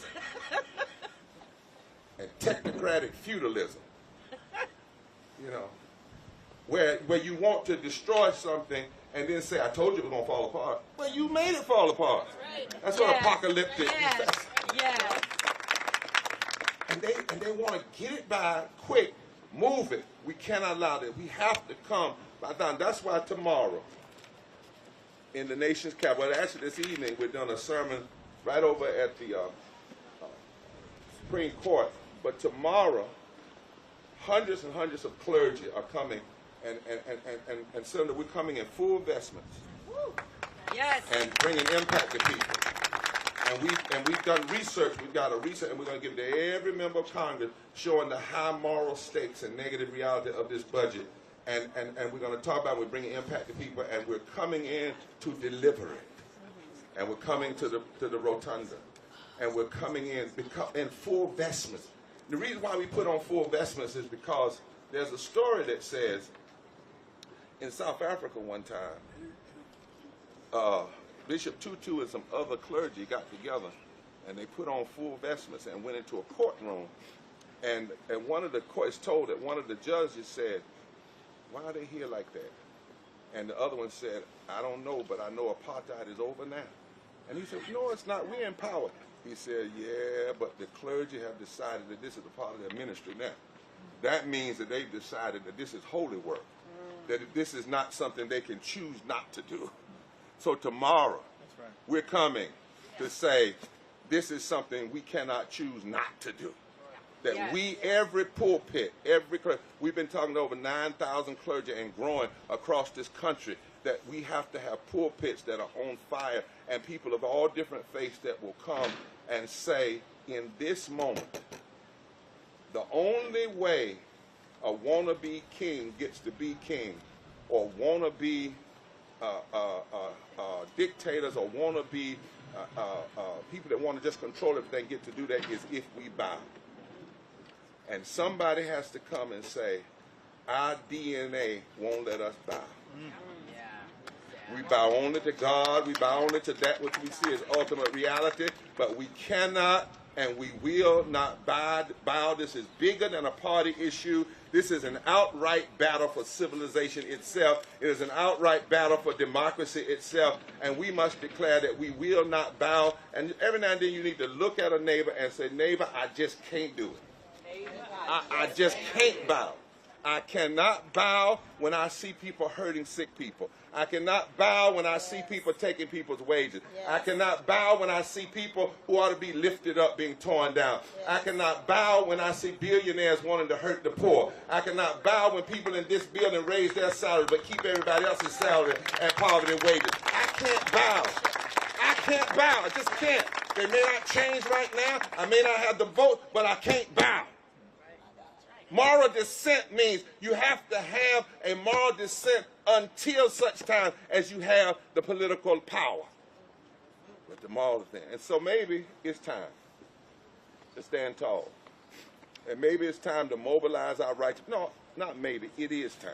Yes. Yes. It's time, I think, to have mass pray-ins. It's time, when election comes, to have a labor strike day so that everybody on election can surely go and vote. It's time to mobilize the biggest potential voting bloc in this country, which is poor and low-wage infrequent voters. It's over 30 million of them, and there's not a state in this country, that poor people don't make up at least 30% of the electorate, and in so-called battleground states, over 43% of the electorate. And the number one reason they don't vote is they say, nobody talks to us anymore. Nobody. Well, we have to stop that. We have to talk to them. So Linda Lake has said that is the place in most of the battleground states. If you just registered 10%, well, no, you don't even have to register because many of them are already registered. If just 10% of poor and low-wage people were mobilized around an agenda, not even around a party, around an agenda, they could fundamentally shift. And we can no longer have people say, well, these infrequent voters, we don't have time to mobilize them. If you don't have time to mobilize them, you don't have time to save this democracy. Because God makes it so. Every now and then, Senator Booker, every now and then, Congressman Jeffries, you never heard anything else this old country preacher said. Every now and then, God makes it so the stones that the builders rejected are the only ones that can build a new society. Psalm 118 says, the stones that the builders rejected have now become the chief cornerstone. And so that means that all the rejected folk, the sick folk, the handicapped folk, the poor folk, from Mississippi to Montana, from New York to Nevada, from California to the Carolinas, that is the hope of this nation. If we mobilize the poor and low wages, and then they connect with people of conscience, people of wealth with conscience and others, that is the power. The stones that the builders have rejected. Any of y'all know what it's like to be rejected? Yes. How about rejected because of who you love? Raise your hand. Rejected because of where you come from. You know some folks that have been rejected? Raise your hand. Because of denial of health care. Or rejected because of their poverty. If all the rejected folk come together, the scriptures say that they produce a power. And this is what it says finally. When they come together and they shift the foundations of society, this is the last part of that verse. This is the day that the Lord has made. Amen. When we all get together and lift every child, when we all get together and make sure the sick are taken care of, when we all get together and make sure people are paid a decent and a living and a loving wage, when we all get together and stop injustice and push for justice, when we all get together, this is the day that the Lord has made. Amen. Hallelujah. Hallelujah. Hallelujah.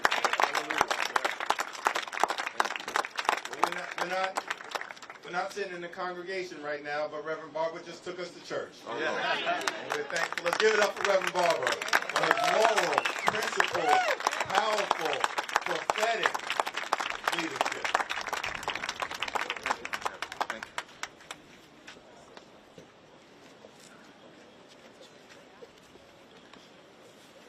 All right, we're going back to our seats. Anybody can come up to the steps, join us. You are amazing, Clay. You are amazing. You are amazing. You are amazing. Honey? What's that? Yes. Oh, yeah, yeah. Citizens sitting out. I love that. I love that. Senator. Hello. Come on down here and give me a hug. Thank you. Thank you very much. Of course. You got a minute to do a little spiel. I don't. We got to get back to our program. Unfortunately, we got the next speaker here. Okay. So forgive me. Let's do it self. Sit.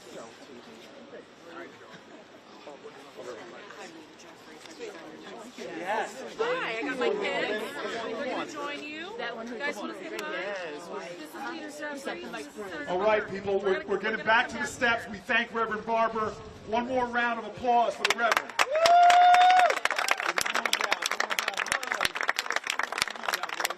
Come on down. This is Senator Booker. This is Leader Jeffries. And I'm going to let Leader Jeffries help you sit down. I'm just going to remind people why we are here. Senator Jeffries and I, Congressman Jeffries, Leader Jeffries and I started we're reeling in our 5th hour here.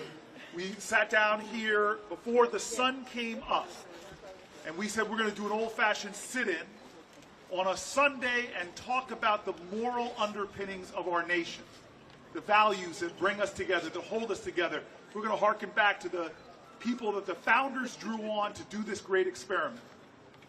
The commitments we have to one another, the arc of the moral universe that this nation, every generation, has grabbed hold of it and bent it more towards justice, liberty and justice for all, that ideal. And how that after 2 weeks on recess, Congress comes back tomorrow. And when they get back to this House, Republican leadership has said they're going to be pushing this bill that cuts billions and billions of dollars, hundreds of billions of dollars from services and support to Americans in order to give tax cuts to the wealthiest Americans. As Leader Jeffries said, renewing these tax cuts from the Trump years, over 80% accrue to the top 1%. And what they're doing in the shadow of the moral might of America and our religious traditions is that they're cutting food from the hungry, health care from the sick, support services for the elderly, resources for the disabled, and so much more. From Meals on Wheels to public education under assault, under attack. And the question is not what they are trying to do. The question is, who are we as a people? Will we sit idly by, or will we rise up, speak up, stand up, and with our nonviolent heart and creative action, can we take this moral moment and ensure that we protect our fellow Americans? That is where we are. And Leader Jeffries and I said we would come out here and sit for a good long time. As I said, we're rolling into our 5th hour soon. And invite people to join us physically. If you're watching online, this plaza is beginning to fill up. We have more and more people sitting down. God bless American University. You all are stalwarts. You were here in the cold hours. You were here when it was chilly. Now it's warm and easy. Come on out. But we're also asking people who are watching online to DM us messages from you. Our team is going to collect them all. We're going to start reading some of them. Maya, who was out here, was reading the names of people, speaking people's names, speaking to the experience of Americans who are struggling right now and face real challenge. And so we're inviting different speakers to come out. On my left is another senator. We're keeping count. There might be a little bit of a rivalry between the House and the Senate. I think the score right now is senators outnumbering House members, and there's only 100 of us. But maybe you can do your rebuttal. You can reclaim your time, and then introduce our guest. Let's be clear, we're on the House side of the Capitol right now. That's true. This is the people's house. Now, Reverend Barber mentioned that this is a time for us to put principles over party. principles over party. It reminds me, I think that's a powerful moment for us. Reminds me of the letter that Ulysses Grant was said to have sent at the start of the Civil War. Of course, the great general who subsequently became president. And at that moment of great turmoil in the country literally tearing itself apart, Grant wrote that whatever my prior political positions have been, my prior opinions have been up until this point, I have but only one objective now. And Grant then said, we have a government and laws and a flag, and they must all be sustained. Government, laws, and a flag, and they must all be sustained. And then he said something even deeper than that, because at that time in American history, there were multiple parties. We're in a two-party system right now, but there were multiple parties. And what Grant said is, there are but two parties in America right now, patriots and traitors. And at this moment, when Reverend Barber talked about the need for us to put principle over party, we're calling upon our Republican colleagues as we approach this budget to put the American people first, to center the American people, and the principle of making life better for everybody. Whether you're a Democrat or Republican, this is an American moment, and we need the American people to show up and stand up and speak up and partner with us, and we're going to get through this moment. We're going to end this national nightmare, and we're going to make sure America can become the best version of herself. That's what all of you represent right now on the steps of the People's House. And so we've been joined by a great advocate, a great leader, someone who actually does trace her roots to the House of Representatives in terms of her career. So we put that on the house tag, Corey. You got it. I got it. You get to Minnie Timaraju has been a long-time champion for reproductive freedom. Thankful that she's joined us here with her two children, who I think she'll introduce. But right now, she is the president of Reproductive Freedom for All, a great champion, a powerful voice, and an American leader. Thank you, Minnie, for joining us. Thank you, Leader. And thank you, Senators. You want to say hi? He thought about it. He thought about giving his speech. This is my, thank you, Senator Jeffries. Great to see you. Thank you, Senator Booker. Can I keep going? Oh, okay, thank you. This is Krishna, and this is Satya, and they are my twin boys. And you know, they wanted to come to the Capitol today. Krishna, I'm going to ask you to let me finish. No, you're gonna let me finish. Thanks, babe. I wanted them to come to the Capitol today because I wanted to talk about Medicaid. And one of the things that's the most shocking, and I think you've been talking about it already today, about the proposed cuts to this budget, which frankly could only be found in Medicaid, that there's no way to do what they're talking about doing without gutting Medicaid, would have a dramatic impact on our nation's kids, disturbingly so. And I think there's an untold story about Medicaid and how important it is for reproductive freedom. You know, I was just in Arizona with your colleague, Ruben Gallego, and we did a Medicaid town hall in a congressional district that I think we have some interest in. And we were talking to a lot of moms who, because they had Medicaid coverage, and Medicaid covers almost 50% of births in Arizona, 50%, and now has recently been expanded to cover postpartum, they've had a dramatic decrease in maternal mortality rates in Arizona because of Medicaid. I think it's so important to tell that story, especially as we have a maternal health crisis for Black and brown moms, right? So it's so critical that we protect this program. The other thing I wanted to say about Medicaid is how many family planning services are covered by Medicaid across the country. So STI testing, birth control, cancer screenings, cancer treatments, And when you think about losses and cuts to Medicaid, I want you to think about two things. I want you to think about clinics in your community. I want you to think about Planned Parenthood. We know the extreme right's been going after Planned Parenthood, trying to shut down Planned Parenthood. We know Donald Trump knows how deeply unpopular that is. But they can do it through Medicaid. They can shut down the nation's safety net family planning programs, including your Planned Parenthood clinic, the most trusted provider of care in this country. Most Americans got their first health care out of Planned Parenthood. They can shut it down through these Medicaid cuts. And when they shut down these clinics, even if you never had to have Medicaid, you might need it one day, but even if you didn't have to have it, the impact it's going to have on the critical care infrastructure in your state could mean you don't have care anymore. So that's what we've been running around the country talking about with a lot of your colleagues, and we're going to keep fighting. And I want Leader Jeffries to talk about why we are confident that this what they have referred to the Energy and Commerce Committee creates a conclusion, not from us as Democrats, but from the Congressional Budget Office. I want you to discuss that. But I just want to say that what you're spelling out here is that so many of the providers, the frontline providers of care in America, are providing services at margins that don't exist. That's right. That if the reimbursement rates do not cover the services that people are now providing, and so people like Planned Parenthood and others often have to rely on donations just to fill the gap.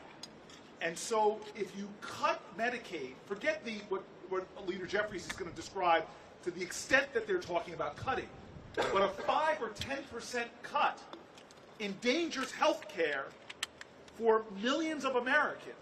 But even worse than that is a lot of the hospitals in the most remote areas, in our rural counties, already operate at a serious deficit. That they will face closures from rural areas in New Jersey, all throughout the Midwest. We are already hearing stories of what this will mean, because to pull out one of the financial rebars of what hospitals use to sustain the architecture of their total services. So even if you don't rely on Medicaid, you can still be affected by those cuts, by the very hospital you rely on. And remember, this comes in the wake of a president who is taking away Social Security offices. This relies on a president who is attacking veterans' care and veterans' services. We are seeing them taking away the kind of services we rely on, and the question we ask again is why? Why are you doing this? Why? Well, we know why.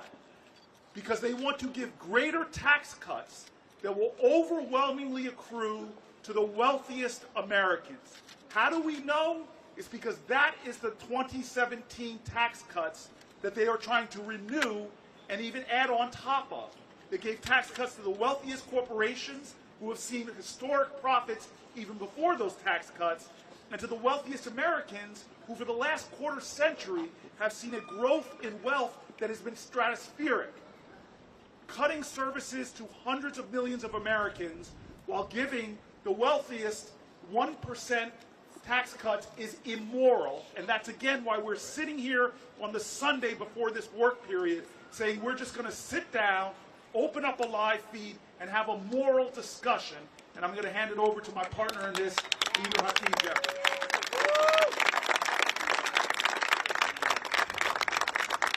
Thank you, Reverend Booker. But we're so thankful for all of you, the American people, who've come out at a critical moment, and we'll hear from our senator momentarily, who's joined us. But we're on the cusp of entering into an intense period where we're working hard to stop this reckless Republican budget. It only takes 4 Republicans on the House side and 4 Republicans on the Senate side to join us. And we can stop this reckless effort to enact the largest Medicaid cut in American history. Now, as Corey indicated, despite what they've tried to say up until this point, and they're going to try to deceive the American people, I think maybe in early to mid-February, after they had already frozen Medicaid disbursements across the country. Actually, this was the January Office of Management and Budget, unconstitutional freeze. They froze it. American people rose up. We were able to fight to get that rescinded.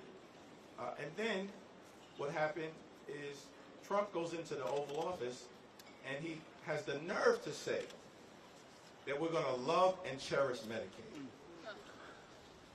They are going to destroy and undermine Medicaid. That's the truth.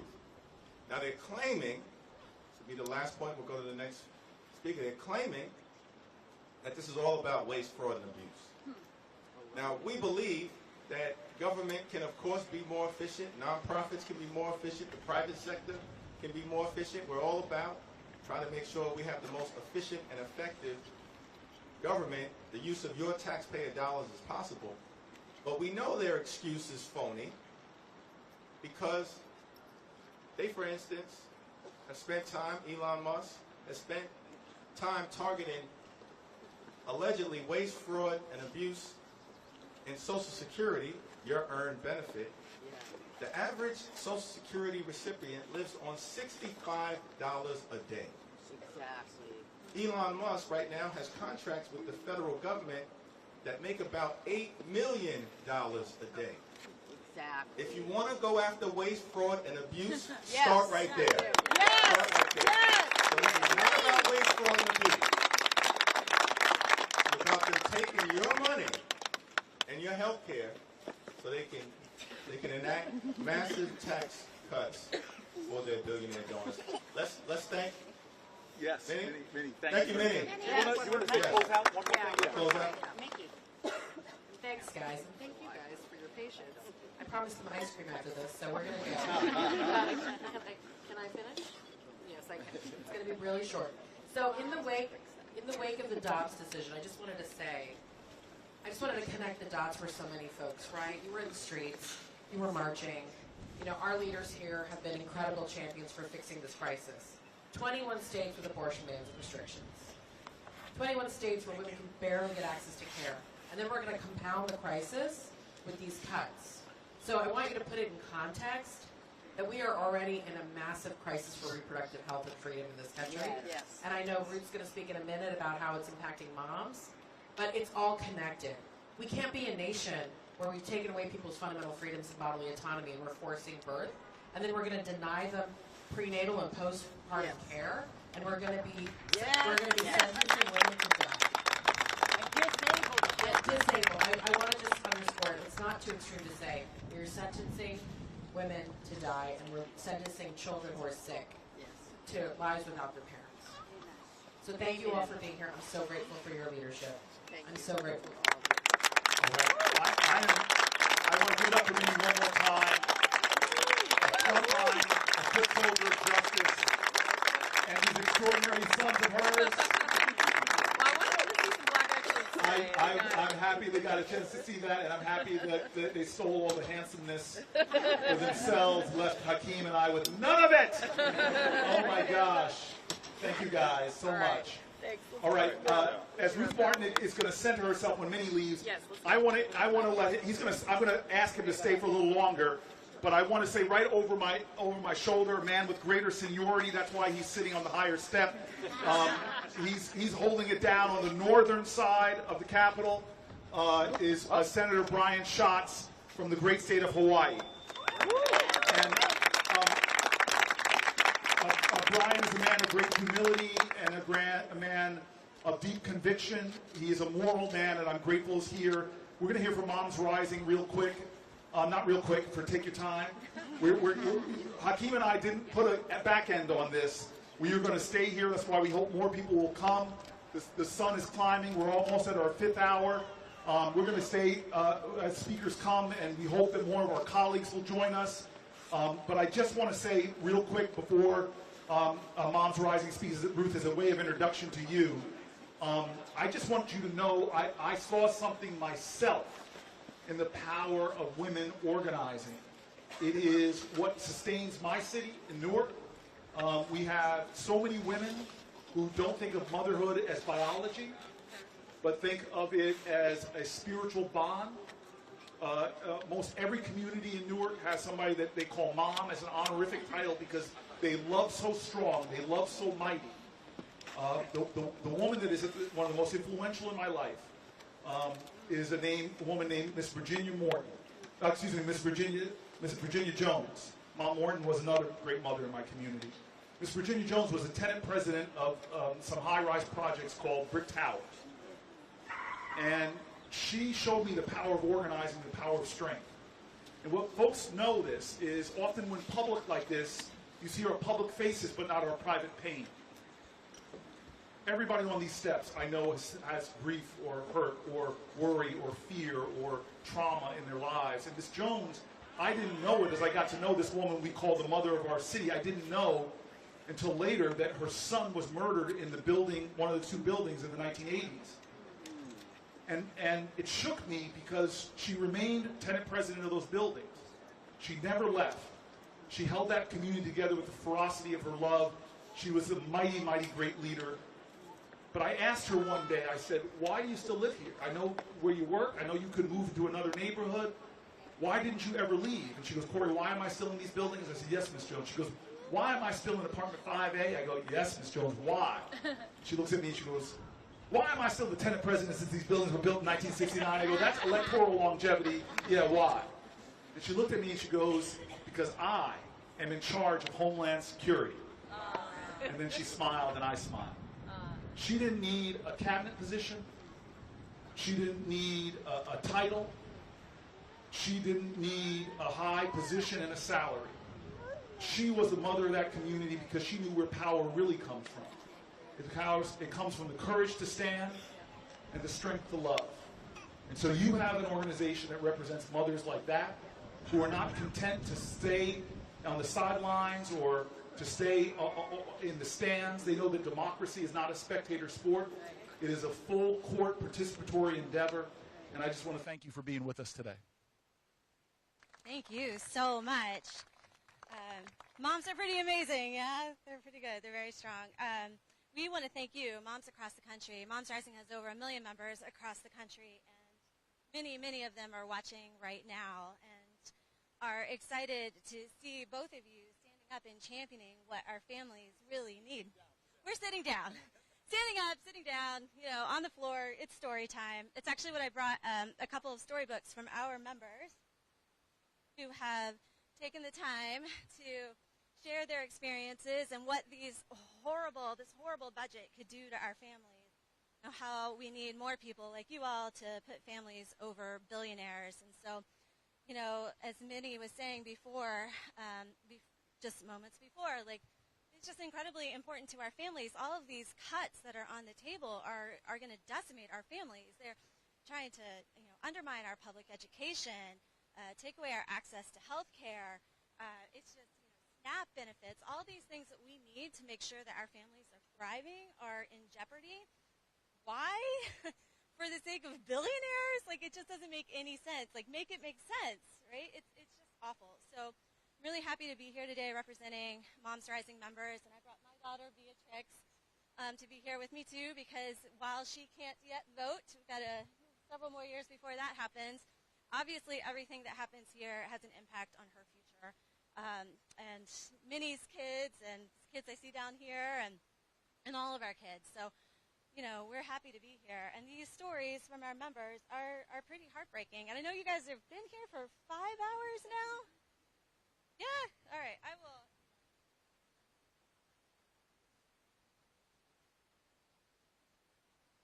So I'm going to read you Amber's story from Ohio. Streetsboro, Ohio. Amber says, I go to school to afford a child on my own. As of now, we barely survive. With SNAP and Medicaid and the current wages most days I don't eat the meals I cook so that my child can have leftovers the next day. I have faced homelessness for 8 months now, waiting for a home on the Section 8 list. I have relied on federal programs and churches to get me through this far. If those programs do not exist, I would have been homeless for a year waiting for Section 8. I have no family to fall back on. It's me and my daughter alone.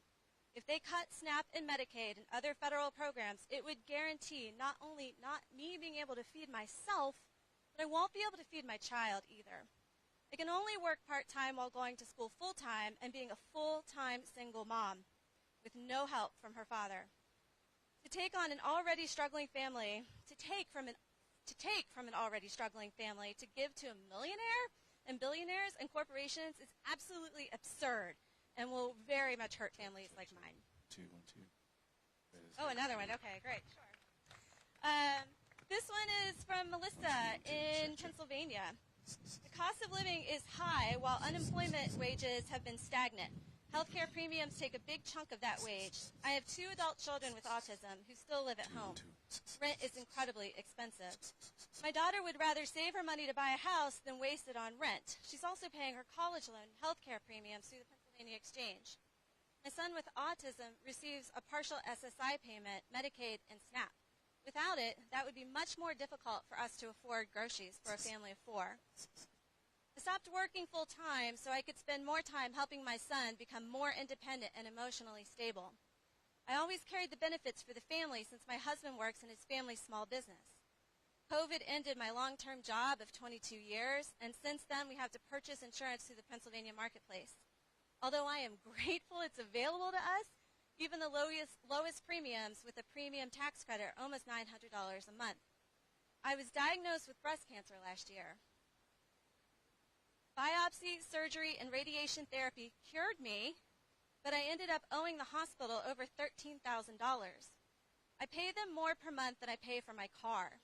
They have threatened to send us to collections if we don't pay the full amount. My husband does not want to risk our credit rating, and I have to make these payments for 2 more years. We have a middle-income family, and we have worked hard, and we have paid our taxes our entire adult lives and may have to work until we die because of decisions made by this administration. Awful. Thank you so much for your leadership and for presenting these stories, and it's going to be important for us to continue to lift up and elevate stories. We've been spending a lot of time on the Capitol steps talking about Medicaid, but Medicaid is not the only thing that is under threat, and you've done a great job in documenting that reality. In addition to the proposed efforts to try to cut health care from the American people, what they're trying to do in this budget is to cut potentially supplemental nutritional assistance by as much as $230 billion. That literally will take food out of the mouths of babies, families, children, veterans, and seniors. And you've had a lot of folks share their stories. I'll read one. This is Kat Cottonwood from Arizona. I received SNAP benefits. I had to reapply recently because I stopped receiving alimony, and I don't earn enough to make ends meet in the rural area where I live. I have a daughter in college. My daughter comes home, there is no adjustment for the added grocery bill. He will be home almost 4 months this summer, but I receive no additional benefits now that they're trying to cut. I receive no additional benefits because she lives in another state most of the year. And then she makes a profound observation. College students eat a lot. But at the end of the day, the effort literally to cut nutritional assistance is a moral outrage. And we're here sitting down on the Capitol steps urging the American people to stand up, and together we will stop this from happening. Please stay, because I know we're now running behind because we have some speakers lining up, but the stories you have in here are so important, and everybody's not going to be able to get this. I want to read one more from a state that unfortunately sits in the shadow of New Jersey. It's called New York. If anybody hasn't heard of it, I'm sorry, we got some sibling rivalry here, but this is from Bethany, from Jackson Heights, New York. And again, the reason why I want to read this is what you said. It's like there's an irony that we are talking about Medicaid, but there's so many other things that are being cut. Support for children with disabilities. But the absurdity that this letter points out, and you'll hear her in her own voice, but this is the absurdity in our nation right now. We have a president and Elon Musk and others talk about we want to have more babies. We want to see more babies being born. But they have no intention of supporting moms who struggle in America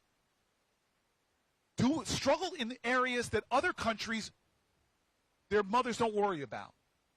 The cost of childcare in America is more expensive in about half of our states than tuition at a college.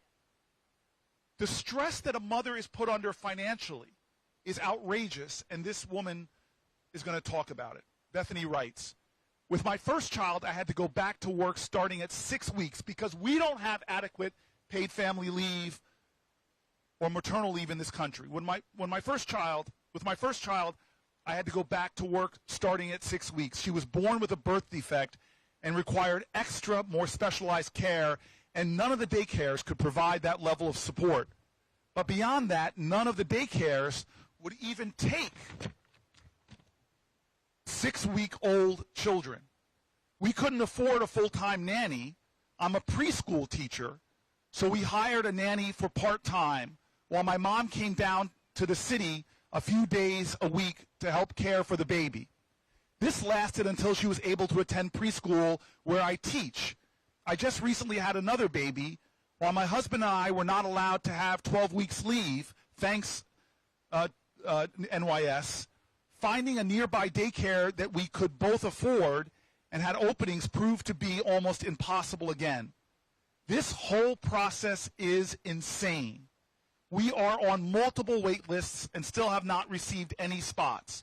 We are lucky in many respects because my work hours are short and my husband works from home, so we are able to get by with another part-time nanny share situation for now. But it also means we are spending a huge chunk of our income on childcare. The system is totally broken. What we should be doing is not cutting programs to support mothers, but investing more, because there's no better return on investment than investing in mothers and children in America. We want to say thank you very much for being, thank you so much, and we're grateful. And please, I hope there's a lot of moms watching this. Continue to tune in, share the link, share your stories. We're going to be recording them, go into DMs, but thank you very much. Thank you. Thank you very much. All right, I know we have, Brian Schatz is still here. You okay to wait for a little while long? You're okay to wait. So we are now going to bring up Lindsay Latham. Oh, we're going to go down to Lindsay. Everybody else stay put. We're going to weave down to Lindsay. And she is a parent advocate. Her husband, Toby, her son, Calvin, is here. And daughter, Lucy. I see you, Lucy. Lucy, I'm coming.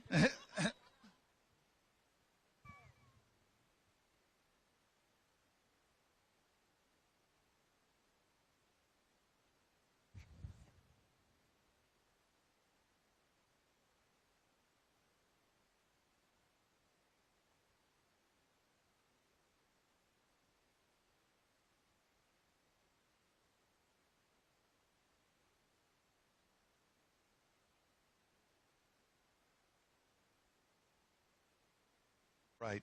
Thank you very much, Lucy's mom. Hi, thank you so much for having us. I'm Lindsay Latham, and this is, do you want to introduce yourself on your talker? No? Okay. This is Calvin, age 11.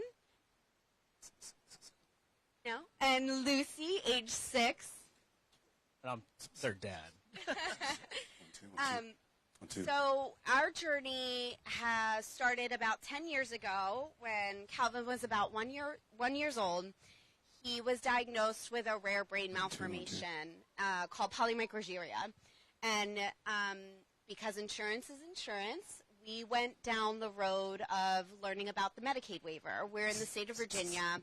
And currently in the state of Virginia, I'm sorry, you're right. Thank you, Calvin. Currently in the state of Virginia, there are two types of waivers. So he is eligible for Medicaid based on his disability, and he also receives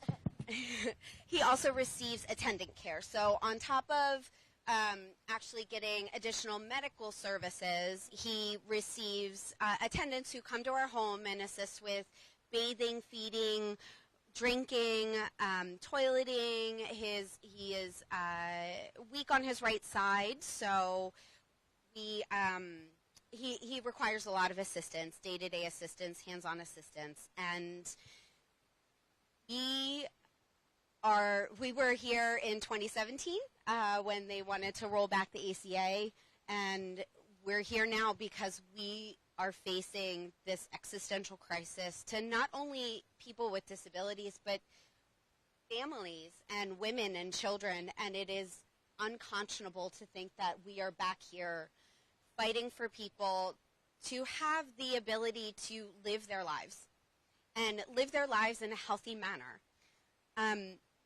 To get Calvin ready for his day, he requires anti-seizure medicines. He takes four in the morning and 4 at night, including drooling medication. And Calvin has 3 insurances. His third insurance is Medicaid.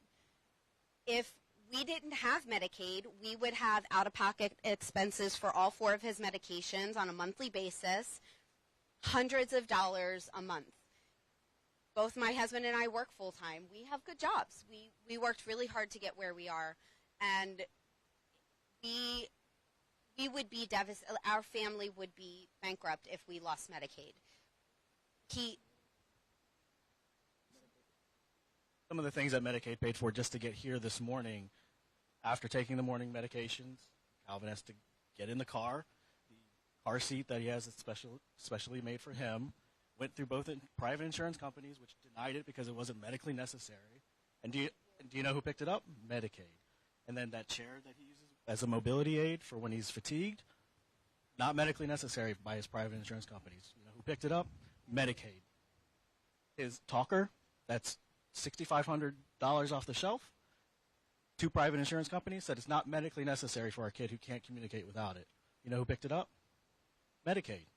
So to say that Medicaid isn't going to affect families,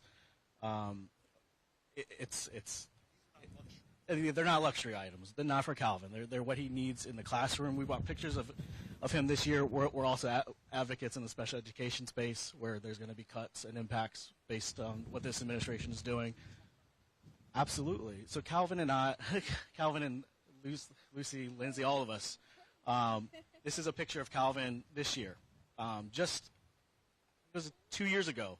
We were in this tough discussion with the school district about moving him exclusively to a classroom for kids with intellectual disabilities because he could not communicate what he was learning. But we knew that he was picking up subject matter in the classroom, and he had quote-unquote behaviors. And they also wanted to move him out of the gen ed classroom because of the behaviors that he was exhibiting. But we were confident that he was exhibiting the behaviors because he couldn't communicate what he was learning in the classroom like his peers were. So we pushed and pushed and pushed for the supports for him to stay in his gen ed classroom. And that's him acing his first test in his gen ed class, subject matter class, because he got the supports that he needed to use that system of communication to tell his teachers what he was learning in the classroom.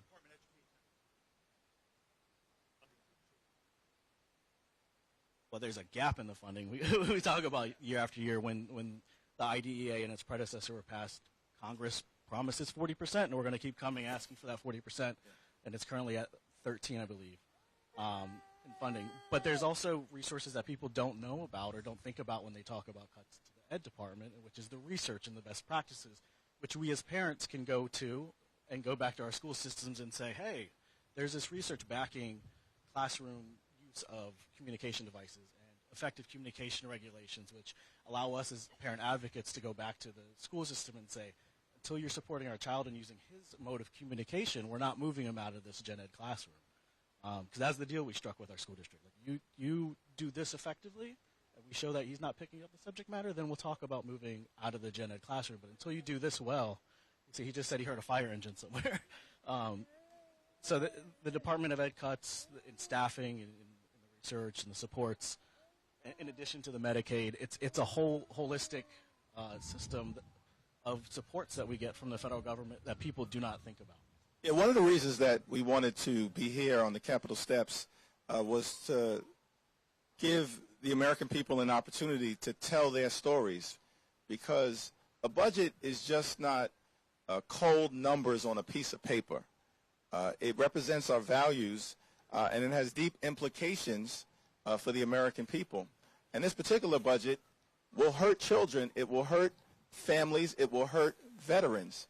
And so we want to thank you for elevating these stories. Thank you for your resilience. Thank you for your presence. Some of my colleagues who serve in this Capitol talk a lot about family values. But that's rhetoric. That's rhetoric if at the same time you're talking about family values, you're undermining American families, and we're not going to stand for it. We're not going to stand for it. So we really appreciate your presence. I don't know if you have any concluding words. I would just say that all of this is intersectional. We have funding from Medicaid that goes to the schools across this country that help occupational therapists, speech therapists, physical therapists. That doesn't only affect kids with severe disabilities like Calvin. That affects everyday kids. There might be interventions that are required. Our paraprofessionals, some of them are paid through Medicaid, and it is incredibly important to understand the intersectionality between our schools and our community-based services. The idea that HHS is cutting the budget for people to live in their communities and have supports. The disability community has fought for decades to be in their community, to live in their community. And it has only been 30 years since Olmsted. Not even 30 years since Olmsted. So you're seeing more people in your community. Oh, I'm sorry. Olmsted is a Supreme Court decision, and I'm not the attorney in the family. Toby is. So going back even further, it's not even since 1975 that kids have been required to be in the school buildings with their peers. 1990 we got the ADA. So all of these laws on the books have, you want me to hold it closer, have gotten people with disabilities in our community, so we're seeing them more often, and people are still getting accustomed to it. But Olmsted was a decision in 1999 where the Supreme Court said that under the ADA, folks have rights to have their services and supports provided in the community so they're not segregated. And so for people who are thinking, I didn't see this in my day, it's because you didn't, right? And it's a good thing that's happening, and there are growing pains that go along with it. But we all, as a community, can go through those growing pains together to make sure that kids like Calvin, because that's why we advocate the way we do. I'm an introvert. I don't want to be out here. I'll be dead the rest of the day. My energy will be gone. But we get out here because Calvin is Medicaid.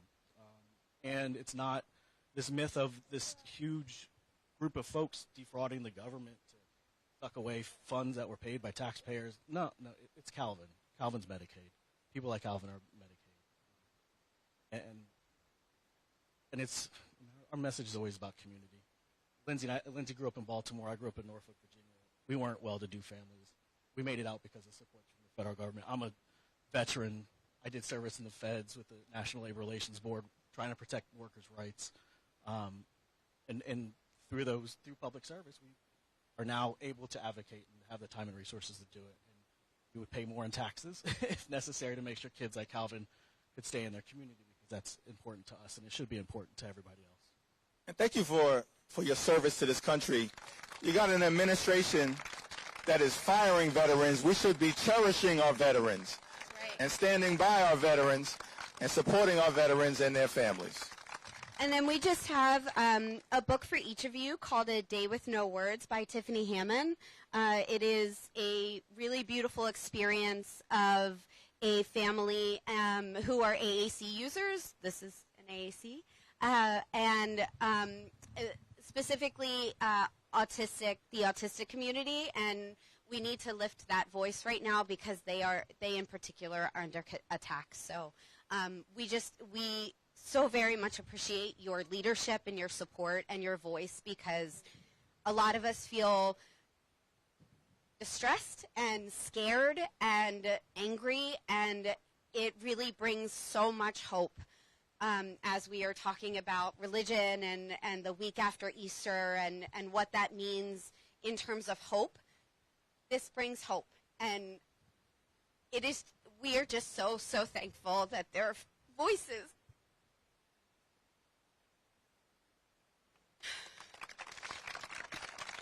So thank you. This is what it means. This is what it means to be a beloved community. We love one another. We look out for one another. We stand for one another.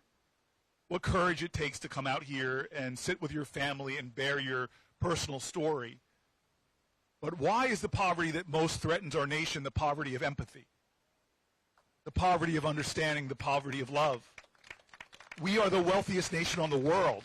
Families shouldn't have to come every 4 years and beg to preserve programs that should be fundamental to a nation this great. We are a loving society. And I'll be damned, we are going to fight to protect these programs. We are going to fight to protect these services. We are Americans. We stand for each other. We love each other, and we will continue to work together. Thank you all for being out here. Thank you. Leader Hakeem, could you walk that microphone up to Brian Schatz? Ladies and gentlemen, the senator from Hawaii. And we've got a congressman who has joined us. Balance the scales here. That's right. I mean, because us senators outnumbering you, man, and there's only 100. No, not at all. Not at all. Congressman Gil Cisneros from California. Yes. Who served this country in uniform. I think we should defer. I think we should defer to the House member first. We'll go to Schatz. No. I think you said okay. Come on, let's go to Schatz. Come on, let's all walk upstairs. Let's all walk up.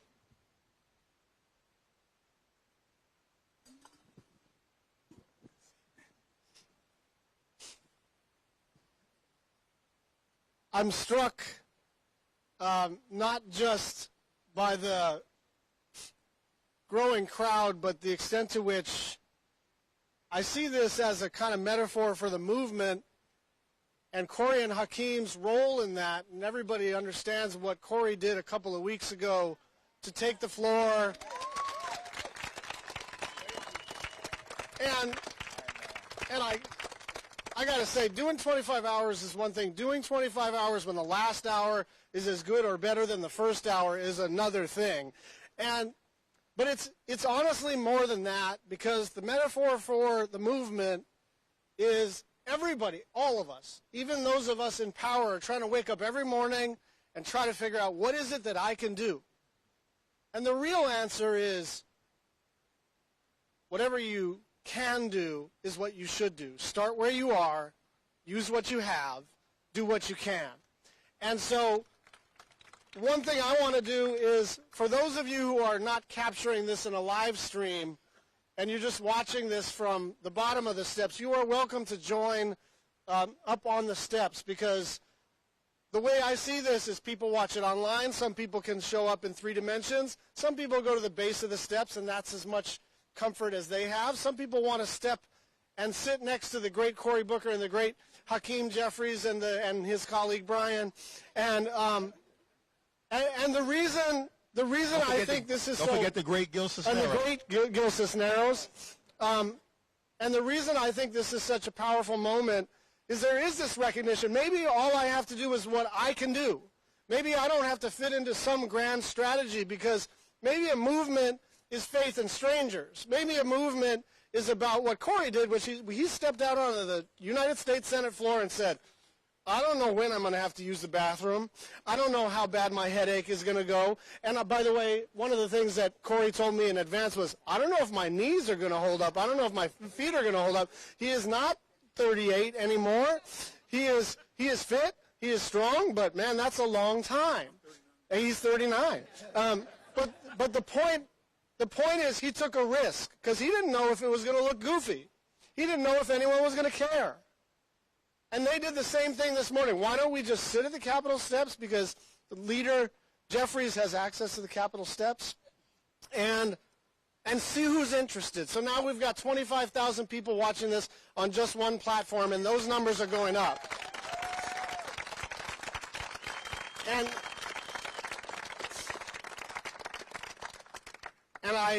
I would be remiss if I didn't mention one of the highlights of my career in the United States Senate, which was, we were over there in the other chamber on the steps, Cory and I, on Facebook Live, back when Facebook Live was the main platform, and suddenly John Lewis is sitting next to me, and I'm thinking, I'm like floating out of my body going, is that John Lewis sitting next to me, and we're talking about the Affordable Care Act?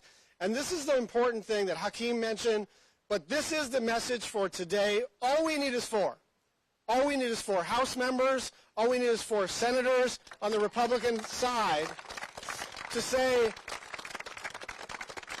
I refuse to shut down rural hospitals. I refuse to punish the sick and the disabled and children and the elderly and people who need a little help with their groceries. I refuse to do that. And last time, when we were fighting over the Affordable Care Act, it did feel unwinnable. We had 2 no's, and we needed a third, and everybody understands that John McCain moment. That is not some historical incident that we can all read about like it was not something we participated in. We won that fight because we fought that fight.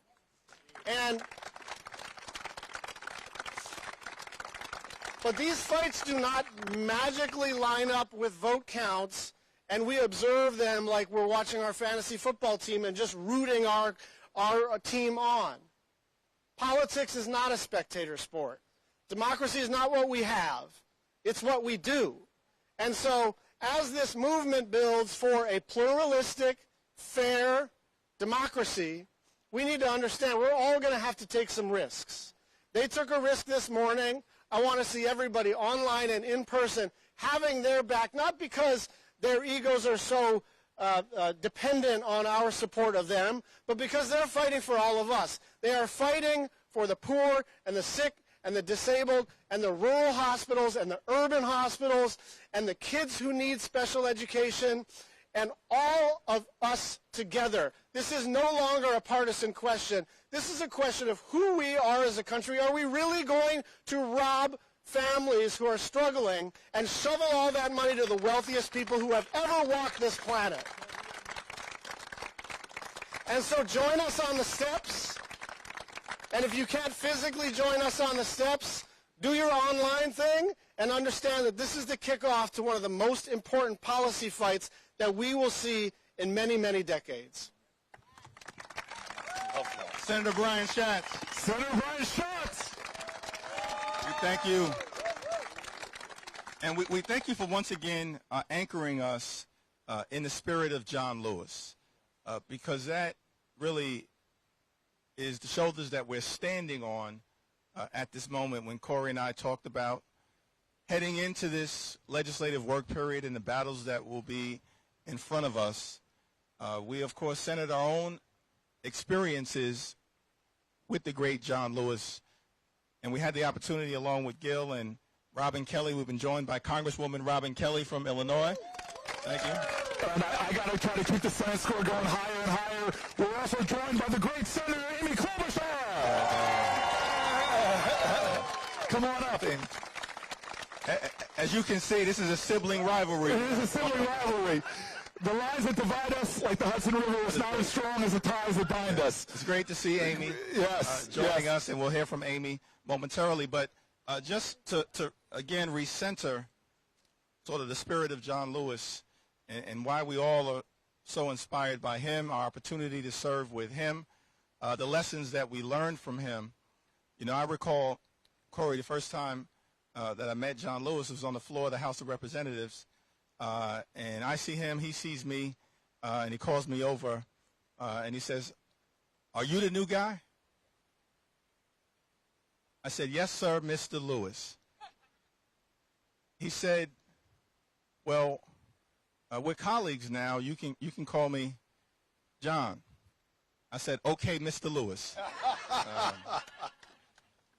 Because he's an American hero. And then he said, "You from Brooklyn, right?" Now, I got to admit, Amy, I was tempted to say, Brooklyn is always in the house. But instead I said, "Yes, Mr. Lewis." And then he said something to me that was interesting. He said, "Well, I'm hearing some good things about you from your predecessor, but Washington, D.C. can be a tough place, a tough place. So I don't want you to get into any trouble unless it's good trouble." Yes. And we're here to get into some good trouble on behalf of the American people. Yes. On behalf of the American people. Necessary trouble. Necessary trouble. And so let me yield to one of my colleagues, Gil Cisneros, from the great state of California, who served this country in the Navy, wore the uniform, and now is serving this country in the United States House of Representatives. Give it up for Gil Cisneros, joining us all the way from California.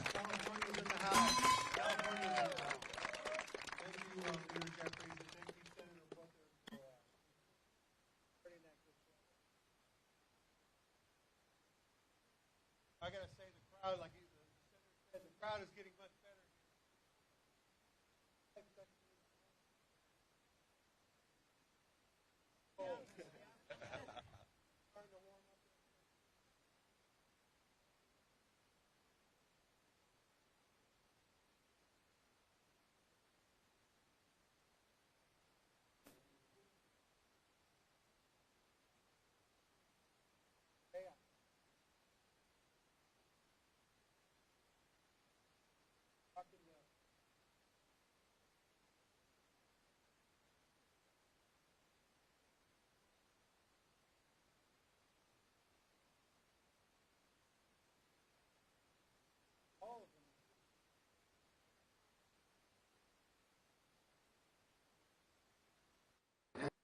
Just don't know what the hell's going on.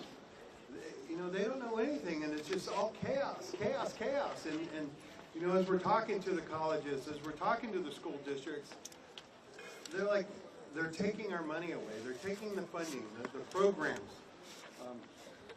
You know, I worked at the Pentagon, and I was the first ever Chief Diversity and Inclusion Officer the Pentagon ever had at the Department of Defense, where we did a lot to ensure that we were, you know, taking care of our people of color, the officers, to give them that chance to rise up through the ranks, whether they were, as I said, people of color, or they were women, or they belonged to the LGBTQ plus community, to ensure that they had an equal opportunity to go and succeed, just like everybody else.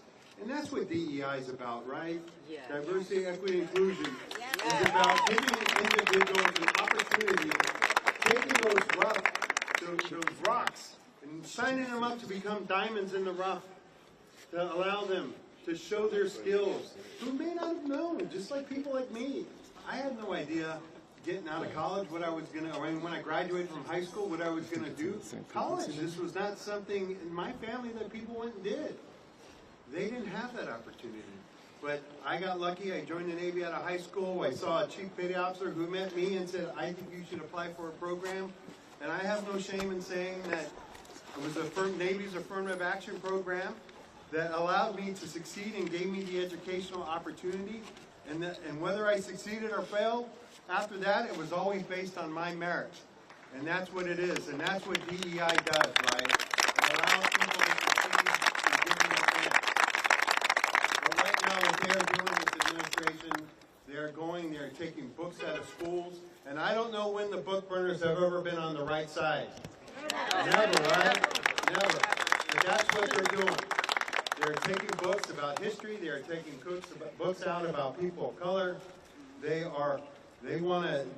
don't want to allow people to succeed. They don't want to allow people to educate themselves. But that is not what we can't allow them to do that, and we're not going to allow them to do that. We need to make sure that we keep fighting for health care. I'm proud to be a veteran. I'm proud to have worked, as I said, at the Pentagon. Federal employees that work their ass off every day to keep this country running, that are overtasked, constantly overtasked, but get the job done and continue to get the job done. And they want to get rid of these hardworking individuals. They want to get rid of our veterans. 30% of federal employees are veterans. They want to get rid of them.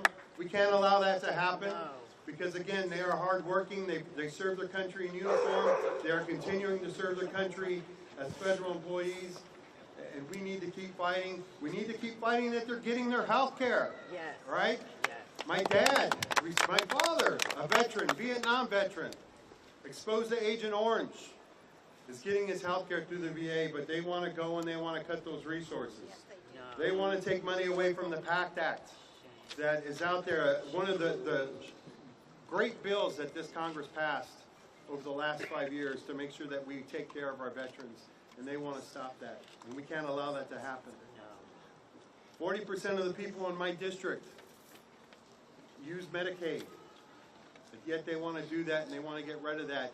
And we can't allow that to happen. But the movement, and we all know this, the movement has to start with the people. So you all showing up out here today, you all raising your voices, you all coming out. We need to keep that momentum going. We need to keep it going, right? Are we going to keep it going? Are we going to keep fighting? Are we going to let them know they're not going to take our country? All right. We got to do it. You are the momentum that's going to keep us going. So let them know and let them hear you. And thank you all for coming out. And thank you, Senator Booker, and thank you, Leader Jeffries, for continuing to fight and showing your leadership. Thank you very much. All right, now, thank you. We got a revival here, folks. So this is exactly what I wanted. The crowd is growing. We have speakers coming up. On deck, not next, but on deck is Amy Klobuchar, who I want you all to know, as a college football player, you go to the Midwest, you fight against some really tough, big people. It wasn't until I got to the Senate that I think the toughest person from the Midwest is definitely Amy Klobuchar. But one might be a contender. There might be a contender, and Congresswoman Kelly is after that. But before we do that, we want to keep recentering to how we began almost 6 hours ago. Almost 6 hours ago, Just two of us on the Capitol. just as two of us, Hakeem and I came out there when it was cold.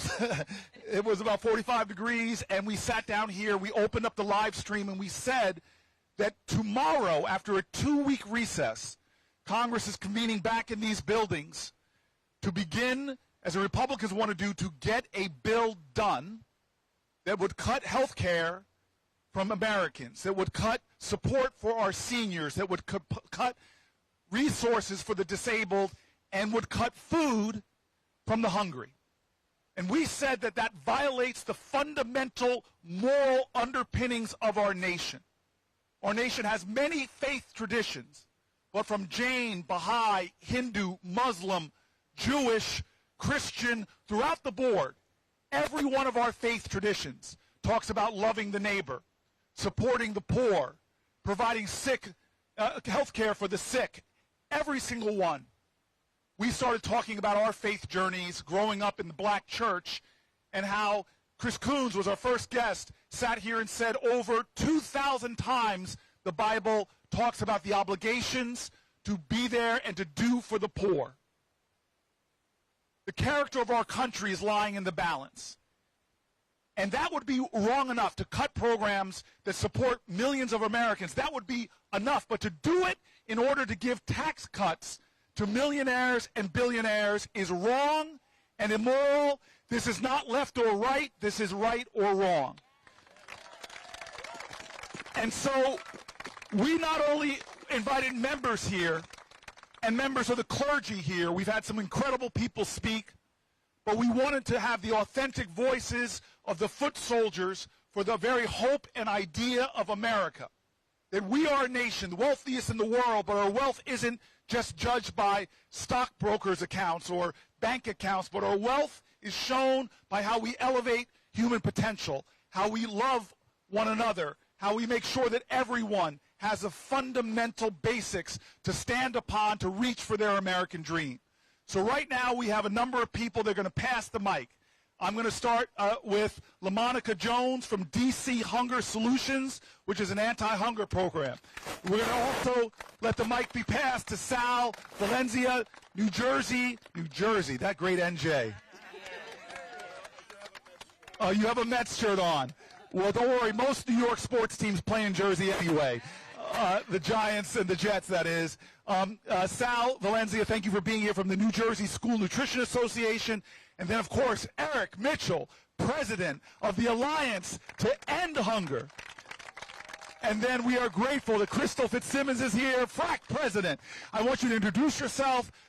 Feel free to talk about your own faith journey, why you do the work you're doing, and what your influences are, and then the urgency of this moral moment as it affects the people you serve.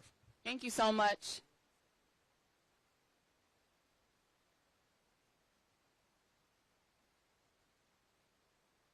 Thank you so much, Senator Booker and Leader Jeffries, for one more time. One more time. Whatever gets the job done. Thank you again, Senator Booker, Leader Jeffries, for having us all here this morning and for setting an example.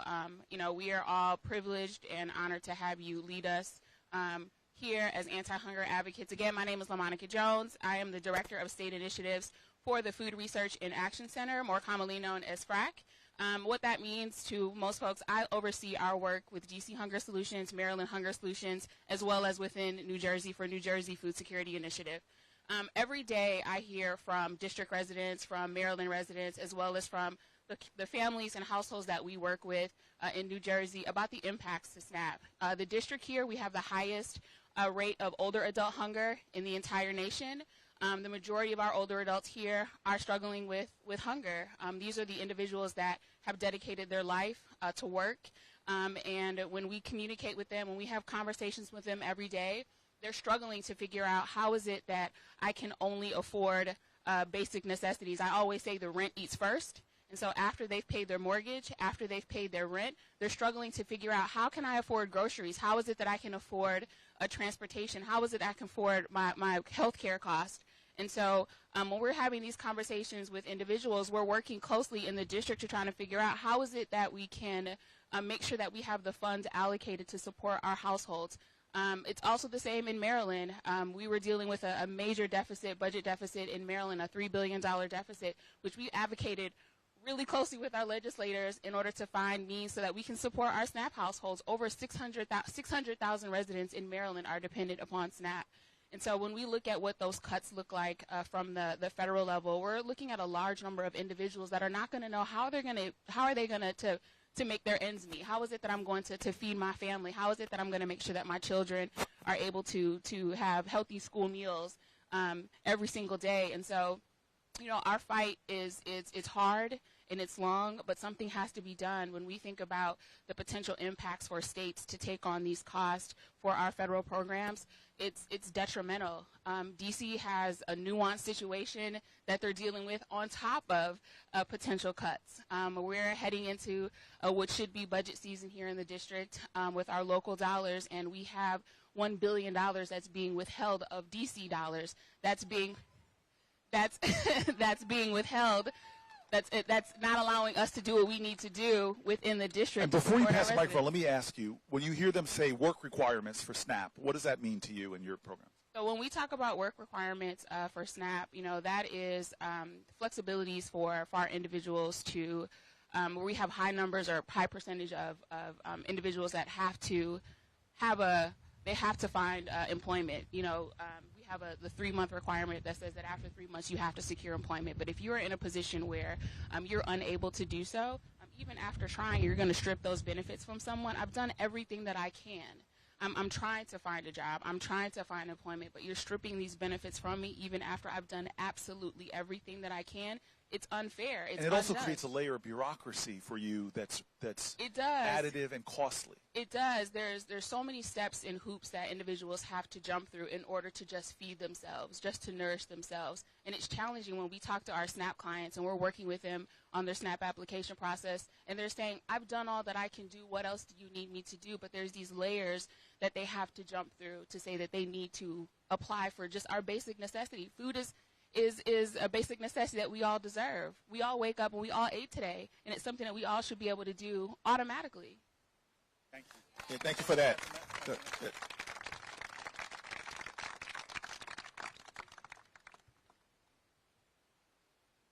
Over there. Thank you. My name is Sal Valenza. I've been providing food that is delicious and healthy to students that are hungry for over 30 years.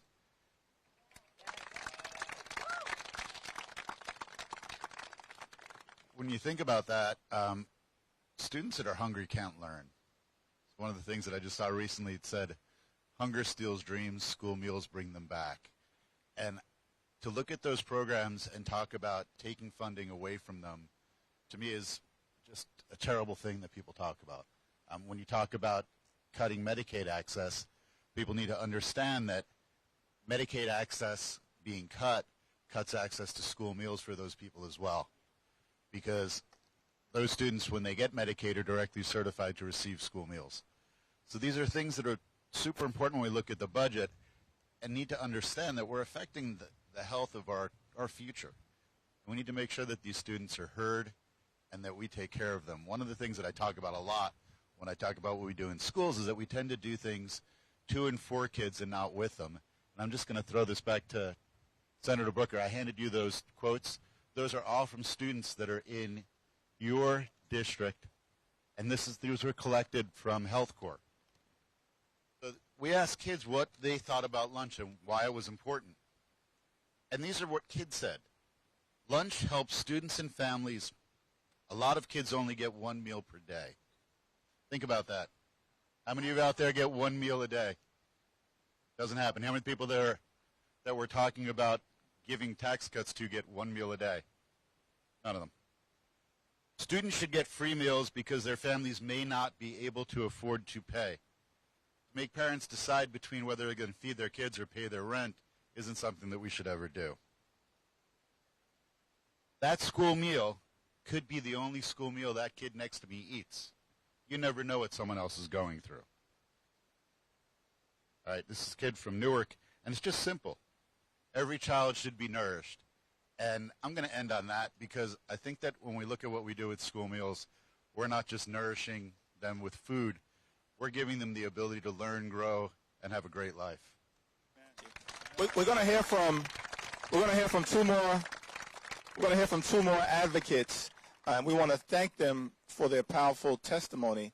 I think it's important to make a point that, America is the wealthiest country in the history of the world. Yet it's estimated that there are as many as 50 million Americans who are hungry or food insecure, and millions of children. That's a stain on our society. It's a stain on our society. And this budget goes in the exact opposite direction of where we should be headed. Here in America, it's our view that we shouldn't have a single hungry child, a single hungry veteran, or a single hungry family. And that's the direction that we need to go in the United States of America, not cutting nutritional assistance. So we thank the four of you for your advocacy and look forward to your continued testimony. Just want to foremost just thank Leader Jeffries and Senator Booker for bringing us here this morning. I woke up a little over before 8 o'clock this morning, logged on. It literally was only three of y'all up on stage.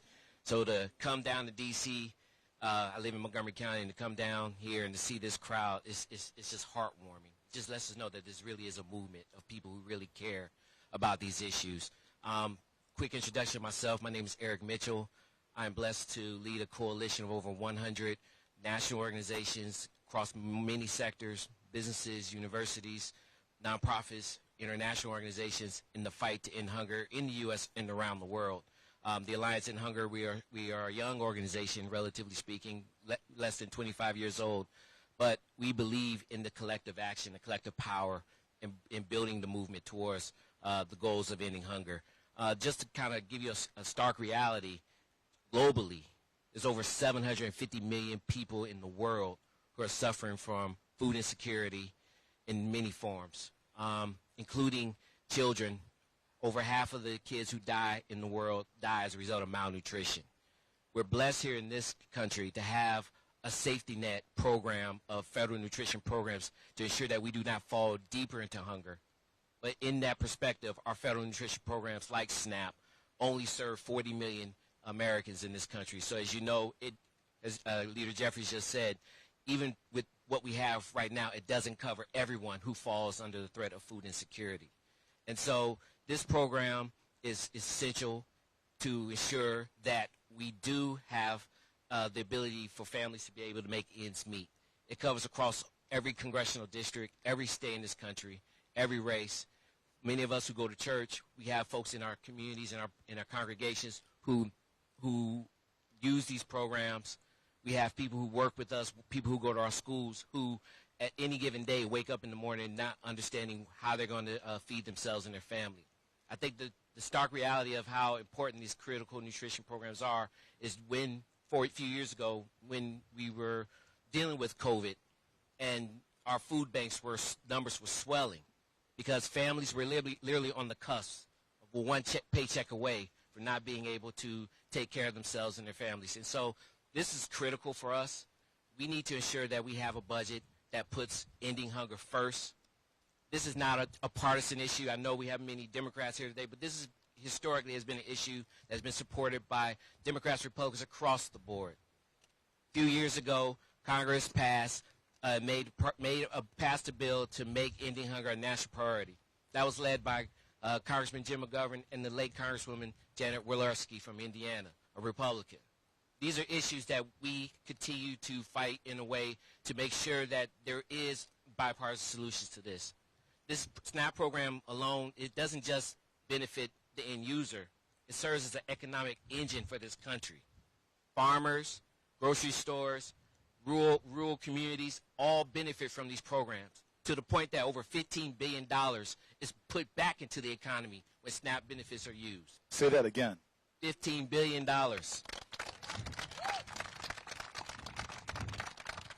And so if you want to make America stronger, more prosperous, more secure, you don't do that by ripping the very fabric of this country and taking away the ability to have families who need it the most to be able to feed themselves and their families. So I want to thank y'all for this opportunity. Thank y'all for the leadership. We want to thank you for speaking truth to power, being here in this sacred civic space to talk about the moral obscenity of poverty in our country and the challenges. We've got one more speaker.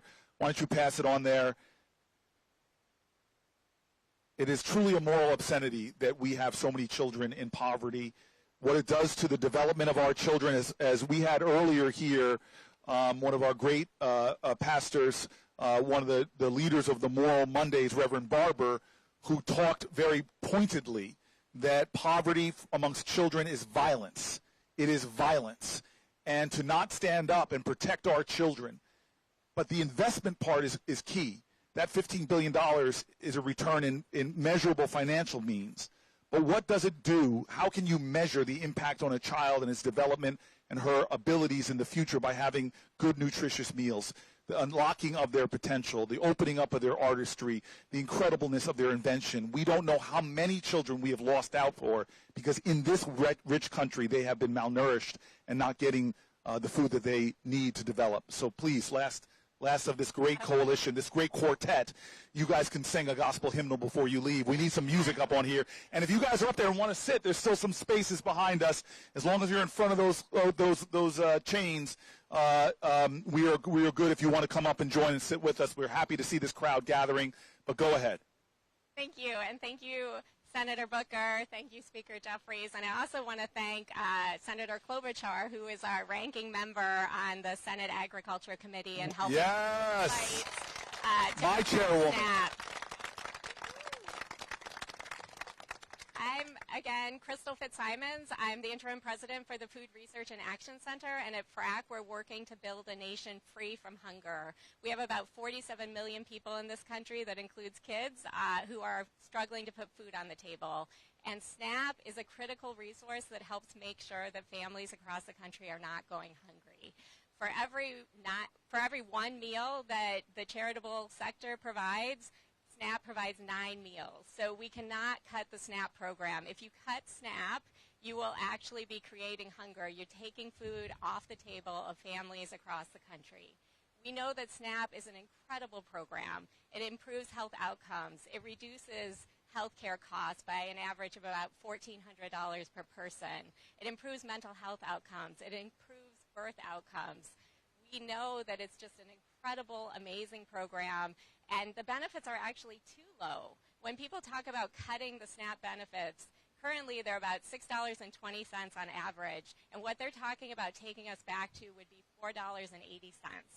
Can you imagine trying to feed your family for $6.20 per person per day, and going back to less than $5 is just shocking.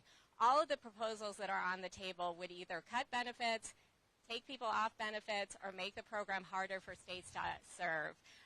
Cutting the program by $230 billion. I can't even believe that they're talking about cutting it by $230 billion is going to increase hunger across the country and have devastating effects. We do a lot of story collections from families, and we've gotten lots of stories from veterans, from seniors, from families with kids who are struggling. And the common theme is that this will be devastating to them. They're struggling to make ends meet. We are seeing families really struggle to cover the costs of high food inflation, to cover their rent, and this will just make it even harder for families. So we really need Congress, when they come back tomorrow, to all come together and recommit to ending hunger in the United States. That is a core value for us. If we want kids in this country to thrive, if we want to have a productive workforce, if we want to be safe, if we want to give older Americans and veterans and people with disabilities what they need, we need to end hunger in the United States, and we need to not cut SNAP or any of the other federal nutrition programs. Thank you very much. Please give it up for these four incredible foot soldiers in the fight against hunger in America. Fabulous four. Fabulous four. We know that this administration has already cut Meals on Wheels to our seniors, vital food programs going to our seniors. We know they've already attacked school lunch programs. But we are seeing in this next work period, they're going to begin to go after SNAP.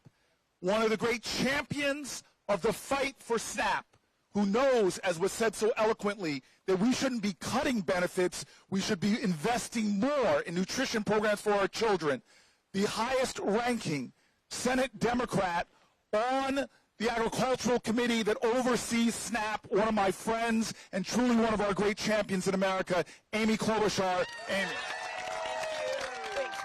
Thanks, Corey. I love that this, I'm losing my voice out here. You'd think I was out here at 6 a.m., but I love that this started with 2 people, and then 3 people, and then 5 people, and now all of you, and it's only going to grow during the day, because that's what organizing is about. And I want to thank Corey, I want to thank Hakeem, and all the members that are out here, but I mostly want to thank the people that just turned on their stream in the morning, saw it, and decided to come out here. Because what's going on in this country right now is going to take everyone to stand up. There's a reason it's sunny on this day, because we need that sunshine to go right into this Capitol. We need this sunshine to be showing what these guys are doing right now and the horror of what is happening in our country. So I just spent, which is why I lost my voice, I went on a 19-county tour in our own state. And the people that showed up there maybe aren't on this live stream right now. They are people that just finally realized what was happening to them.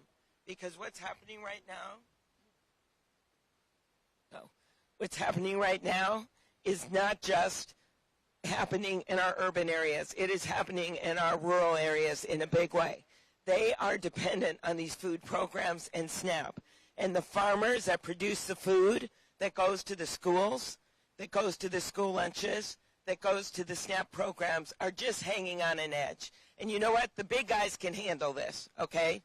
The big guys, whether it's in agriculture or whether it's CEOs going to the White House or whether it's investment bankers having people in, the little guys, the little farmers, the soybean farmer I met with in rural Minnesota, the woman who runs a little company called Busy Babies, they aren't invited to those rooms.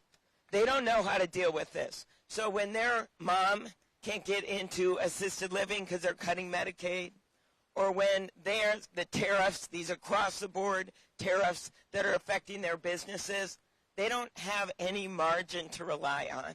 So that's why this is a social justice issue. This is an economic issue. And when you look at what's happening right now in farm country, they're waking up. I was one of our smaller town halls, and a woman was there, maybe would have been one of you, holding a sign that said, "This is not normal." And the farmer sitting next to her has never been to one of these things. He looks at her and goes, "I'm normal." And she goes, no, that's not what I mean. She's like, this is not normal what's happening right now, but there's a lot of normal people whoever you are that are affected. He goes, okay, I get it, I get it, I get it. Those quiet voices that don't always talk, they're rising up right now. They're rising up right now, and they're showing up. So the people that are watching on the live stream, I want you to make sure you talk to someone that doesn't always go to these things and talk to them about hunger and what we're seeing in our country. Tell them what's the truth. Costs are up. Chaos is up. Corruption is up under this administration. And that's why these sit-ins and people coming out and getting out of their shells and having the hope that we can have a better world is so important right now.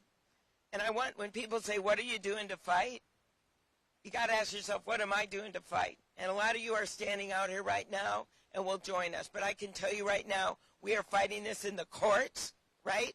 We're fighting it in the courts where 90 judges, Republican-appointed judges, Democrat-appointed judges, are standing up and saying, no, this is unconstitutional. We are fighting it in Congress, where all it takes, as Hakeem and Corey know, to have 4 Republicans stand up in the House, 4 Republicans stand up in the Senate and say, no, we're not going to do these tariffs. We're not going to cut Medicaid. We're not going to take lunches away from kids. Remember that number.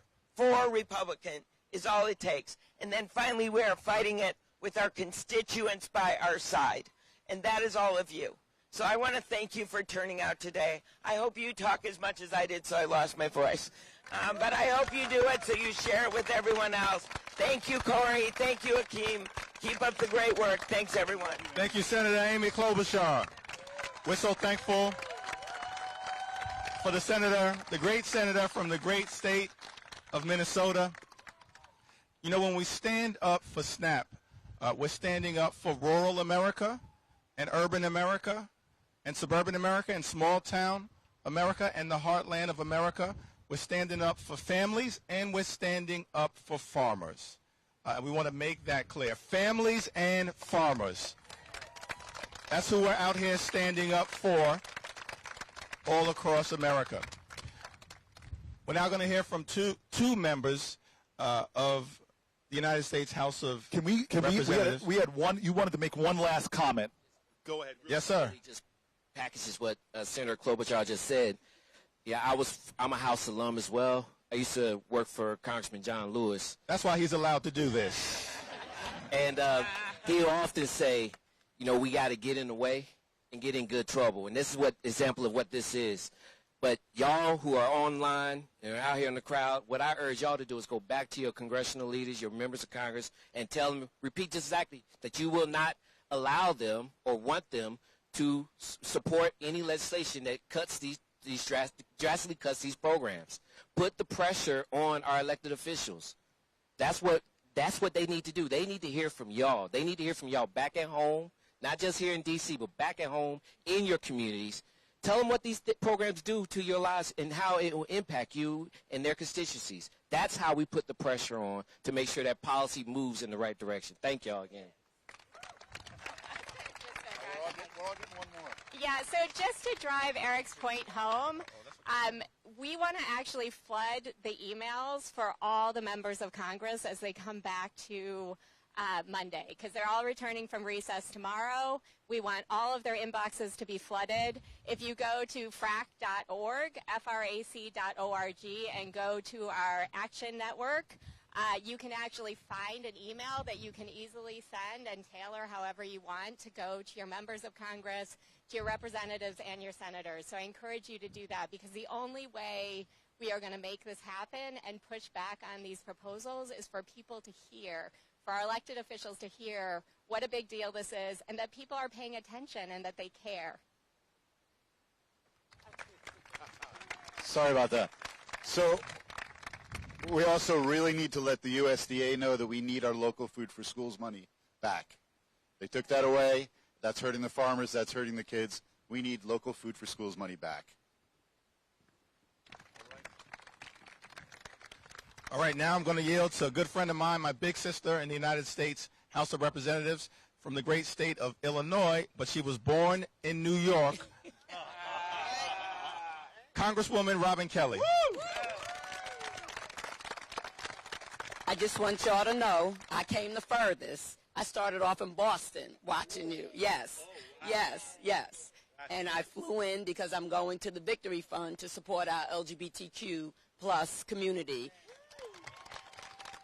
But I just wanted to thank Senator Booker and my little brother, my fantastic leader in the House, for what you are doing today and how you have gathered all of us. Thank you, thank you, thank you. It takes leadership, and you two are great leaders, along with Senator Klobuchar.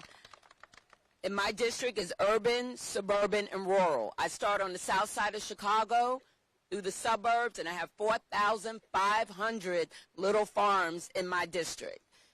4,500. The girl from Harlem, 4,500 farms in my district. So I hear all the sides, and my parents had a mom and pop grocery store, so I know, as the gentleman said, how it's all connected. If people can't buy food, the grocery stores, don't hire as many people, they can't buy as much from my farmers. Illinois is #1 in soybeans. Their #1 customer is China.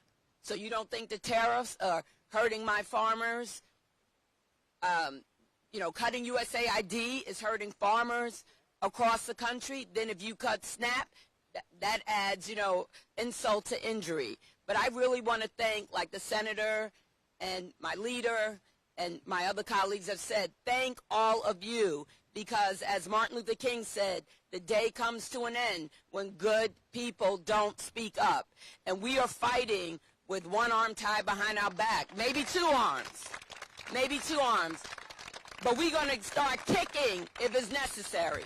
But we need you to be there with us. We are partners in this struggle. We are partners in this struggle. We are all in this together. So don't forget that your voices really do count. So we do need you to call your representatives, not even the federal ones, on every level, to let them know that you are watching and that you vote. And I just want to say, last but not least, in my district, if Medicaid is cut, I have 753,000 people in my district. 300,000 people will be affected. 190,000 people will be affected by SNAP. That's just my district alone. If they continue with the Department of Education, almost 7,000 teachers will lose their jobs. So I need you. I need you fighting with me, and I've been fighting, and the leader puts us to work. I've had town hall meetings, tele-town hall meetings, meeting with my school superintendents, every single thing that I can do to encourage everybody to speak up. So thank you for being here. Thank you guys for your leadership. You are the best. Thank you. Thank you, Robin Kelly. Thank you, Robin, from Boston all the way down here. We thank her. Thank you, Amy Klobuchar. Thank you, Amy. All right. Robin. You can come up to the Capitol steps if you want to sit here. I know the crowd's getting big, but I want to thank little Catherine. How old is Catherine? 4 years old. She came out here and delivered me this gift of a picture. Thank you, Catherine. We love your picture. I'm saving this from the day. Who's next up? So next up, we've been joined by another distinguished member of the United States House of Representatives, one of our newer members, but he's off to a tremendous start. He represents the great state of Rhode Island, and in fact, I believe is the first Ghanaian American ever elected to the House of Representatives, Congressmember Gabe Amo. Thank you, leader. All right. I'm so grateful for your leadership, Senator. Thank you for your leadership, and thank you really to everybody who's out here. I spent the last couple weeks having a lot of conversations with people at home, and they're afraid. They're scared. They're not scared because of, the craziness of these cuts. They're scared because of what it means to our values. Our values. What do we stand for? So, you hear government programs all the time. Medicaid can be abstract. To me, it means dignity for those with disabilities.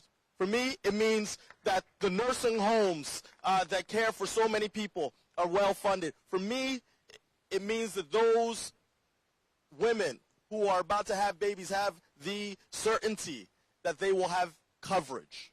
For me, it means so many things, and we have to continue to speak to those values. What do we stand for? A budget.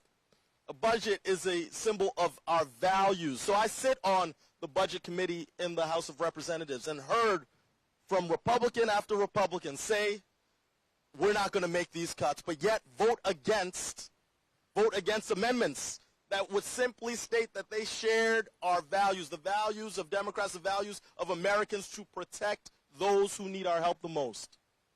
And over again, they have said the opposite. And they have done the opposite of what the American people want from them. So in Rhode Island, when I think about this, I think about Al, who came to one of my town halls and said to me, Gabe, I'm scared. And everybody has someone in their life who will be affected by draconian cuts to Medicaid and SNAP. But they aren't just government programs. They are about our values. And so there is no better day than Sunday to reflect on values. Values that we have taught across our faith traditions in our households, that we get from the sacred documents that form this nation. Values. And so over and over and over again, I will ask this week when I see Republican colleagues, where are your values? Who do you stand for? Billionaires or Social Security recipients? Do you stand with big corporations, or do you stand with those children who need health care in your district? Because the choices are clear, so I implore them, 4, to have backbone, 4, to have courage, 4, to reflect the actual will of their constituents, because I know that across this country, people have that fear. But I will always hold on to hope, because this is an example of how powerful we are collectively. They want us to feel powerless. There is nothing stronger than demonstrations like these happening over and over and over again, and we won't rest. Will we rest? No. Will we stand by and let the will of the billionaires overtake the will of the people? No. Will we fight? Yes. Will we keep going? Yes. Will we keep pushing? Yes. Let us do that, because the chaos and confusion is the point. They want to distract us, but we are not distracted. We have no fear. We will move strongly against their actions. We will find those 4. We will keep fighting for people, because that is what we are all supposed to do. So I'm grateful to be here. Senator, leader, thank you for your work, your leadership in organizing us. And let's keep fighting. Let's keep pushing. Let's keep going. Thank you so much, Congressman Gabe Amo. And Gabe represents, I just want to say something to Leader Hakeem. Gabe represents something that's powerful that's happening in America, is the next generations are rising. Millennials and Gen Z are starting to say, I'm not waiting for permission. I'm not waiting for my term. I'm going to run for office at the federal level, at the state level, at the local level. I'm going to organize. I'm going to march. I'm going to protest, because it's my future. It is my country. It is our destiny, and I will not stand for what Donald Trump and Elon Musk are trying to do right now. So I want to thank the next generation rising. I want to thank Gabe for his incredible leadership. Gabe Amo, 30-something representative. We're so thankful for him, the next generation. And again, we want to reiterate to the American people that all it takes are 4 Republicans in the House and 4 Republicans in the Senate, and we can stop this madness. We can stop this extreme budget, to stand up for the people that they represent. Because in America, we don't have a king, right? We don't have a monarch. We don't have a dictator. We have a democracy. And we want to make that clear. And in a democracy, we don't work for the executive branch in the United States Congress. We don't work for Donald Trump. We work for the American people. And that's why we're here, sitting down. And we sat down very early in the morning. It was cold. It was just the 2 of us. How long ago, my friend? We didn't know how long we would be out here, and now we have passed our 6th hour with all of you. And we're not going anywhere. Not going. I'm feeling strong. How are you feeling? Feeling strong. And so we've got a distinguished public servant with us. So many things that are under assault right now in the United States of America. The economy is under assault. Republicans are crashing the economy in real time, driving us toward a recession. Healthcare under assault. Nutritional assistance under assault. Rule of law under assault. We also know Social Security is under assault. But I'm thankful for the voice of the next person that we're going to hear, a distinguished public servant. He was the mayor of Baltimore. Then he was the governor, shout out to Charm City, Baltimore, mayor of Baltimore, then the governor of the great state of Maryland, two-term Democratic governor, got big things done for the people of Maryland, and then was asked by President Joe Biden to help lead a turnaround as the administrator of the Social Security Administration, which he did, and now he's fighting to preserve this earned benefit. Governor, Administrator Martin O'Malley. All right. Now, hold on. He said government administrator. I got to go a little bit further back because this man and I have known each other for a long time when our hair wasn't gray. That's right. But we were mayors together. yes, and you need to know something. I solved my gray problem by just shaving it off. But let me tell you something about this incredible leader here. I became mayor of New Jersey's largest city, and I looked around to try to figure out who my mentor mayors were going to be. And one guy that we literally sent a management team to go down and learn from was the then mayor of Baltimore, Gabe. Thank you, Congressman. Thank you very much. We sent a delegation down to learn from you.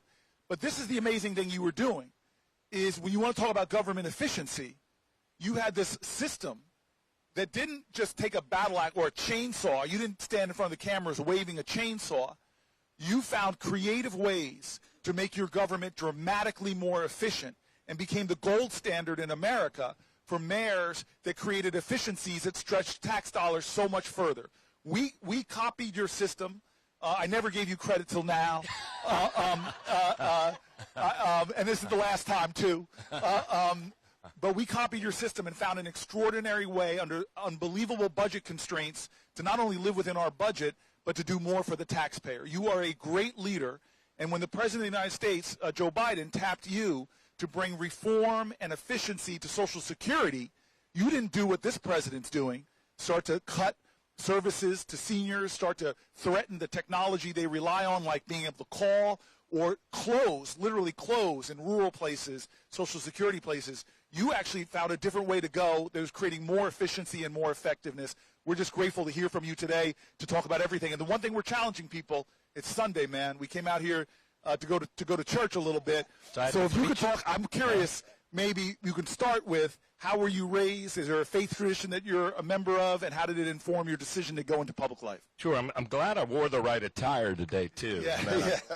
I looked on live stream and said, well, the Capitol looks very Baltimore. These guys in their black hoodies sitting on the stoops. And so, my faith tradition, look, I went to high school right down here on North Capitol. In fact, I'll be going to Mass later at Gonzaga.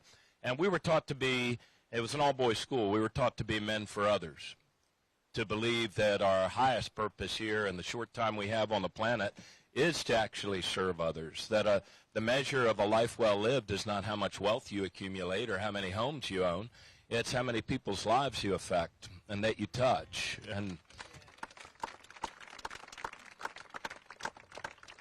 And so that's how I was raised. I was one of 6 kids. A small Irish Catholic family at the time, only 6 kids. At Our Lady of Lourdes, they thought we might be Lutheran spies. We only had 6 kids. And so I was honored when President Biden asked me to go to Social Security, and the White House was straight up. They said it's not because it's doing well. It's because after 9 steady years of House Republicans cutting their staffing, Staffing was at a 50-year low, and the number of customers, because of baby boomers of my generation, I know you guys are much younger than me, but baby boomers of my generation, customer base at an all-time high, staffing at a 50-year low. But I was so heartened. You know, you talk about that system we use called CityStat that you and so many other really effective mayors used all over the country, which I borrowed and took from New York and ComStat. Timely, accurate information shared by all, rapid deployment of resources, creating a scoreboard, really, in a winnable game. And I watched those folks at Social Security, what used to be one of your most highly skilled executive services in any federal agency, literally sprint up that downward moving escalator, and they turned around almost every, not every, but almost every service metric. I'll give you just one of them when I'm talking service metric, like the time it takes to get through on the 800 number. When you've worked your whole life to earn your benefits, but you need to set up an appointment to effectuate those, the average wait when I walked in there was 42.5 minutes. That's average. So you could wait an hour and a half if you had called at the wrong times. They got that down. We got that down to just 12.8 minute speed to answer come October. And there's a few other metrics, like the time it takes to get initial disability decision, the effectuation for the retiree benefits. You apply for Medicare through Social Security. All of those things we got moving in a better direction, and all of them are now going in the wrong direction fast, real fast. Because Elon Musk and his Doge team and Donald Trump, they came in with a chainsaw. They gutted Social Security. They have driven more people out in a shorter period of time than ever before in the history of this storied agency that never missed a single monthly payment in 90 years. Through world wars, through the pandemic, they came in and they took your money and paid your understaffed agency employees to quit and to leave. So far, they've driven out 7,000 people. That they put their own puppet acting commissioner up front in charge, who's opened that whole database to the Doge people.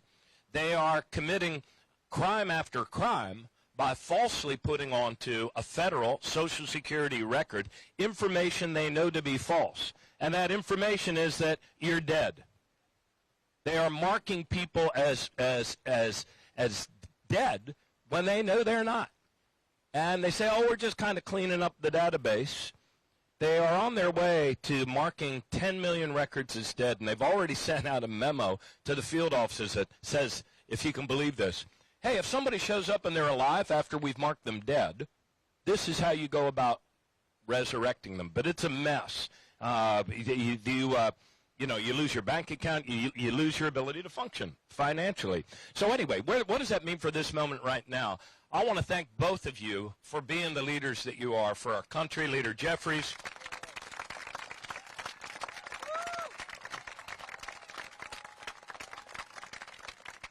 Leader Jeffries and the House Democrats, I've gotten to know a lot of your members very well. I've gotten to know their districts very well. I've been doing more town halls as a former commissioner than I ever did as the commissioner. And we appreciate that because Republicans have been running away from town halls. Democrats are leaning into town halls because we know who we work for, and it's the American people. And we thank you for joining us all across the country. Yeah, it's been my honor. And Cory Booker, thank you for letting the nation know that we can all do something and for doing it so eloquently in that phenomenal filibuster that you did.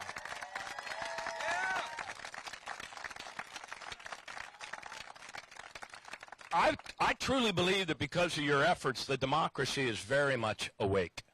I believe that people are focused in, and we may talk about the nuances and differences between how Medicaid works in one state and another. And yes, we've relabeled, some of the Medicaid programs as Badger Care or Apple Care, so that can, make people ask a few questions. But anybody who gets Social Security gets Social Security. And it's 73 million individuals. By the way, many of them children. Most of us don't think that Social Security of the child's program, but actually Social Security lifts more kids out of poverty than any other program with the exception of, I think, the child care tax credit. And so the public is very much woken up. I understand there have been millions of calls to members of Congress, and that's what we need to do. I was with Emmanuel Cleaver in Kansas City the other day for a town hall there. And you're from Missouri? Yes. Where in Missouri? Hannibal, Palmyra, Missouri. Hannibal, Palmyra, Missouri. You all can afford two names for a town in Missouri? Well, they're two different towns. Oh, okay, I see. All right, one mayor, two mayors? Huh? One mayor, two mayors. One. Okay, well, that's efficiency in government.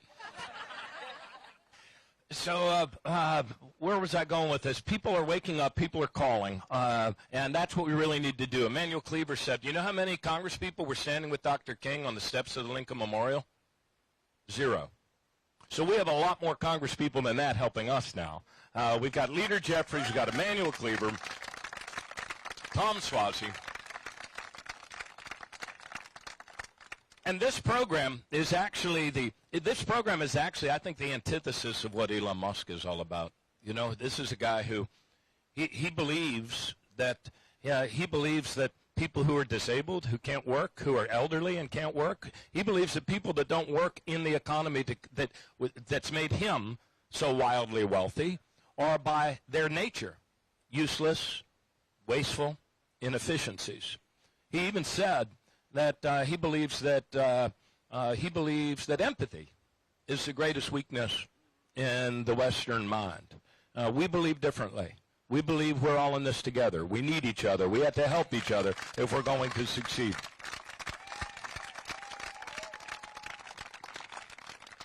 And so here we are. Never had a more pivotal moment in the history of Social Security than right here and now. And it is an issue that cuts across all party lines.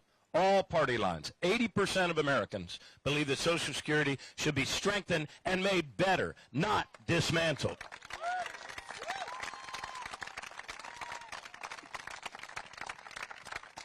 So you guys have been at this a while, huh? Did it give you comfy pillows or anything? You've just been sitting here on this hard step since dawn's early light. Right. For the people. Of the people.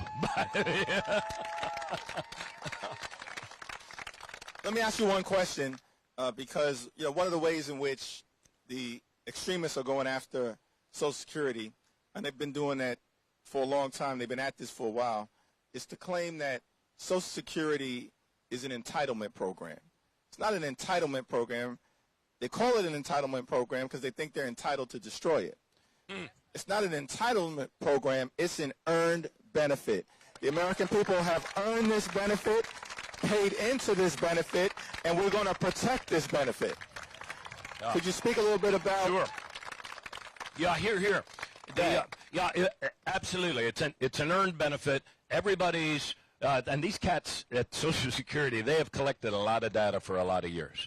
All of our very first, when we first had a summer job or had a W-2, all of that data is in there. And they've done a phenomenally good job over the years. And they keep that data because it is exactly that earned benefit. You have to work 40 quarters, roughly 10 years, in order to earn the benefit.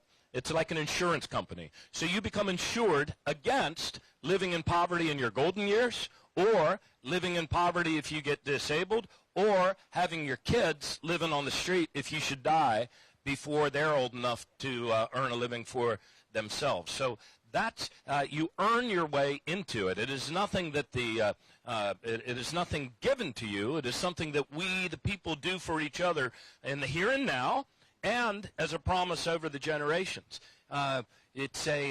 You've heard Elon Musk say it's a Ponzi scheme. Not a Ponzi scheme. It is a pay-as-you-go program. In other words, the dollars that get paid in by Americans working in the economy are the same dollars that get paid out for the benefits. So it is a pay-as-you-go program, not a Ponzi scheme. Now, Bitcoin, that might be a Ponzi scheme, but not Social Security. And the way to keep it going, I see a lot of younger people here, which is awesome, because sometimes at the town halls, all right, next gen, let's hear you, next gen. Next gen in the house, all right. I'll tell you something. When I was a senior in high school, it was right before Congress. Congress has to make an adjustment to Social Security every 30 or 40 years, because it operates on a 75-year forecast. How many of you young people operate on a 75-year forecast? None of you? I can tell you this 62-year-old guy doesn't operate on a 75-year forecast. But Congress was right on the brink of it. You know, they had to make an adjustment so that Social Security would get back on that 75-year healthy financial future forecast. And all of us were saying in high school, it'll never be there for us. We just pay for the old people. It'll never be there for us. Well, it's there for me now. And it's going to be there for you if we defend it, because it's a promise over the generations. But listen up. Tell your friends, would you, when they kind of tune out because it's Social Security and they're not near retirement age, the people that stand to lose the most, if they should succeed in liquidating it, and maybe doing lump sum payments for people already in pay status, the people that would hurt the most were all of you who worked the 10 years, you put your money in, you earned it, and you'll never get it back unless we continue it into the future. Yeah, so not going to let them take it from us. Absolutely. Should we blow up some other big lies about Social Security? Man, as long as I'm here. I'm here, and by the way, I'm here all week. Take care of your bartenders and waitresses. And so we already handled the Ponzi scheme thing, right? Not a Ponzi scheme. You've heard people say also, oh, it's going bankrupt, it's going bankrupt, it's going bankrupt. Not true. Not going bankrupt. It is true that the big surplus that Congress built up since 1982 to cover the lifespan of baby boomers like me and my generation, that's being depleted sooner than they thought in 1982, but that's a solvable problem. You know why it's being depleted sooner than they thought? Income inequality. So income inequality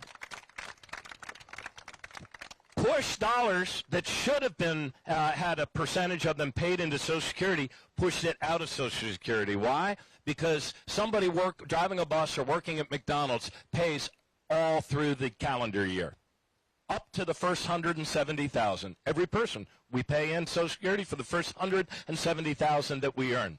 Which means that while that bus driver person at McDonald's pays in all year, Elon Musk or Warren Buffett stop paying 2 seconds after the ball drops on Times Square. And so most Americans believe it would be fair to ask those higher earners to start kicking in at a certain point back to Social Security.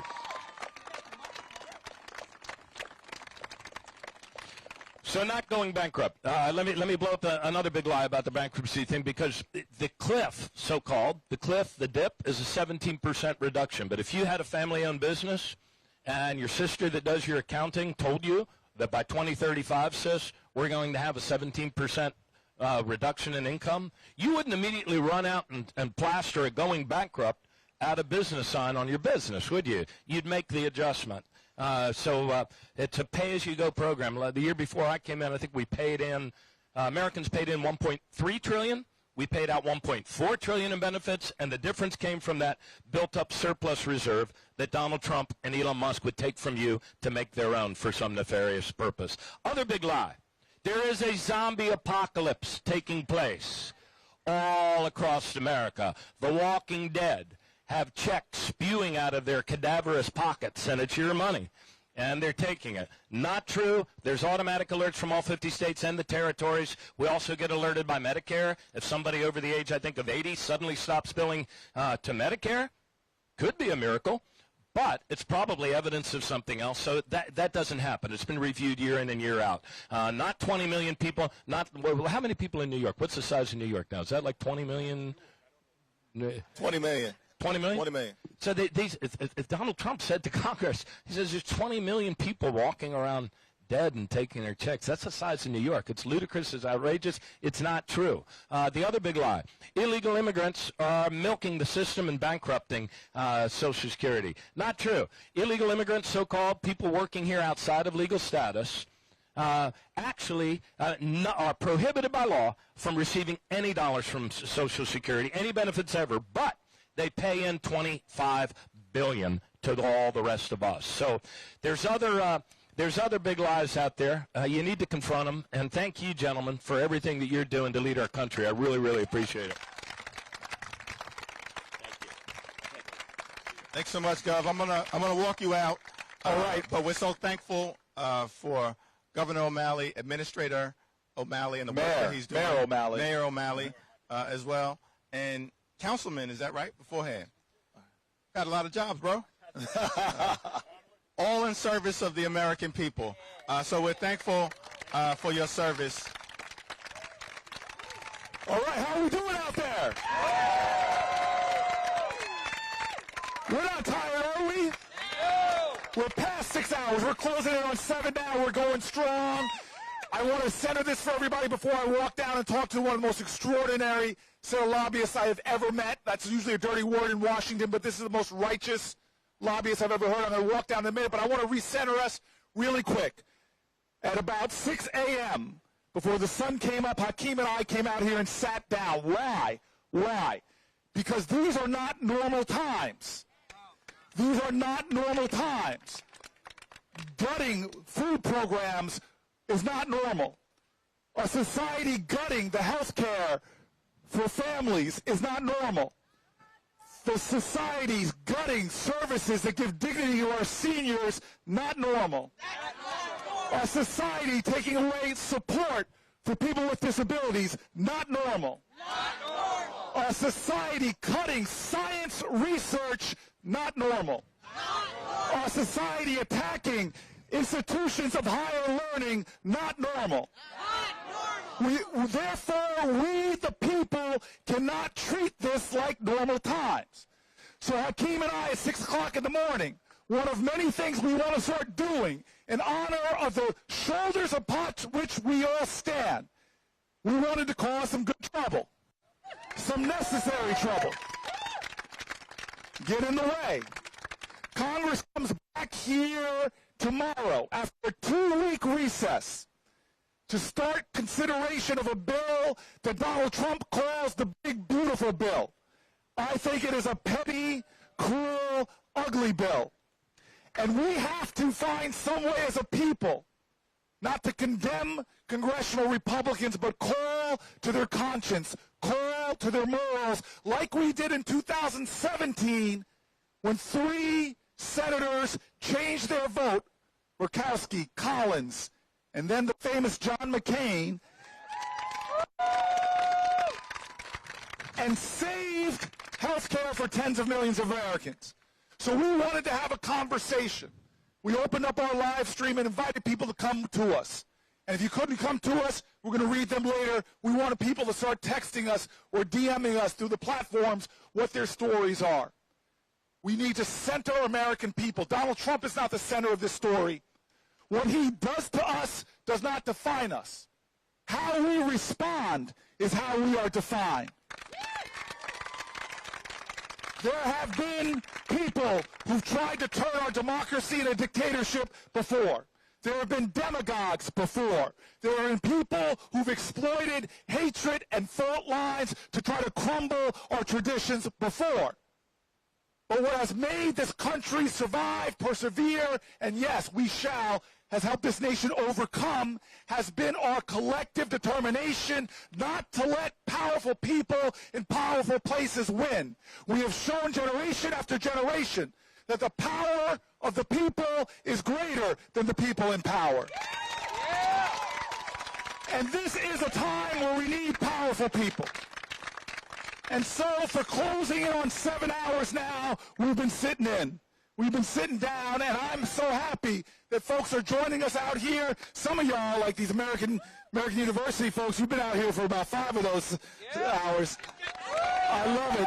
I love it, the stamina of these young people. But before I go down to talk to the greatest lobbyist I've ever met, this brother right here, what's your name, sir? My name is Michael Walensky. I'm an emergency resident down in North Carolina. These cuts... Hold on. I'm going to set you up for the comment you want to make. There is Washington math and there is real math. Some people think that when they gouge these programs, it's saving money for taxpayers and for society. I believe you can find ways to create more effective, more efficient government. We just heard from Martin O'Malley talking about what he did. But when you go to the core of programs, you're not saving money. You're pushing the costs out there to other people. You're pushing the costs to local governments. You're pushing the costs to state governments. You're pushing the cost to the moral conscience of a country. What does it cost us when we take food away from children who need nourishment to learn? What does it cost us when we take away health care. Well, I know this as a mayor. When you cut care for people, primary care for people, when you cut prenatal care for people, they end up getting their care in the emergency rooms where it's far more costly. The young man to my left comes up and tells me that if this bill goes through, it's going to cost us more, and the real math of America. Speak to that for a minute. How many of you have been to an emergency room, a family member to an emergency room? You know the wait times. You know how long it takes to be seen for sometimes the most rudimentary of things, sometimes for serious trauma, gunshot wounds, loss of a pregnancy. You've been there, you've seen it, you've felt it, you know it. Cutting preventative care to get out ahead of these problems in the emergency room will only burden the emergency room that much more. Volumes will go up, wait times will go even longer, and you may not get seen in a timely fashion. I don't think we deserve that in this country. No. And the most expensive care, it's far more costly for America. It's far more, not costly, it's far more wise, fiduciarily wise, to give people access to preventative care than it is to deal with them later. Now, I'm going to walk down these steps to just bring us to one of the most extraordinary things I remember from the healthcare fight in 2017 was the people that came to lobby, Congress people and senators. And they called themselves the little lobbyists. They were beautiful children who happened to have disabilities. But truly their superpower was their courage. I watched them in their wheelchairs. I watched them move around and go right up to senators and speak truth to power, go right up to people, and not with hate in their voice, but with a heart of redemption and grace. Please do not cut the services that I rely on. They were the most effective lobbyists there are. I'd like to say that we changed John McCain's vote by the persuasiveness of the voices of his fellow senators, but it wasn't the case. It was the people telling their stories, and none more powerful people than the little lobbyists here. And I don't know who I'm giving the microphone to, but I think I'm giving it to you. Would you introduce yourself? Elena Hug. Thank you, Senator. Thank you. You're talking about 2017, and I just want to give a shout out. I see so many of you from 2017 who are here fighting for health care. I see you. I thank you. And those of you who are joining us in 2025, we have been waiting for you. So I just want to introduce us real quick. We are the Little Lobbyists. We are a family-led organization for children with complex medical needs and disabilities. And in 2017, I was watching the news like everybody else, but I wasn't hearing my story being told. And I kept thinking, who's going to tell my story? Who's going to tell my story? And then I thought, oh, I'll tell my story, right? So our story is 10 years ago, I had an amazing birth. And then 15 minutes later, my baby was rushed to the neonatal intensive care unit, where she remained for the next 5 months of her life. She was diagnosed with a number of serious medical conditions affecting her airway, lungs, heart, and kidneys. She uses a tracheostomy to breathe and a ventilator for additional respiratory support, a feeding tube for all of her nutrition, and a wheelchair to get around. I am so pleased to tell you that Xiomara, the joy of my life, is thriving today. She's thriving. She's 10 years old, double digits club, and in the 4th grade, and she is just the joy of my life. And she is thriving, and I want to be very clear, in great part because of the access to health care, and specifically because of Medicaid. So, and families like mine wanted to share our story. Children with complex, oh, hi! 2017, right there. wanted to tell our stories that children with complex medical needs and disabilities rely on Medicaid to live at home, to go to school, to be in the community. You know, it wasn't that long ago that a child like mine would have been automatically institutionalized, automatically, for being disabled, for needing a ventilator. Children with ventilators didn't come home, but thanks to Medicaid, Jemima gets to grow up at home, gets to grow up with her big brother. So that's what Medicaid means. And I want to take the opportunity to introduce you to some of our little lobbyist family. We have families across the country, and some of them came to D.C. in 2017, and 18, and 19, and 20, and right? And the thing that we share, we have experienced the joys and challenges of raising disabled children. We know what is possible because we see it. We live it every day. Thanks to Medicaid, we know what is possible.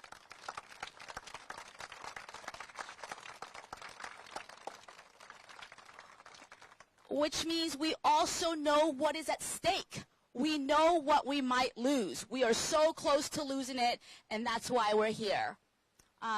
This is my very, very dear friend, Jamie Davis-Smith, who we have roamed the halls of Congress together many, many times. And I am so honored that you're here, and I'm going to pass the mic to you.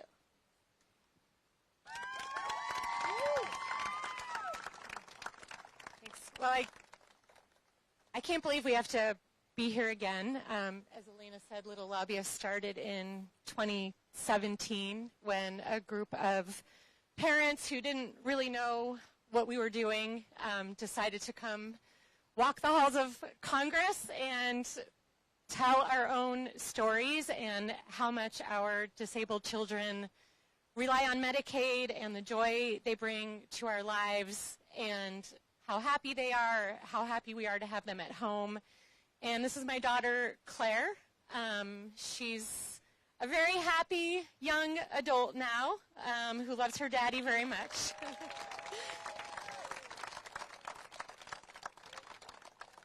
And thanks to Medicaid and the home and community-based supports that we've been able to access, Claire has been able to thrive, not just survive, but thrive at home with her siblings, go to the playground with them, go to movies, just be a part of our family, go to school. Medicaid has helped pay for her wheelchair, which needs to be replaced periodically as she grows, special equipment she needs at home to be able to sit at the dinner table with us and attend school with her peers.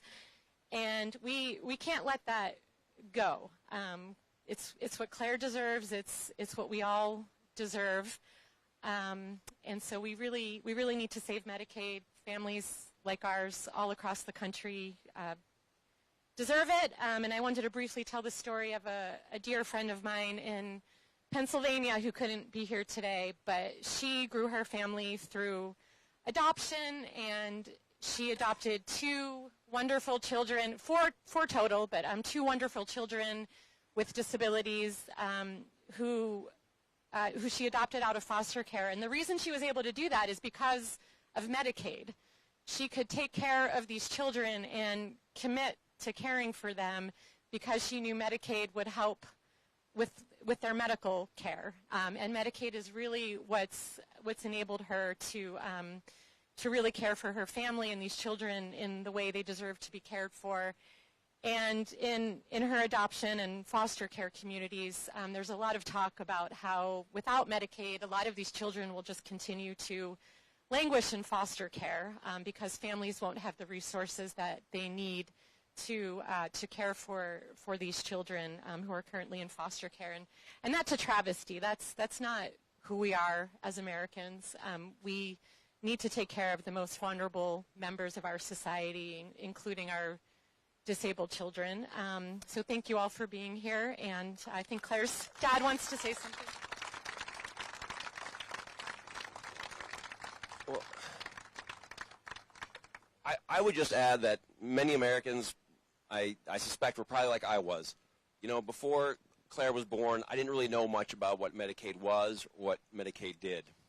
And, you know, if you told me about kind of the program that Elena just spoke about, which is a kind of initiative by Ronald Reagan to help people like our daughters and our children stay at home with us instead of being institutionalized, I wouldn't have known the first thing about it. But I also didn't realize that the health insurance that I had was woefully inadequate to kind of cover the needs that my family would have when Claire was born. I had, at that time, the health insurance plan that was most prevalent, most common in the metropolitan area where I'm from. So it wasn't some weird plan.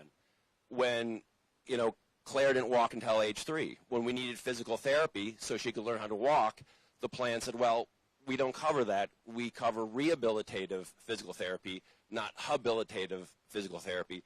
And because she's never known how to walk, we won't pay for that. That was a surprise and nothing I expected. When Claire needed genetic testing, you know, as was recommended by the genetics clinic at the Children's Hospital that we had, you know, where Claire sees, you know, many doctors, the answer was, well, we're not sure how that's going to help treat her. That just seems like some curiosity you have as to what the genetic condition you have that your daughter has because you haven't been able to identify it through means other than genetic testing. And, you know, many of you probably think that if you need to buy a wheelchair, that your health insurance will cover that as well. You may be surprised by just how much durable medical equipment it costs and how low your benefit is. And so you're kind of talking about, you know, for us, we have health insurance. I never thought that Medicaid was for people who have health insurance, but as it turns out, it is. You know, I've never been more grateful of kind of my fellow Americans and the federal government than I have been since I've received Medicaid, and the incredible amounts of money that it's provided. You know, Claire has thoughts on this too. I love you too. The incredible amount of resources that have been dedicated to my daughter to make sure that she can be as happy as she can and frankly be alive today. And I just think that oftentimes there are a lot of programs out there, and I don't think Medicaid's the only one, that we don't realize it actually covers all Americans, not just uninsured Americans, Americans with insurance.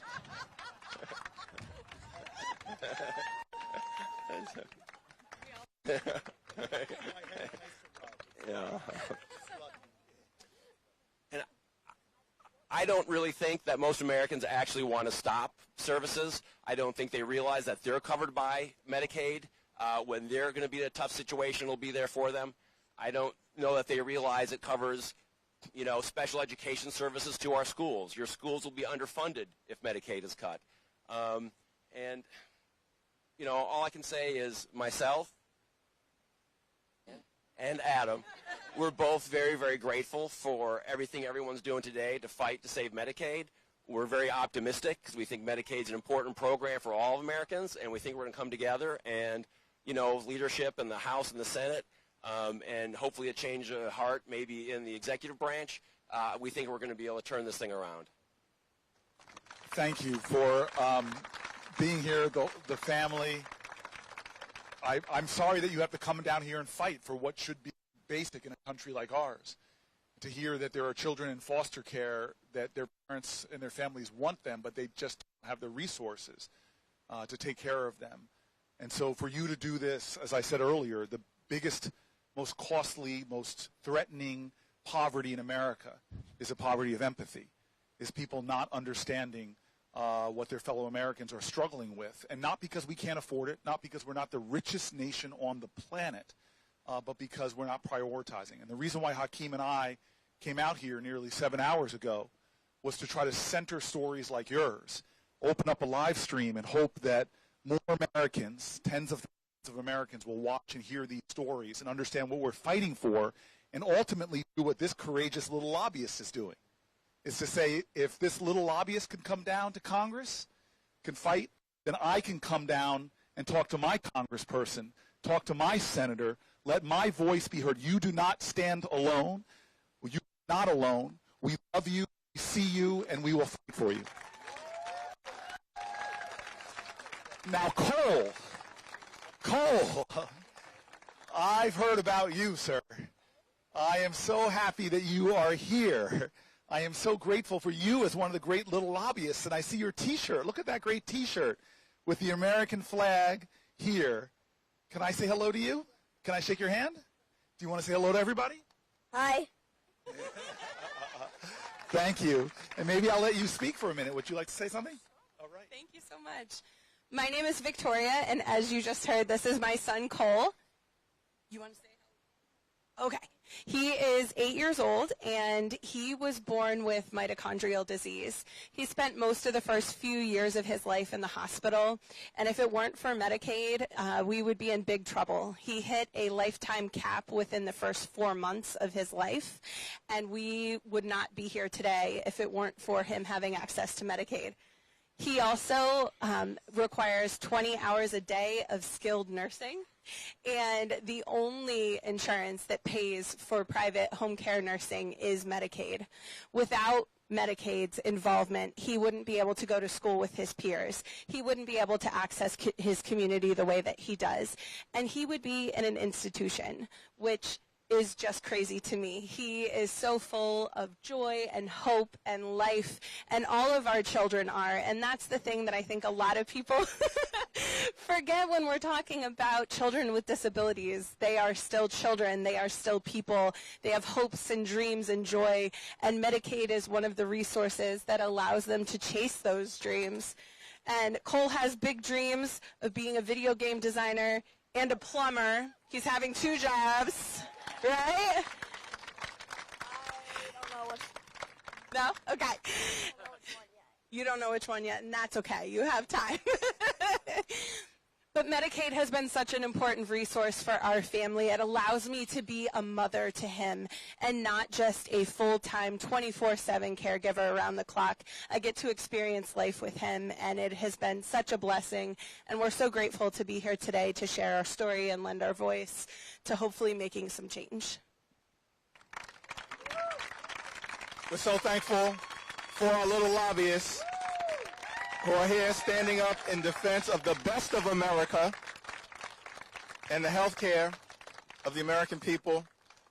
And, you know, I was struck. We mentioned earlier, Corey and I started this standing on the shoulders of so many civil rights heroes and great patriotic Americans of every race, of every religion, fighting for what the best of America is, but, of course, inspired by our experiences serving with the great John Lewis. Several of us, the great John Lewis, had the opportunity to work alongside him. Many of us were down in Selma just last month for the annual Civil Rights Pilgrimage to mark the 60th anniversary commemoration of Bloody Sunday. John Lewis and Hosea Williams and those civil rights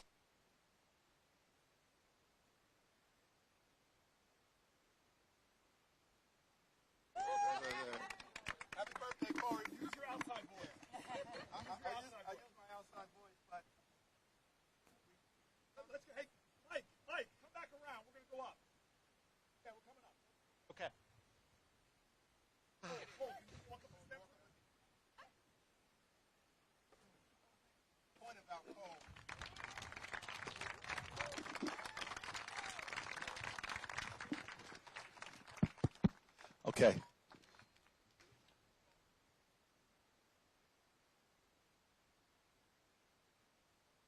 So we're here, of course, Cole. We're here in the spirit of John Lewis, who always urged us to get into good trouble.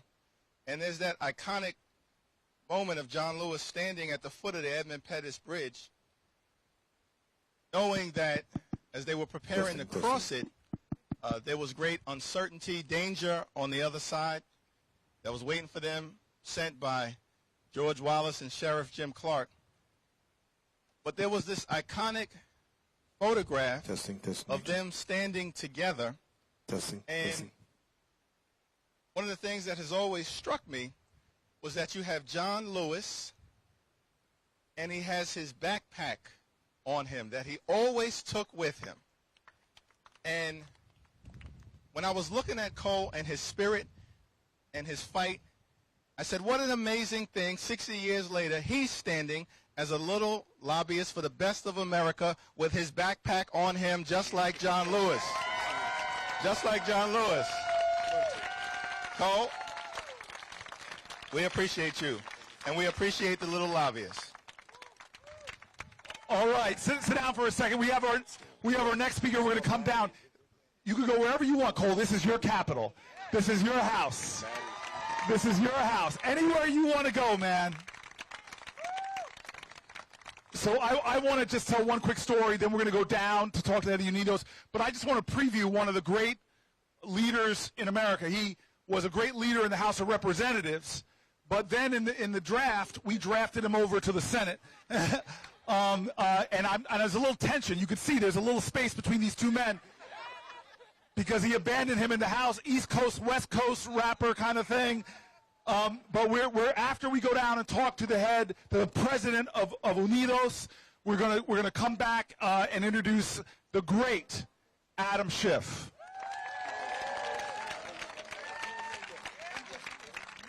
But I want to keep recentering us to you. I want to keep recentering us to the purpose here. The purpose is that tomorrow Congress is back in session. And they are saying they're going to push a very big bill. Thank you. Thank you. I'm embarrassed that I need reading glasses, but thank you for them. Congress is back in session. They are going to be pushing a piece of legislation that will cut food for the hungry, cut health care for the sick, cut services for our seniors, support for the disabled, programs to support the little lobbyists, future leaders of our country, not future, current leaders of our country. And so I want to, we said today that we would talk a lot about John Lewis. So before I come down to talk to one of the best, a much better president than the one that sits in the Oval Office, the president of Unidos, I just want to share that moment where you're with the backpack and the raincoat on the Edmund Pettus Bridge. That day, March 7th, 1965, there was a guy at home, white guy on a couch in New Jersey watching TV. Most of America that night, we only had 3 TV stations. I know some of the young people, what hardship, I know. And here's also the hardship. This is why people were so in shape back then, is that you had to get up to go change the channel. That exercise alone was a lot. Well, this guy on the couch was watching a movie called, talk about moral moments, watching Judgment at Nuremberg. And they cut away that night to show that incident on the bridge. Breaking news. And he watched what was happening. And here's this guy in New Jersey, and this white guy who was so disturbed, morally disturbed, that his first instinct was, I got to go to Alabama and help. And then he slumped back on his couch and he realized he had just started his law firm, that he could barely afford the cost of his family, he couldn't afford a plane ticket, and he kind of slumped down on the couch. But then he realized something that is a great American tradition. I don't have to do everything. I just need to do something. And I'm not going to allow my inability to do everything to undermine my determination to do something. I'm going to do the best I can with what I have where I am. And he decided, it sounds meager, but that he could afford one more hour of pro bono work than he was already doing. He was already a committed guy. And he found a small group in New Jersey called the Fair Housing Council, called them up, and they said, we need some help because we're trying to break the housing discrimination in New Jersey. And amazingly, they go to work and they create a sting operation where they send black couples to look at houses in all white areas, and when they're told the house is sold or a house is off the market, they would send the white couple to see if it was real. And indeed, it often was lies, and they exposed it. And they got good at it, bringing it to the newspaper, putting pressure. And then about 4 years later, he gets this case file from a family coming up from the South that kept getting turned away. And they said, okay, well, we'll do the sting operation. They sent them to go look at a home. They fell in love with the home, but the real estate agent said, I'm sorry, this home is sold. So they leave, and the white couple comes and finds out the house is still for sale.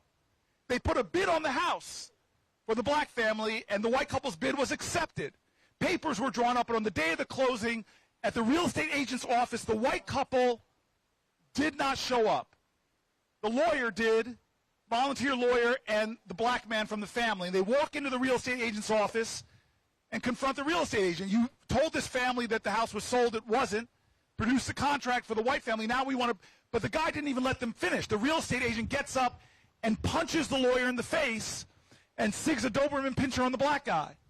Fight breaks out. Things get broken. They're able to get out there, not too messed up. And they start writing legal letters, alerting the press. The owners of the home, the good people that owned the home, were so embarrassed when they heard what was happening, they agreed to sell the family, the black family, the home directly. And the black family moved in. They integrated this area of New Jersey. But that's not the end of the story. 43 years later, the baby, just 4 months old at that time, of that black family, gets elected as the 4th black person ever elected to the United States Senate. Me. I am here because one American who was sitting on the couch said, these are not normal times. This is a moral moment. I have to do something different than I'm doing now. Do not underestimate your power to make a difference. Nobody's standing up in a righteous cause to defend health care, to defend services for the disabled, to defend food for the hungry. No one standing up in the cause of our country does so in vain. Ladies and gentlemen, I'm now going to walk down the steps one more time to introduce. Does she have a microphone already? Is a mic coming? Oh, this is wonderful. We got a mic, and as we introduce Janet, I want to acknowledge that we've been joined by 3 members of Congress, House of Representatives. Yes. Congresswoman Marilyn Strickland from the great state of Washington. Yes. Is that Washington, D.C. or Washington? Great state of Washington. Washington. Washington State. I know. Congressman Greg Landsman from the great state of Ohio. Woo! And of course, we got Congresswoman Maxine Dexter from the great state of Oregon. Yes! We got the Pacific Northwest in the house. Pacific Northwest.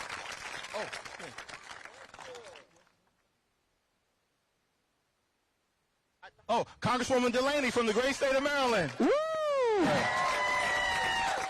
We're about to have a House Democratic Caucus meeting right here on the steps of the House. All right, we got some good speakers on deck, but no better than El Presidente of one of our oldest, strongest civil rights organizations in the United States of America, Unidos US. Gracias. Thank you. I just want to say how much I admire this senator, because I think history will tell a story about this moment in time when one senator stood up for 25 hours to voice what we as all Americans wanted to be heard, and stood there in his official capacity in our Senate and represented the voice of millions, a turning point for our country. Thank you. And I think today, with the leadership of Leader Hakeem Jeffries and in partnership with Senator Booker, I think people are going to look back at this moment and say this was the day that the people stood up, stand down, and we fought for the future of this country that we want. Thank you, Leader Jeffries. I'm proud to be the leader of the largest Latino civil rights and advocacy organization in the United States. Proud to represent over 300 community-based organizations serving millions of families every day across this country. And we understand firsthand the threats that we're facing today and the opportunity that we have to fight back and to see that vision of the future America we want to see. The Latino community has been a core part of the contributions and the economic engine for this country. And we need to continue to see that strengthen across other communities so that we can have a strong economy that represents the values. You know, I was fortunate. I'm hearing the competition between the Senate and the House here a little bit going on. I'm a House alum, a former member of the committee staff for the Energy and Commerce Committee, and I saw the real workings of the Congress when it came to establishing Medicaid and what the challenges are, but how we can make sure that it's fully serving everyone. And I see directly today the threats to dismantle Medicaid, a core safety net for Latinos and everyone. We need this program. And right now we're seeing a budget. And I remember long enough to also know that I worked in the House of Representatives alongside Congressman John Lewis. And it was John Lewis who said, when you show me your budget, you are showing me who you are. When you show me your budget, you are showing me your values. And when you show me your budget, you are telling me what I need to do to make sure we're lifting up the values of this great nation. So today, when I see cuts ordered in the proposal that's about to be taken up in this Congress starting tomorrow, in this budget reconciliation bill process, I reject this notion that we can stand idly by while they propose an $880 billion cut in Medicaid. No, we will not accept that. 70 million Americans rely on that. 20 million Latino families. This would eviscerate the very needs of our community. And right now, our communities, all of us, we're focused on the economics. And we're hearing and remembering what the president in the White House said, that on day one, he would fix the economy. Well, we're 100 days into this economy, and guess what? We're worse off than we were a year ago, and many people believe right now, including Latinos, that we're going to continue to be worse off if we let this go. So what is the key? We need to be about solutions. And ultimately, what these leaders represent here right now, we're counting as a Latino community and others to mobilize, because congressional accountability is what is going to get us to the other side. We need to hold members of Congress for every vote they take. And we need to make sure we're communicating that in every language possible, that no se va a aceptar estos presupuestos. We are not going to accept these budgets. We are going to make sure they represent our values and the future that we know can make things better for this country. I'm proud that my team was down in McAllen, Texas last night in a town hall with Congressman Joaquin Castro. And we heard story after story of how folks are concerned. And they showed up. At least 200 folks showed up with short notice to make sure that we could hear and that we could communicate to Congressman Castro. And we're going to be doing this. The concerns around health costs, housing costs, jobs, the ability to buy essential goods, to not have to make the tough choices between rents and health care and food.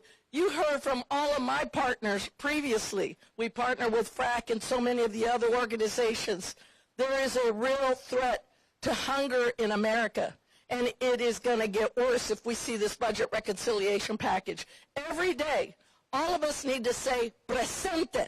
We are here, and we're going to communicate to every member of Congress. We're going to show up in town halls. We're going to write letters. We're going to make phone calls. Y no vamos a hacer todo lo posible. Vamos a hacer todo lo posible para avanzar. ¿Sí se puede? Sí se puede. ¿Sí se puede? Siempre adelante. All right. Oh, no, we're not done with you yet because you have to translate for me, okay? All right. Tengo fe y esperanza. I have faith and hope Que la gente unido. that a united community Vamos a tener éxito. will have success. All right. Thank you, everybody. Gracias. Muchas gracias. One last thing. When Senator Booker spoke to our crowd at one of the last events, he ended on one note. And that note was ánimo, ánimo, ánimo. And that means hope, spirit, and yes, we can. So muchas gracias. Yes. Con ánimo, vamos a subir. You want to say something? So we're going to, thank you, Jane. What an extraordinary leader. Give it up. What an extraordinary leader. And we're going to transition now. We've got Senator Schiff, and we got several members of the House of Representatives. And as we transition, just again to recenter us, we began today at around 6 a.m. It was just two of us sitting on the Capitol steps. And now, hours later, hundreds have showed up on behalf of the American people, representing millions of the American people who have said, enough, this is not America, we are better than this. And you know, we weren't exactly sure, Corey and I, how many people were going to tune in.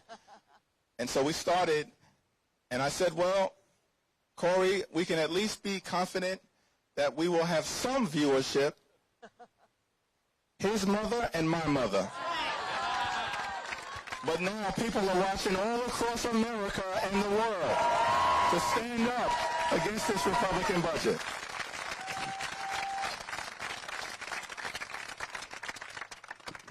We are very blessed today, all the way from the great state of California, one of our most fearsome fighters, sharpest legal minds, most courageous hearts, one of the people that even though I'm a couple inches taller than him, he is a giant in the Senate, and I look up to him. Everybody give it up for Senator Adam Schiff. Thank you, my friend.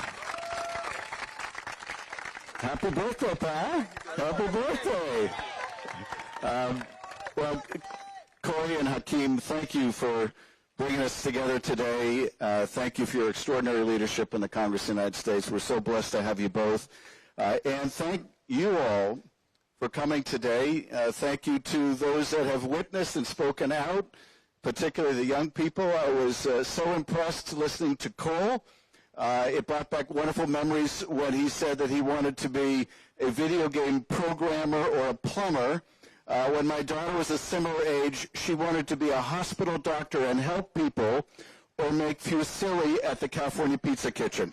But it brought back to mind, too, our own family experience with health care and just what's at stake in the debate over this reconciliation package. When my daughter was around 4 or 5, and this story pales in comparison to the families you've already heard, she had her tonsils taken out, and I remember the doctor telling my wife and myself that there's a very small chance, less than 0.5%, that 10 days to 2 weeks after you have your tonsils out, you could begin bleeding profusely from the mouth, and you could die from that. It's never going to happen to your child. Don't worry about it. It's never going to happen. So sure enough, 10 days to 2 weeks out, at about 1 or 2 in the morning, our daughter comes into our bedroom bleeding profusely from the mouth. And we are terrified. And we scoop her up and we take her to the Children's Hospital of Los Angeles, great, great hospital. And they take wonderful care of her, and she's fine. And thank God there was such great medical care near where we lived, and great practitioners who knew what to do and could take care of our daughter. Now, we have private insurance. But the thing is, but for Medicaid, that hospital probably wouldn't be there. Wouldn't be there for us, wouldn't be there for anyone. If you eviscerate Medicaid, we're going to see hospitals all over this country shutting down. Hospitals are going to close, clinics are going to close, and people are going to die because they can't get the care that they need when they need it. It will be utterly catastrophic. Hospitals and clinics are already on the razor's edge of keeping their doors open. We've already seen so many hospitals close, particularly in rural areas. We've seen labor and delivery vanish from different communities. We've seen emergencies disappear. We've seen people die because it takes longer to get to an emergency room. So this affects all of us. This affects all of us. It most keenly affects those who are lowest income and disabled. And so this is a life or death issue, what happens here. Life or death. And I'm so heartened to see all of you here today, but also to see the mobilization all over the United States of America. Millions of people taking to the streets to say, we're not as hell, we're not going to put up with it. We're a better country than this. We're going to fight back. We're going to stand up. We're going to defend our democracy, our rule of law, our hospitals, our people, our immigrants, our citizens. We're going to defend the best of America. And that gives me hope, and it should give you hope, too. Thank you so much, gentlemen. Thanks for bringing us together. Senator Adam Schiff.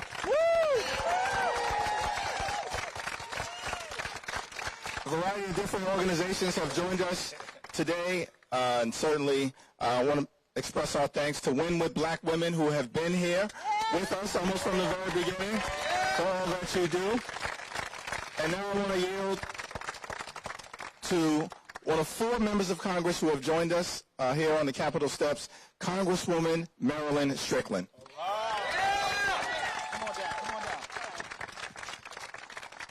Well, hello, everyone. Can you hear me? Yes. All right. Well, it's my honor to be here with you today on the steps of the Capitol, the place where we take an oath of office. And when I heard that this event was about faith and this upcoming budget, I thought about the definition of faith. I think about the fact that my parents were people of faith, devout churchgoers. Their daughter, Marilyn, maybe not so much. But here's the deal. The number of hours you spend in a building does not indicate your closeness with faith and doing the right thing.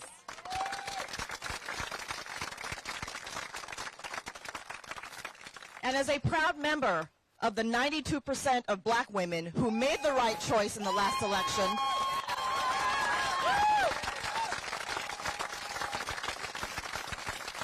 there is something very important. My colleagues have already talked about this. This budget that is being proposed is the opposite of being someone of faith. You can't take food away from children and say you care about families. You can't take health care away from people, including families who are working hard, and say you are a person of faith. You cannot say to America that we're going to make your life better and do everything that says the opposite. But as we think of what is in front of us, I want you all to understand, faith is about belief. Faith is about understanding that things can and should always get better. And I'm going to share my family story with you, because a lot of you don't know this. So my father was from rural Georgia, a young black man born in 1920, and he joined the Army to serve his country and to send money home to his family. For a lot of African-American families, the military is one path to the middle class. He was stationed in Korea, where he met my mother in Min Kim. They got married. I was born. We came to the States when I was 1.5 years old. And we ended up in the state of Virginia in the 60s. My father wearing his uniform and my mother dressed up, holding their baby daughter, Marilyn, went from motel room to motel room in the middle of the night, and no one would rent a room to them. And finally, a woman working at a front desk took mercy on us and let us stay there. They never imagined in their wildest dreams that their daughter would be a member of the U.S. House of Representatives.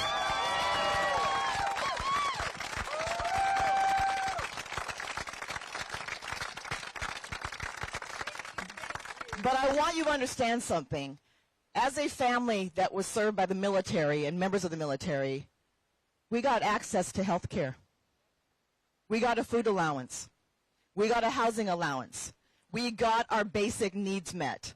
My parents always said to me, you have to go to school and get an education. So I am a beneficiary of a public school system. And as we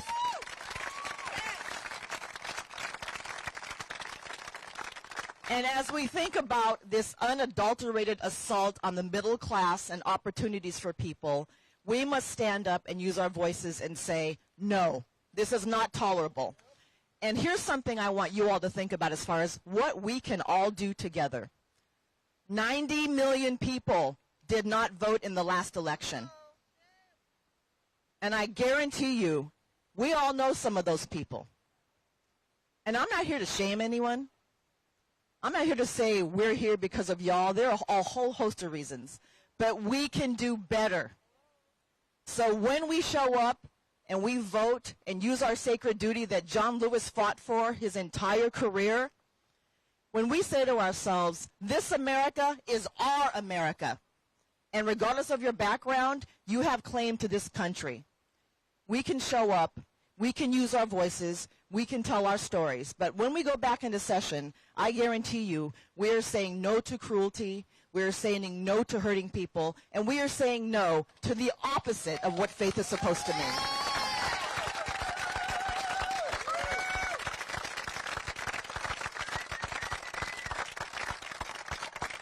So let us rise together. Let's look upon the people who are here today and say to ourselves, this is a reflection of America. This is who we are. We can always do better, but we have to take action together. So thank you for letting me be here today, and let's go out and let's handle our business. Congresswoman Marilyn Strickland. What a powerful story. Going to go next to second-term member of Congress. We've had Christian leaders, we've had Jewish leaders, we've had Muslim leaders and others throughout the day. We heard from Congressman Andre Carson a couple hours ago.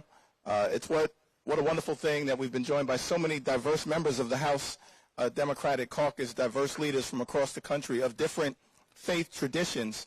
And it's now my honor to yield to Congressman Greg Landsman from the great state of Ohio.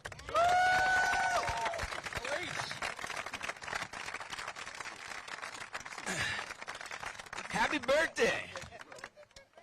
Who does this on their birthday? Who gets up at 6 o'clock in the morning on their birthday and says, you know what, I'm going to go find my friend Hakeem Jeffries, and I'm going to spend the whole day in the sun. You got to get more sunscreen on. I got to get sunscreen on. Hakeem, I know, I saw it. I was like, okay, Corey's got it. He's got his sunscreen. But you do this if you care deeply, deeply about your country and the people that we serve and the number of people. That's right. So smart. I'm next. Trust me. And there are very few people who care more than Cory Booker and Hakeem Jeffries. And just a round of applause for them and their spirit and their commitment and their fight. Just incredible leaders. So I represent Southwest Ohio, and I grew up in Butler County. I mention this because J.D. Vance also grew up in Butler County. We grew up just a few minutes from one another, and he is my constituent. He lives in Cincinnati, where I represent. Yeah, I like to say I'm J.D.'s member of Congress. I'm his. But I want you all to know, because Marilyn and Hakeem and I and others were overseas for the last couple of days. We were in Europe, the Middle East, and in addition to the global issues that our partners are dealing with, Russia and China, the issue of terrorism, the migration and climate change, all of a sudden they've got a new issue. And that's Trump and J.D. Vance. Now they're wrestling with this chaos and mayhem. And I want to make sure that you all know that while J.D.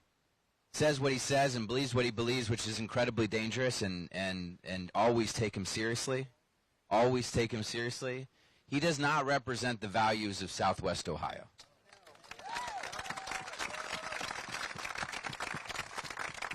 He does not. We believe in our democracy. We believe in our freedoms. We believe in our economies.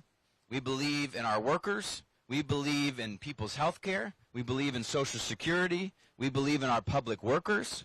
We believe that the best way to keep America safe is through global partnerships, the rule of law. But since we were flying home yesterday, we were on I don't know how. Also, it's Corey's birthday, and you could be doing a lot of things. I mean, really anything else. But Hakeem, we've been flying all over the place. Could have slept in, man. Like Marilyn and I did. But anyway, we had this long flight. I had a birthday date with Cory Booker. Yeah.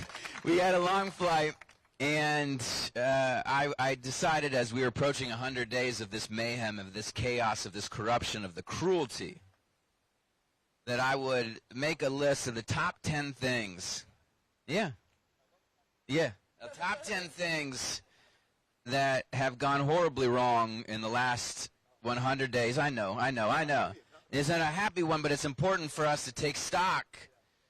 And as you're thinking, as you're going through this with me, think about what you think are the worst, right?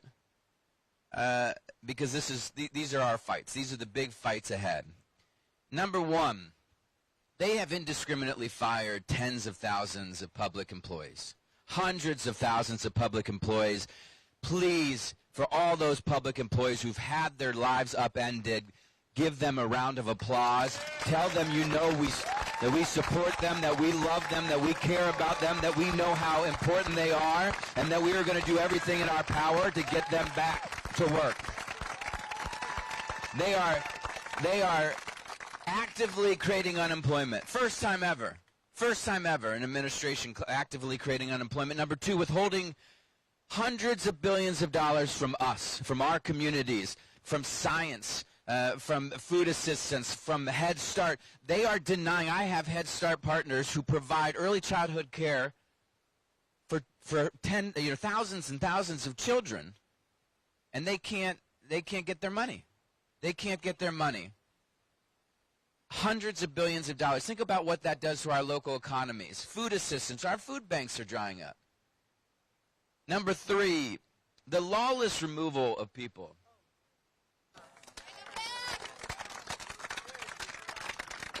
And while Abrego Garcia rightfully got our attention, because if they can remove somebody with zero process like Abrego Garcia, they can remove you. They can remove me. None of us are safe. But the stories yesterday of the removal of toddlers, some with cancer, American children, the removal of toddlers, is so lawless and cruel, and it's not keeping any of us safe. Number four, he launched this costly, unnecessary global trade war.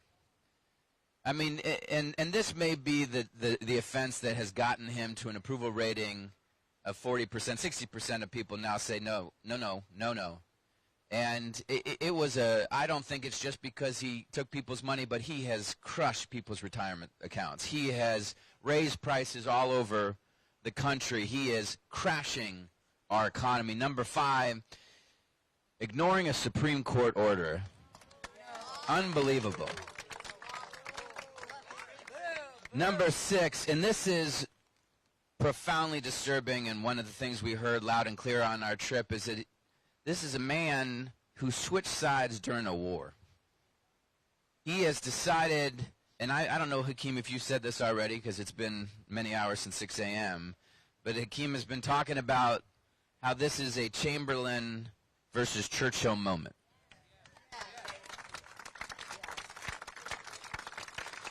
And as a Jewish American, somebody who was raised with the history of the Holocaust, and who got to spend the day in Israel on Holocaust Remembrance Day, We know what happens when you appease dictators.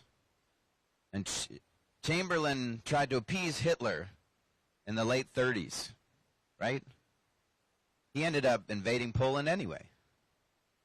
And what do you think is going to happen as Putin gets appeased by Trump? He's going to invade Poland anyway.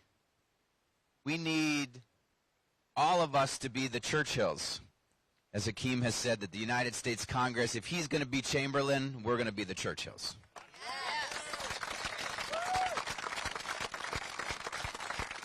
Number 7, the Defense Department mayhem. I mean, look, it's one thing to have a Secretary of Health and Human Services that... No, it's not. It's not. It's just... look, I said loyalty to Trump when I heard about RFK doesn't mean we all should be getting measles, but that's where we are, right? This man is going to lead to an outbreak in a deadly virus. The Defense Department mayhem is going to get people killed. It is going to get people killed. And the clock is ticking on this administration to fire Pete Hegseth, to keep us safe. Now, the last 3 have everything to do with this budget. They are going to spend 5 now. It keeps going up.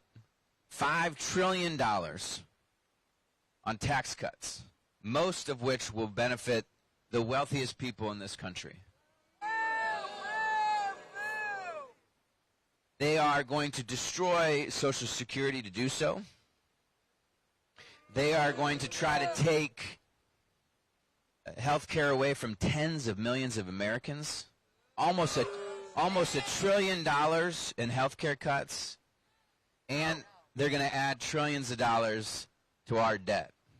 Now, I just want to make sure that as we take on this fight, and I assure you that we are ready for this fight. I mean, I assure you, we may not have been ready for RFK or Pete Hegseth or the fact that he might trade sides in a war, although we know he might have. We knew it was possible, but we are ready for this fight on this budget. I can assure you that both in the Senate and in the House, I'm on the Energy and Commerce Committee, we are going to fight back on these health care cuts. We will keep them in the room as long as we have to. We'll pull a Cory Booker. Although we'll let people drink water, but, you know, if it means that we have to hold them in that room until they say, look, and this is a math thing, and then I'll yield the mic. This is a math thing. You could do, and this is what we support, you could do tax relief for all the people who need it. Working people, middle-class families, farmers, and small businesses. Paid for by the people who make the most in this country, the uber wealthy and the big corporations, and you wouldn't have to cut a single dollar in Social Security. You wouldn't have to take health care away from anybody, and you wouldn't add a dollar to the national debt. That is the better way. But as we fight this health care fight, remember this. It may be Medicaid, but Medicaid is a program. It's health care. Okay? It is health care. And it's nearly $1 trillion in health care that they're going to take out of a system that is already struggling. Rural hospitals will close. Doctors' offices will shut their doors. People who have nothing to do with Medicaid will lose their coverage. You are talking about the fact that when all of these people lose, millions, tens of millions of people will lose their health insurance. Children will die. And that is one of the things that we will repeat over and over, not because we're hyperbolic or we're exaggerating or because we do care, but because it's true. Don't do this. Don't pass this budget. Back away. Back away from this budget because children will die. And as we take on this fight, just know that we will stand up for our federal employees because of the core services they deliver. We will keep hammering on this administration to release every one of the dollars that this Congress appropriated for our communities. That we will fight back against all the lawless removals, whether they're toddlers and U.S. citizens or not. That we will take back our tariff authority and end this global trade war that is costing Americans millions and their jobs. That we will hold these folks accountable for ignoring the Supreme Court. That we will not let this country switch sides in a war, that we will support our allies in Europe. That we will keep calling for the end of the mayhem at the Defense Department and the firing of Pete Hegseth. That we will make sure that nobody loses their health insurance, that nobody loses Social Security, and they don't add a single dollar to the national debt. We will fix this country together. God bless you all. Thank you, Corey. Thank you, Hakeem. Thank you, thank you, thank you. Congressman Greg Landsman, give it up for him once more. And thank you for recentering the fight that we're in. We made the decision to gather here because over the next few weeks, we'll be pushing back against the Republican efforts to jam this far-right extreme budget down the throats of the American people. And we wanted to make sure that heading into that fight, we were very clear with our Republican colleagues. There will not be a single Democratic vote to take away the health care of the American people. Not a single Democratic vote. And so that means, as Corey and I have been saying, all it takes is 4 Republicans in the House or 4 Republicans in the Senate to do the right thing and come to the conclusion that you don't work for Donald Trump, you don't work for Elon Musk, you don't work for far-right extremists, you work for the American people. But the start of this, before we go to the next congressperson, we have to remember how we got here. I was moved by your story. In one generation, what seemed impossible was possible. How did we get here? The great Congresswoman mentioned the Civil Rights Act of 64, Voting Rights Act of 65, Fair Housing Act of 68. How did those things happen? Do you think we got here because a bunch of senators over there one day got together on the Senate floor and Strom Thurmond pulled everybody together and said, I've seen the light. Let those Negro people have the right to vote. That's not how it happened. Do you think we got suffrage in America? The right to vote for women because a bunch of men on the House floor got together and said, hey, fellas, put it in right here, okay, on the count of 3. On the count of 3, women get the right to vote. Ready? 1, 2, 3, wait. No, that's not how it happened.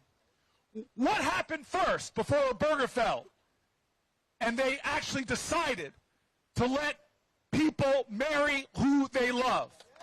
Did it happen at the Supreme Court first? Or did it start at Stonewall?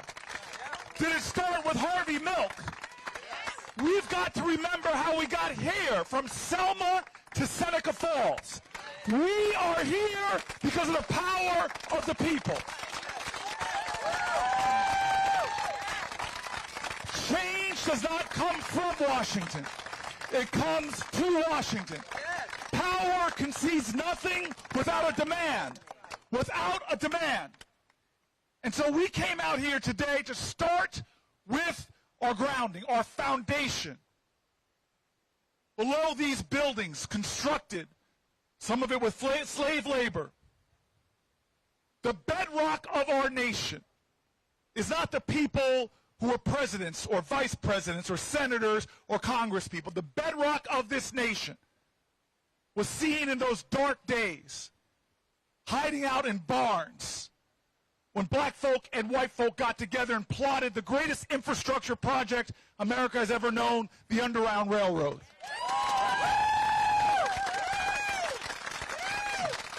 We got here because of individual Americans, like a little girl named Ruby Bridges, that when all the forces of hate were allied against her, she still stood up and said, I deserve the right to a free public education. We got here because amidst hatred and bigotry, a black woman named Fannie Lou Hamer stood up and said, I am sick and tired of being sick and tired. We got here because the first ever protest before one of our federal buildings, the first time anybody stood in protest in front of the White House, was a woman named Alice Paul, a great suffrage leader. We are here because of American activism. People who are not elected or selected, not anointed or appointed, that took it upon themselves, that said, I am the leader that this nation needs. I am the change. I am the one. I may be only one, but I am one. And so we began almost 8 hours ago, sitting right here, before the sun came up, opening up a live stream. John Lewis, when he organized in the 60s, didn't have live streams. Fred Shuttlesworth didn't have a live stream. But they had a moral imagination to challenge a nation. And so humble as we are, we serve with people like John Lewis. Hakeem and I may have big titles, but we know we're broken men. We came out here to start with our faith. We know that everyone deserves mercy. Everyone deserves redemption. We know as leaders, we haven't always lived up to the expectations of our constituencies. We know as a party, we have helped to pave the way to this moment. But we know that we got up early one morning, sat here right here 8 hours ago, and said, well, let's try to do something different and show that leadership is not a title, it is not a position, it is an action, and it is a service.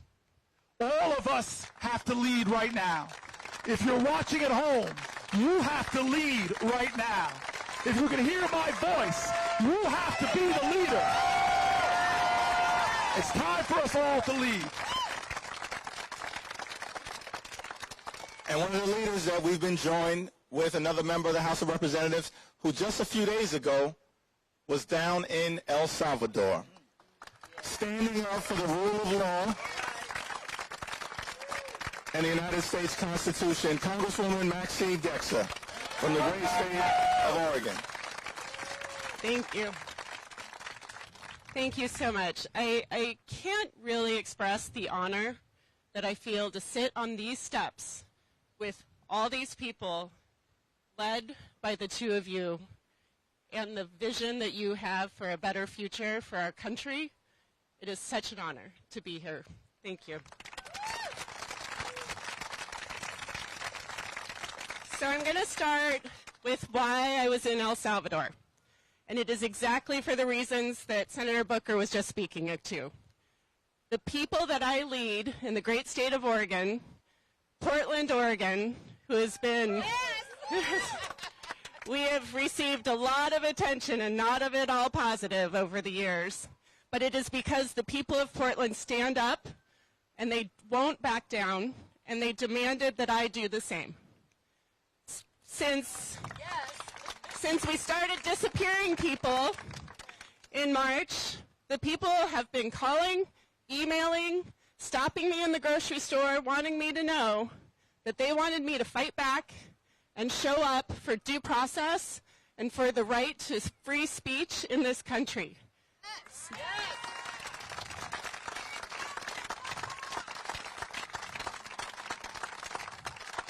I am honored and privileged to have two children, 18 and 21, who are both on college campuses, and they are terrified. They have friends who have international visas who aren't sure that they can leave the country and get back in. They are concerned that they are not being heard or represented, and the people that I represent are saying the same. So last Sunday, almost exactly 7 days ago, or it is 7 days ago, but almost exactly at this time 7 days ago, I boarded a plane with 3 other members of Congress to make sure that people understand the importance of this moment.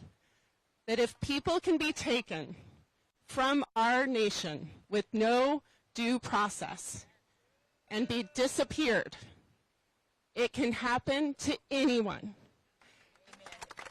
It makes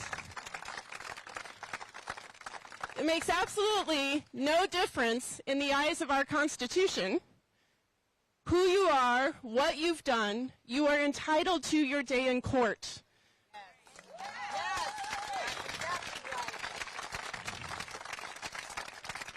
So I was honored to go to El Salvador and speak with, I think most movingly, the human rights organizations who have been organizing for 3 years since the country of El Salvador's constitution was waived and put under effectively what we would consider martial law. They've lost their rights, and they have been disappearing people in El Salvador for 3 years.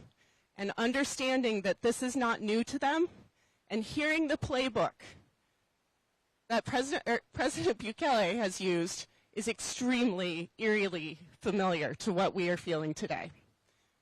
I am a critical care physician, and the only reason that I am is because I had a community that was resilient and invested in its children. I am the first in my family to go to college.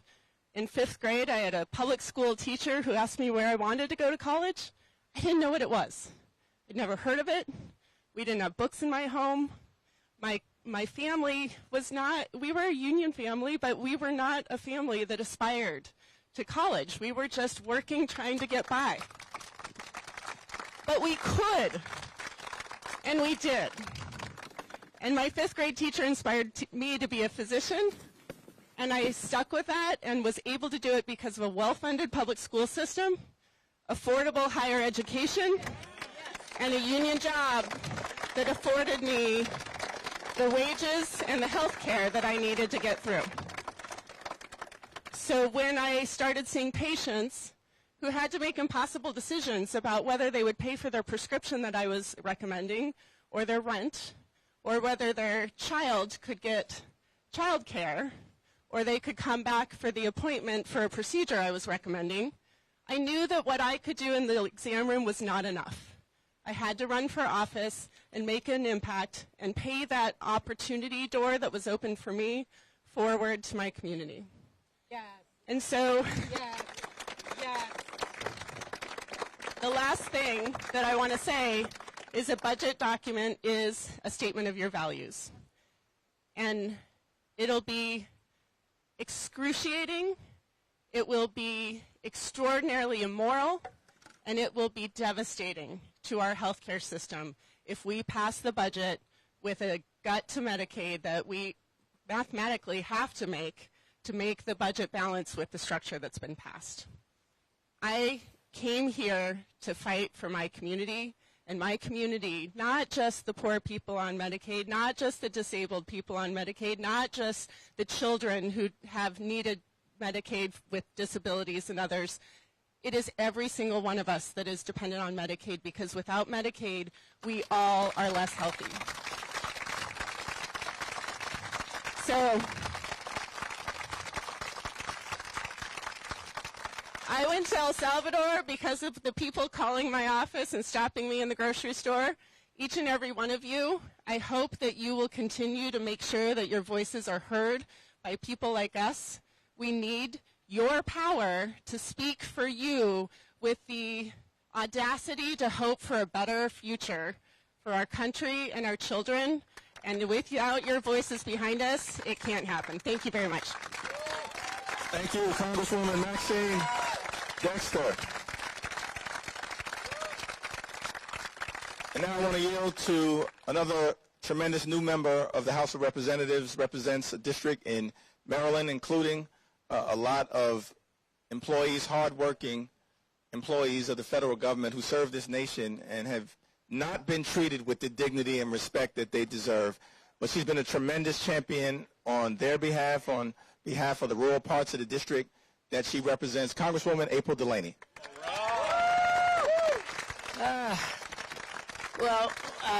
Like I am blessed to be here as the 119th member of Congress freshman, and I have to say it's a beautiful Sunday, but when I saw Senator Booker and Leader Jeffries here on a Sunday talking about their values and what it means to be members of Congress, but as Americans and what we as. I had to come and I didn't realize it was your birthday. It's my daughter Gracie's birthday this weekend as well. But we got it. But happy birthday. But I had to come and show up. And in my family, John and I always say you can't fake showing up. And these two show up, but we all have to show up. We have to show up across this country. It's not just about the 535 members of Congress, but across this country we have to show up and change the court of public opinion. So, although I was raised a farmer's daughter in Idaho by the power of scholarship and blessing, I went to Georgetown Law Center. And I am now a member of Congress from Maryland's 6th District, which goes from Up County, Montgomery County, all the way to West Virginia and Pennsylvania. It's a lot of rural parts, suburban parts, urban parts, but I guess I want to speak to something that is very near and dear to my heart with respect to this budget and what it means about our values. And I, as a farmer's daughter, sit on the Agriculture Committee. And we are dealing with a farm bill that has not been dealt with since 2018. And part of that farm deal deals with SNAP. And that supplemental nutrition really deals with a lot of the food insecurity in this country. And in the 6th District, 1 in 10 families depend on SNAP. And 30% of the kids in Western Maryland in the schools have free and reduced lunch. And it's a big deal because I don't care who you are or where you come from, no child in this country should go to bed hungry. It's not who we are, and it's not who we are in our faith. But there is, under this continuing resolution bill, this budget reconciliation, $230 billion have to come from the Ag Committee. And I voted against it. I said, there's no way that that adds up, and that some of that comes from SNAP. And so I started talking about this. They said, no, it doesn't, but it has to. And the problem is that not only is it immoral, and we should, a lot of the people, they say, with work requirements, a lot of them are working. A lot of them are farmers. A lot of them are people who are single mothers who are working long jobs, and they need that additional food assistance. But the interesting thing is, this administration is really penny foolish and pound foolish, because these cuts are silly in that they actually help us economically, and they help us, our security and well-being. So for every dollar of SNAP, you know what? We get $1.50 back in economic benefits. Our farmers are able to sell their crops. Our small businesses. So it makes sense on an economic basis. But more importantly, there's a lot of health care costs. Kids can learn, and they can actually not go to school hungry, that their cognitive skills are developing, and less health care costs for those who go to work. So as I sit there, are we going to allow across this country for them to cut SNAP and for us to? Absolutely not. And something I really am pushing so much and leaning into. The other big thing is, in my district, I represent 35,000 government workers. And these are incredible agencies. I represent NIST, which is esteemed around the world as an innovation and powerhouse of research. NIH, National Institute of Cancer. Fort Detrick, those are deathly pathogens, and keeping our country safe with Ebola. And our Fire Academy. Our Fire Academy, we had classes cut for our firefighters and our first responders. Does that make any sense at all? No. So I really am a big believer in the value of research. And I think that that research dollars is how we make sound business decisions, sound government decisions, but also powers U.S. innovation and supports our national security. But these cuts have been senseless, and a lot of these government workers have been either laid off or on probation. But the good thing is the courts are holding. We've got a lot of pushback from the courts, and a lot of those workers are being reinstated.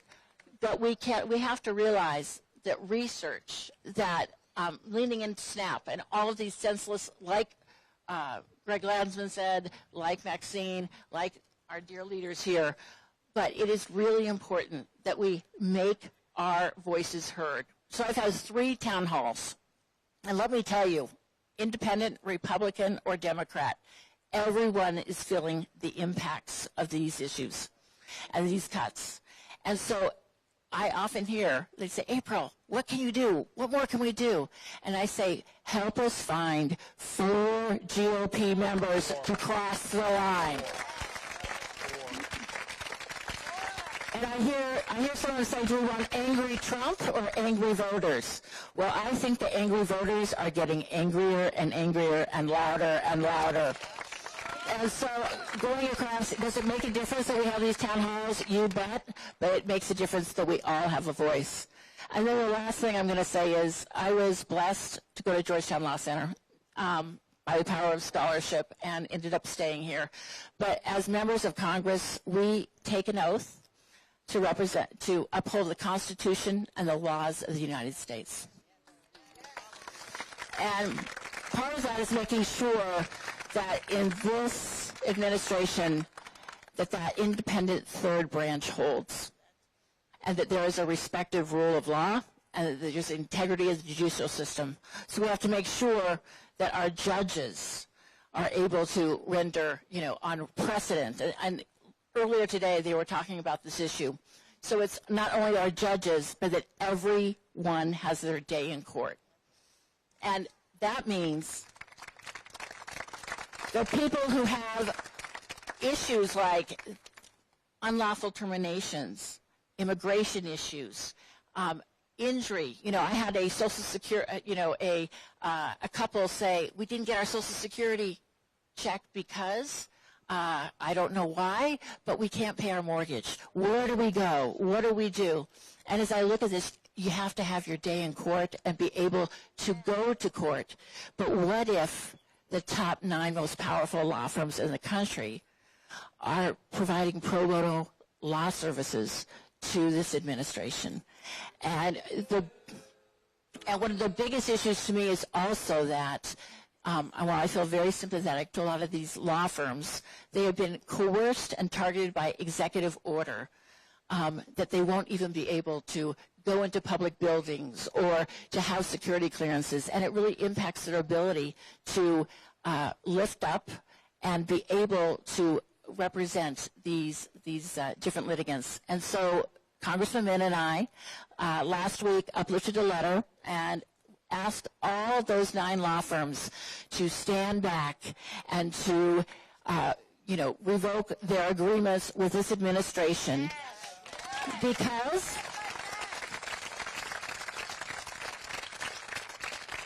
we believe that there can be conflict of interest. There can be an inability for them to vigorously defend other litigants against this administration, but more importantly, we need to keep the integrity of the whole judicial system writ large.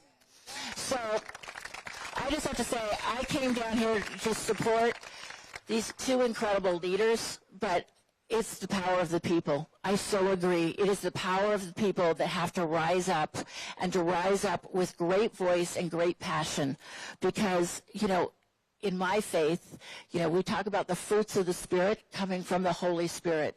And you talk about joy and faithfulness and gentleness and mercy and self-control. I'm not seeing a lot of those from President Trump. I'm seeing some, and we need to think about how we take our faith, we lift it up, and we provide and have a brighter, more prosperous, more equitable future for all of our children and our grandchildren. And that's what we do, and we are supposed to do, coming together in this great institution called the United States Congress. Yes. So thank you both. Happy birthday. I really appreciate it, and thank you. I had to come here to support you all. I love that, April. Thank you. That is tremendous. One more round of applause for the Congresswoman. Two people have to leave before we get to our next speaker real quick. I just want to say thank you. This young lady has been out here for literally 8 hours since we began at 6 a.m. And I just wanted to let you say, this is a little, we said we're going to be jazz, entrepreneurialism, but just say a quick word before you go. All I wanted to say to the senator before I left was I saw you all on live stream at 6:15 a.m. when I woke up. I ran from my apartment here. I'm type 1 diabetic. I take insulin in order to live. If I didn't have it, I would die. That is just a fact. I was diagnosed when I was 6, and that there are millions of Americans that are like me, and that their health care is being threatened right now. That's why I'm here. I'm so excited to see everyone. Thank you, thank you. I know you've got to go. Truly so much. the 8-hour club. All right, Marilyn, you have to go too, real quick. Yep. So, two things I want to say, and this is very important. You keep hearing about the number 4. All we need are 4 Republicans to cross the line. But I want to make sure you all understand something. We want to hear from you, but we cannot let our Republican colleagues not hear from you either. And this is important for 2 reasons. Just because you can't vote for them does not mean that they don't take votes that affect you. And I tell folks, I'm not here to shame anyone for who you voted for president, but as a member of Congress, I have a duty to remind you that they are lying to you, they're stealing from you, and they don't care about you. So let's show up together, let's use our voices, and let's hold every member of Congress accountable. Thanks so much, everyone, for being here. Thank you. All right, everybody. We began this by talking about our faith traditions. He said it first. It's been quoted many times. Faith without works is? Dead. I can't hear you. Faith without works is? Dead. We know that it's not enough to have faith. You need to do the work. And so I am very grateful for somebody who is truly a foot soldier for justice, who understands that Christianity or church is not about 4 walls. It is about what you do in the community. If you want to say that you're a Christian, I know the old hymnal. They will know we are Christians by our love, by our love. They'll know we are Christians by our love. We are proud to have here from the Council of Churches USA, Reverend Dr. More titles than the Congressional Library, Reverend Dr. Leslie Copeland Thune. Amen, amen. Good afternoon. This is the day that the Lord has made, and we shall rejoice and be glad in it. I am so happy glad, as we sometimes say in my Baptist tradition, to see all of you out here, to be amongst you, to be standing in public witness to justice and to peace. I believe in my heart and in the work that I do, working for the National Council of Churches. We have 37 member denominations in about 100,000 congregations across the country. And we believe that we have a responsibility to our neighbor, that the work that we do, faith without works is dead, and that we're supposed to show up, we're supposed to speak out, we're supposed to stand up. I have been looking at this budget. Budgets are moral documents. And with this budget, I wouldn't just say no, I would say hell no. Yes! And hell is a biblical word. It's a biblical word. And I would say that, I grew up in New York, so I would say that we have to stand up against this budget. What they're trying to do, it seems to me that the cruelty is the point. Why would you take food from children, school lunches, SNAP from people who are hungry in the richest country in the world? Why would you do that? It has to be the cruelty. Why would you want people to be sick and sicker and not be able to get the health care that they need? And so Proverbs 22:22 says, do not rob the poor because they are poor. And it also talks about what God's response is to people who rob the poor because they are poor. And so what we're going to do is we're going to call our members. We're going to knock on their doors in district and out. We're going to call our family members, our church members, and our friends, and we're going to tell them to call Congress and tell them no to this budget. 4 is not that much on either side. 4 is not that much. But what we need from Congress is moral courage. We've been out on Wednesdays, amen, talking about moral courage. There's so many scriptures in the Bible that talk about fear not. Do not be afraid. And if you are elected member of Congress, you ought not be more concerned about your job than about being faithful to not only the Constitution, but to your faith.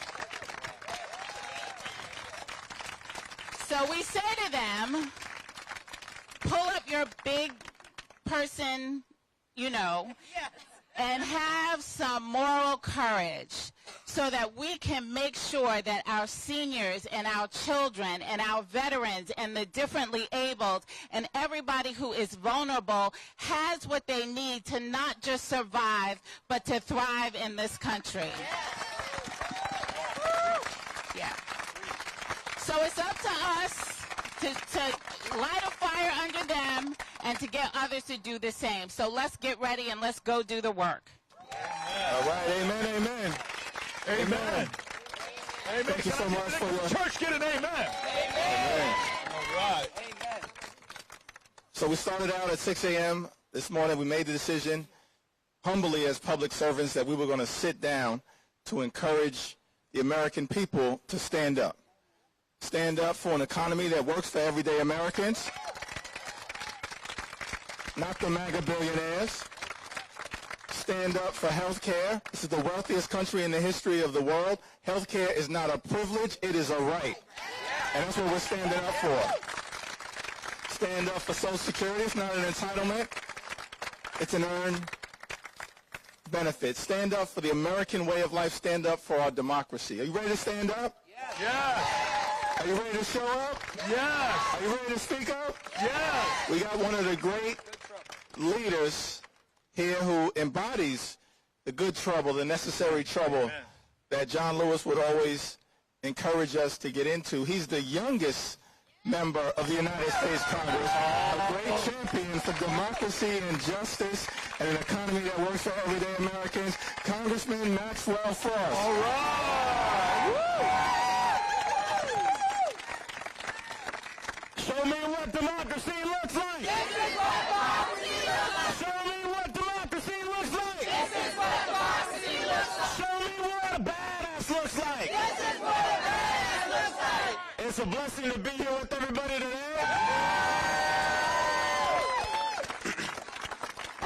I'm gonna share with y'all something that's on my heart right now and that I've been thinking a lot about. I got involved in politics when I was 15 years old because I didn't want to get shot in school. Hello? And it's interesting because I come from the gun violence prevention movement, a movement where the times when the most people cared about what we had to say directly correlated to when somebody would walk into a school and kill a bunch of kids and students. And we're in this moment now, and I think we're in the moment that calls for all of us to be organizers. Because the true testament of an organizer is what you do when nobody's paying attention, but the true testament of a movement is what you do when the world is watching. And the world is watching our country right now, and watching all of us. And I'll tell you, like Senator Booker and Speaker Jeffries, Leader Jeffries, Speaker Jeffries soon, yes, speak into existence. I've been traveling the country a lot, specifically going to districts currently held by Republican members. And I'll tell you, the top thing I hear about from people in these districts, especially Republicans, is they're asking, where the hell is my representative? Where is my representative? Because here's the thing, they're working to cut benefits and things that working people have earned, not just our entire lives, but for generations. And the reason they want to do this is to give billionaires and mega corporations a tax cut. To do the largest transfer of wealth from the poor and working class to those who don't need anything else. But that's horrible, but here's the worst part, is they don't have the guts to confront their constituents. This isn't about Democrats versus Republicans. It's about the people versus the problem. The people versus the problem. And to get through this, of course, it's going to take leaders in Congress stepping up, and we're here and thinking outside the box, because these aren't normal political times right now. But it also requires the people, and the people to do what the people do best. And whether it's protesting, whether it's showing up to these town halls, whether you're an artist and it's using your art to bridge the gap between cool and consciousness, whatever it is, this is how we're going to win. Bridging that gap between culture and advocacy. And so I'm proud to be here today. We know this is about defending Social Security, Medicare, Medicaid, defending food assistance, defending our veterans. But it's not just about defending. It's about defending and then showing the country what we want to do. Because what we want to do is see the world through the eyes of the most vulnerable and create a country that has true freedom. Freedom of economic prosperity, the freedom to go to church, to go to school without the fear of being gunned down. That's what it is.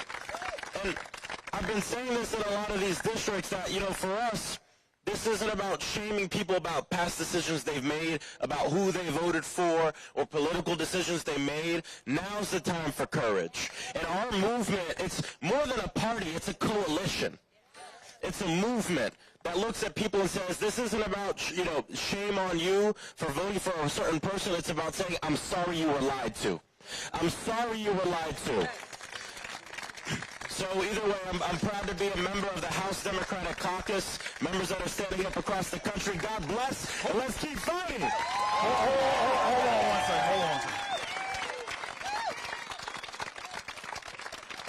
second. Corey, do you see how we do it in the House of Representatives? Listen, it would take 3 Maxwells to add up to the average age of the Senate right now. But we still know how to get down on our side of the Capitol, too. This is a south side versus north side of the Capitol, little rivalry. But I do want to ask the youngest person, not just in the House of Representatives, the youngest person in all of Congress right now. I want to ask you, because I see lots of people talking down to Gen Z. Literally, they say they don't care. And I've seen some young people. How many hours have you been out now? Since 8 a.m. Okay, so you're at the 6-hour club. Okay, and you go to American University? Yes, we got some American gentlemen right here. How long have you been out here? Since 9 a.m. Okay, so I think it's insulting when I hear people talk down to young people who I watch from some of the people that were leading in the gun violence movement, from Parkland to some of the young brothers in Chicago standing up and leading. I see them leading in reproductive rights around coast to coast. I see young people leading. Now, there's many people from all ages that are surrendering to cynicism. They think they don't have power. They don't think they can make a change. They're giving up on the American dream. But I see leaders in your generation say, nah, Like Langston Hughes said, there's a dream in this land with its back against the wall. To save the dream for one, I'm going to save the dream for all. They say, America never was America to me, but I swear this oath America will be. I see people saying, in our generation, you may have sullied the dream. You may have failed to live up to the dream, but my generation, we will redeem the dream. And so I'm from a Gen Xer, from 2 Gen Xers who sat down in honor of the baby boomers. And why you giving away my age, bro? Okay, 1 Gen Xer, 1 millennial. I got the heart of a millennial. Come on. Could you say a word about this idea of what young people can do, of what the power that young people have? You may be the youngest in Congress, but the leadership is not a title, it's not a position, it is an example, and it is an action. Can you talk about that for a minute? No, I really appreciate bringing this up, because it's about the power that young people have, but it's also about where that power stems from, and the fact that we have bore witness and been a part of so many tragedies. I mean, I think about when I first got to Congress, right here on these Capitol steps, I remember the night before, my first elementary school for my district was coming up here, and I was so excited to talk with everyone at the front of the Capitol steps, inspire all these kids to get involved in politics. They were 6, 7 years old. And the question I was excited to ask was, if you could pass one law, what would it be? I'm like, they're going to say, ice cream for dinner, no homework, soda in the water fountain. And so I asked this question, and a little girl raises her hand, and I point to her, and she says, I would ban assault weapons so I don't get shot in school. I picked another one, another kid. He says, I would make sure that we can save our planet. And the reason I bring this up is because the young generation is stepping up, because many times, actually I'd say all the time, the people closest to the problem are going to be closest to the solution. And so many young Americans are seeing the failures of so many leaders in our system who don't have the backbone to stand up. And being young isn't just about being the leader of tomorrow, it's about being the leader of today. Leaders of now. And so we know that most of the successful mass public movements in this country, you've seen who's been at the center or helping to lead it, and it's been young people. And it's because we carry that fierce urgency of now, that we can't wait to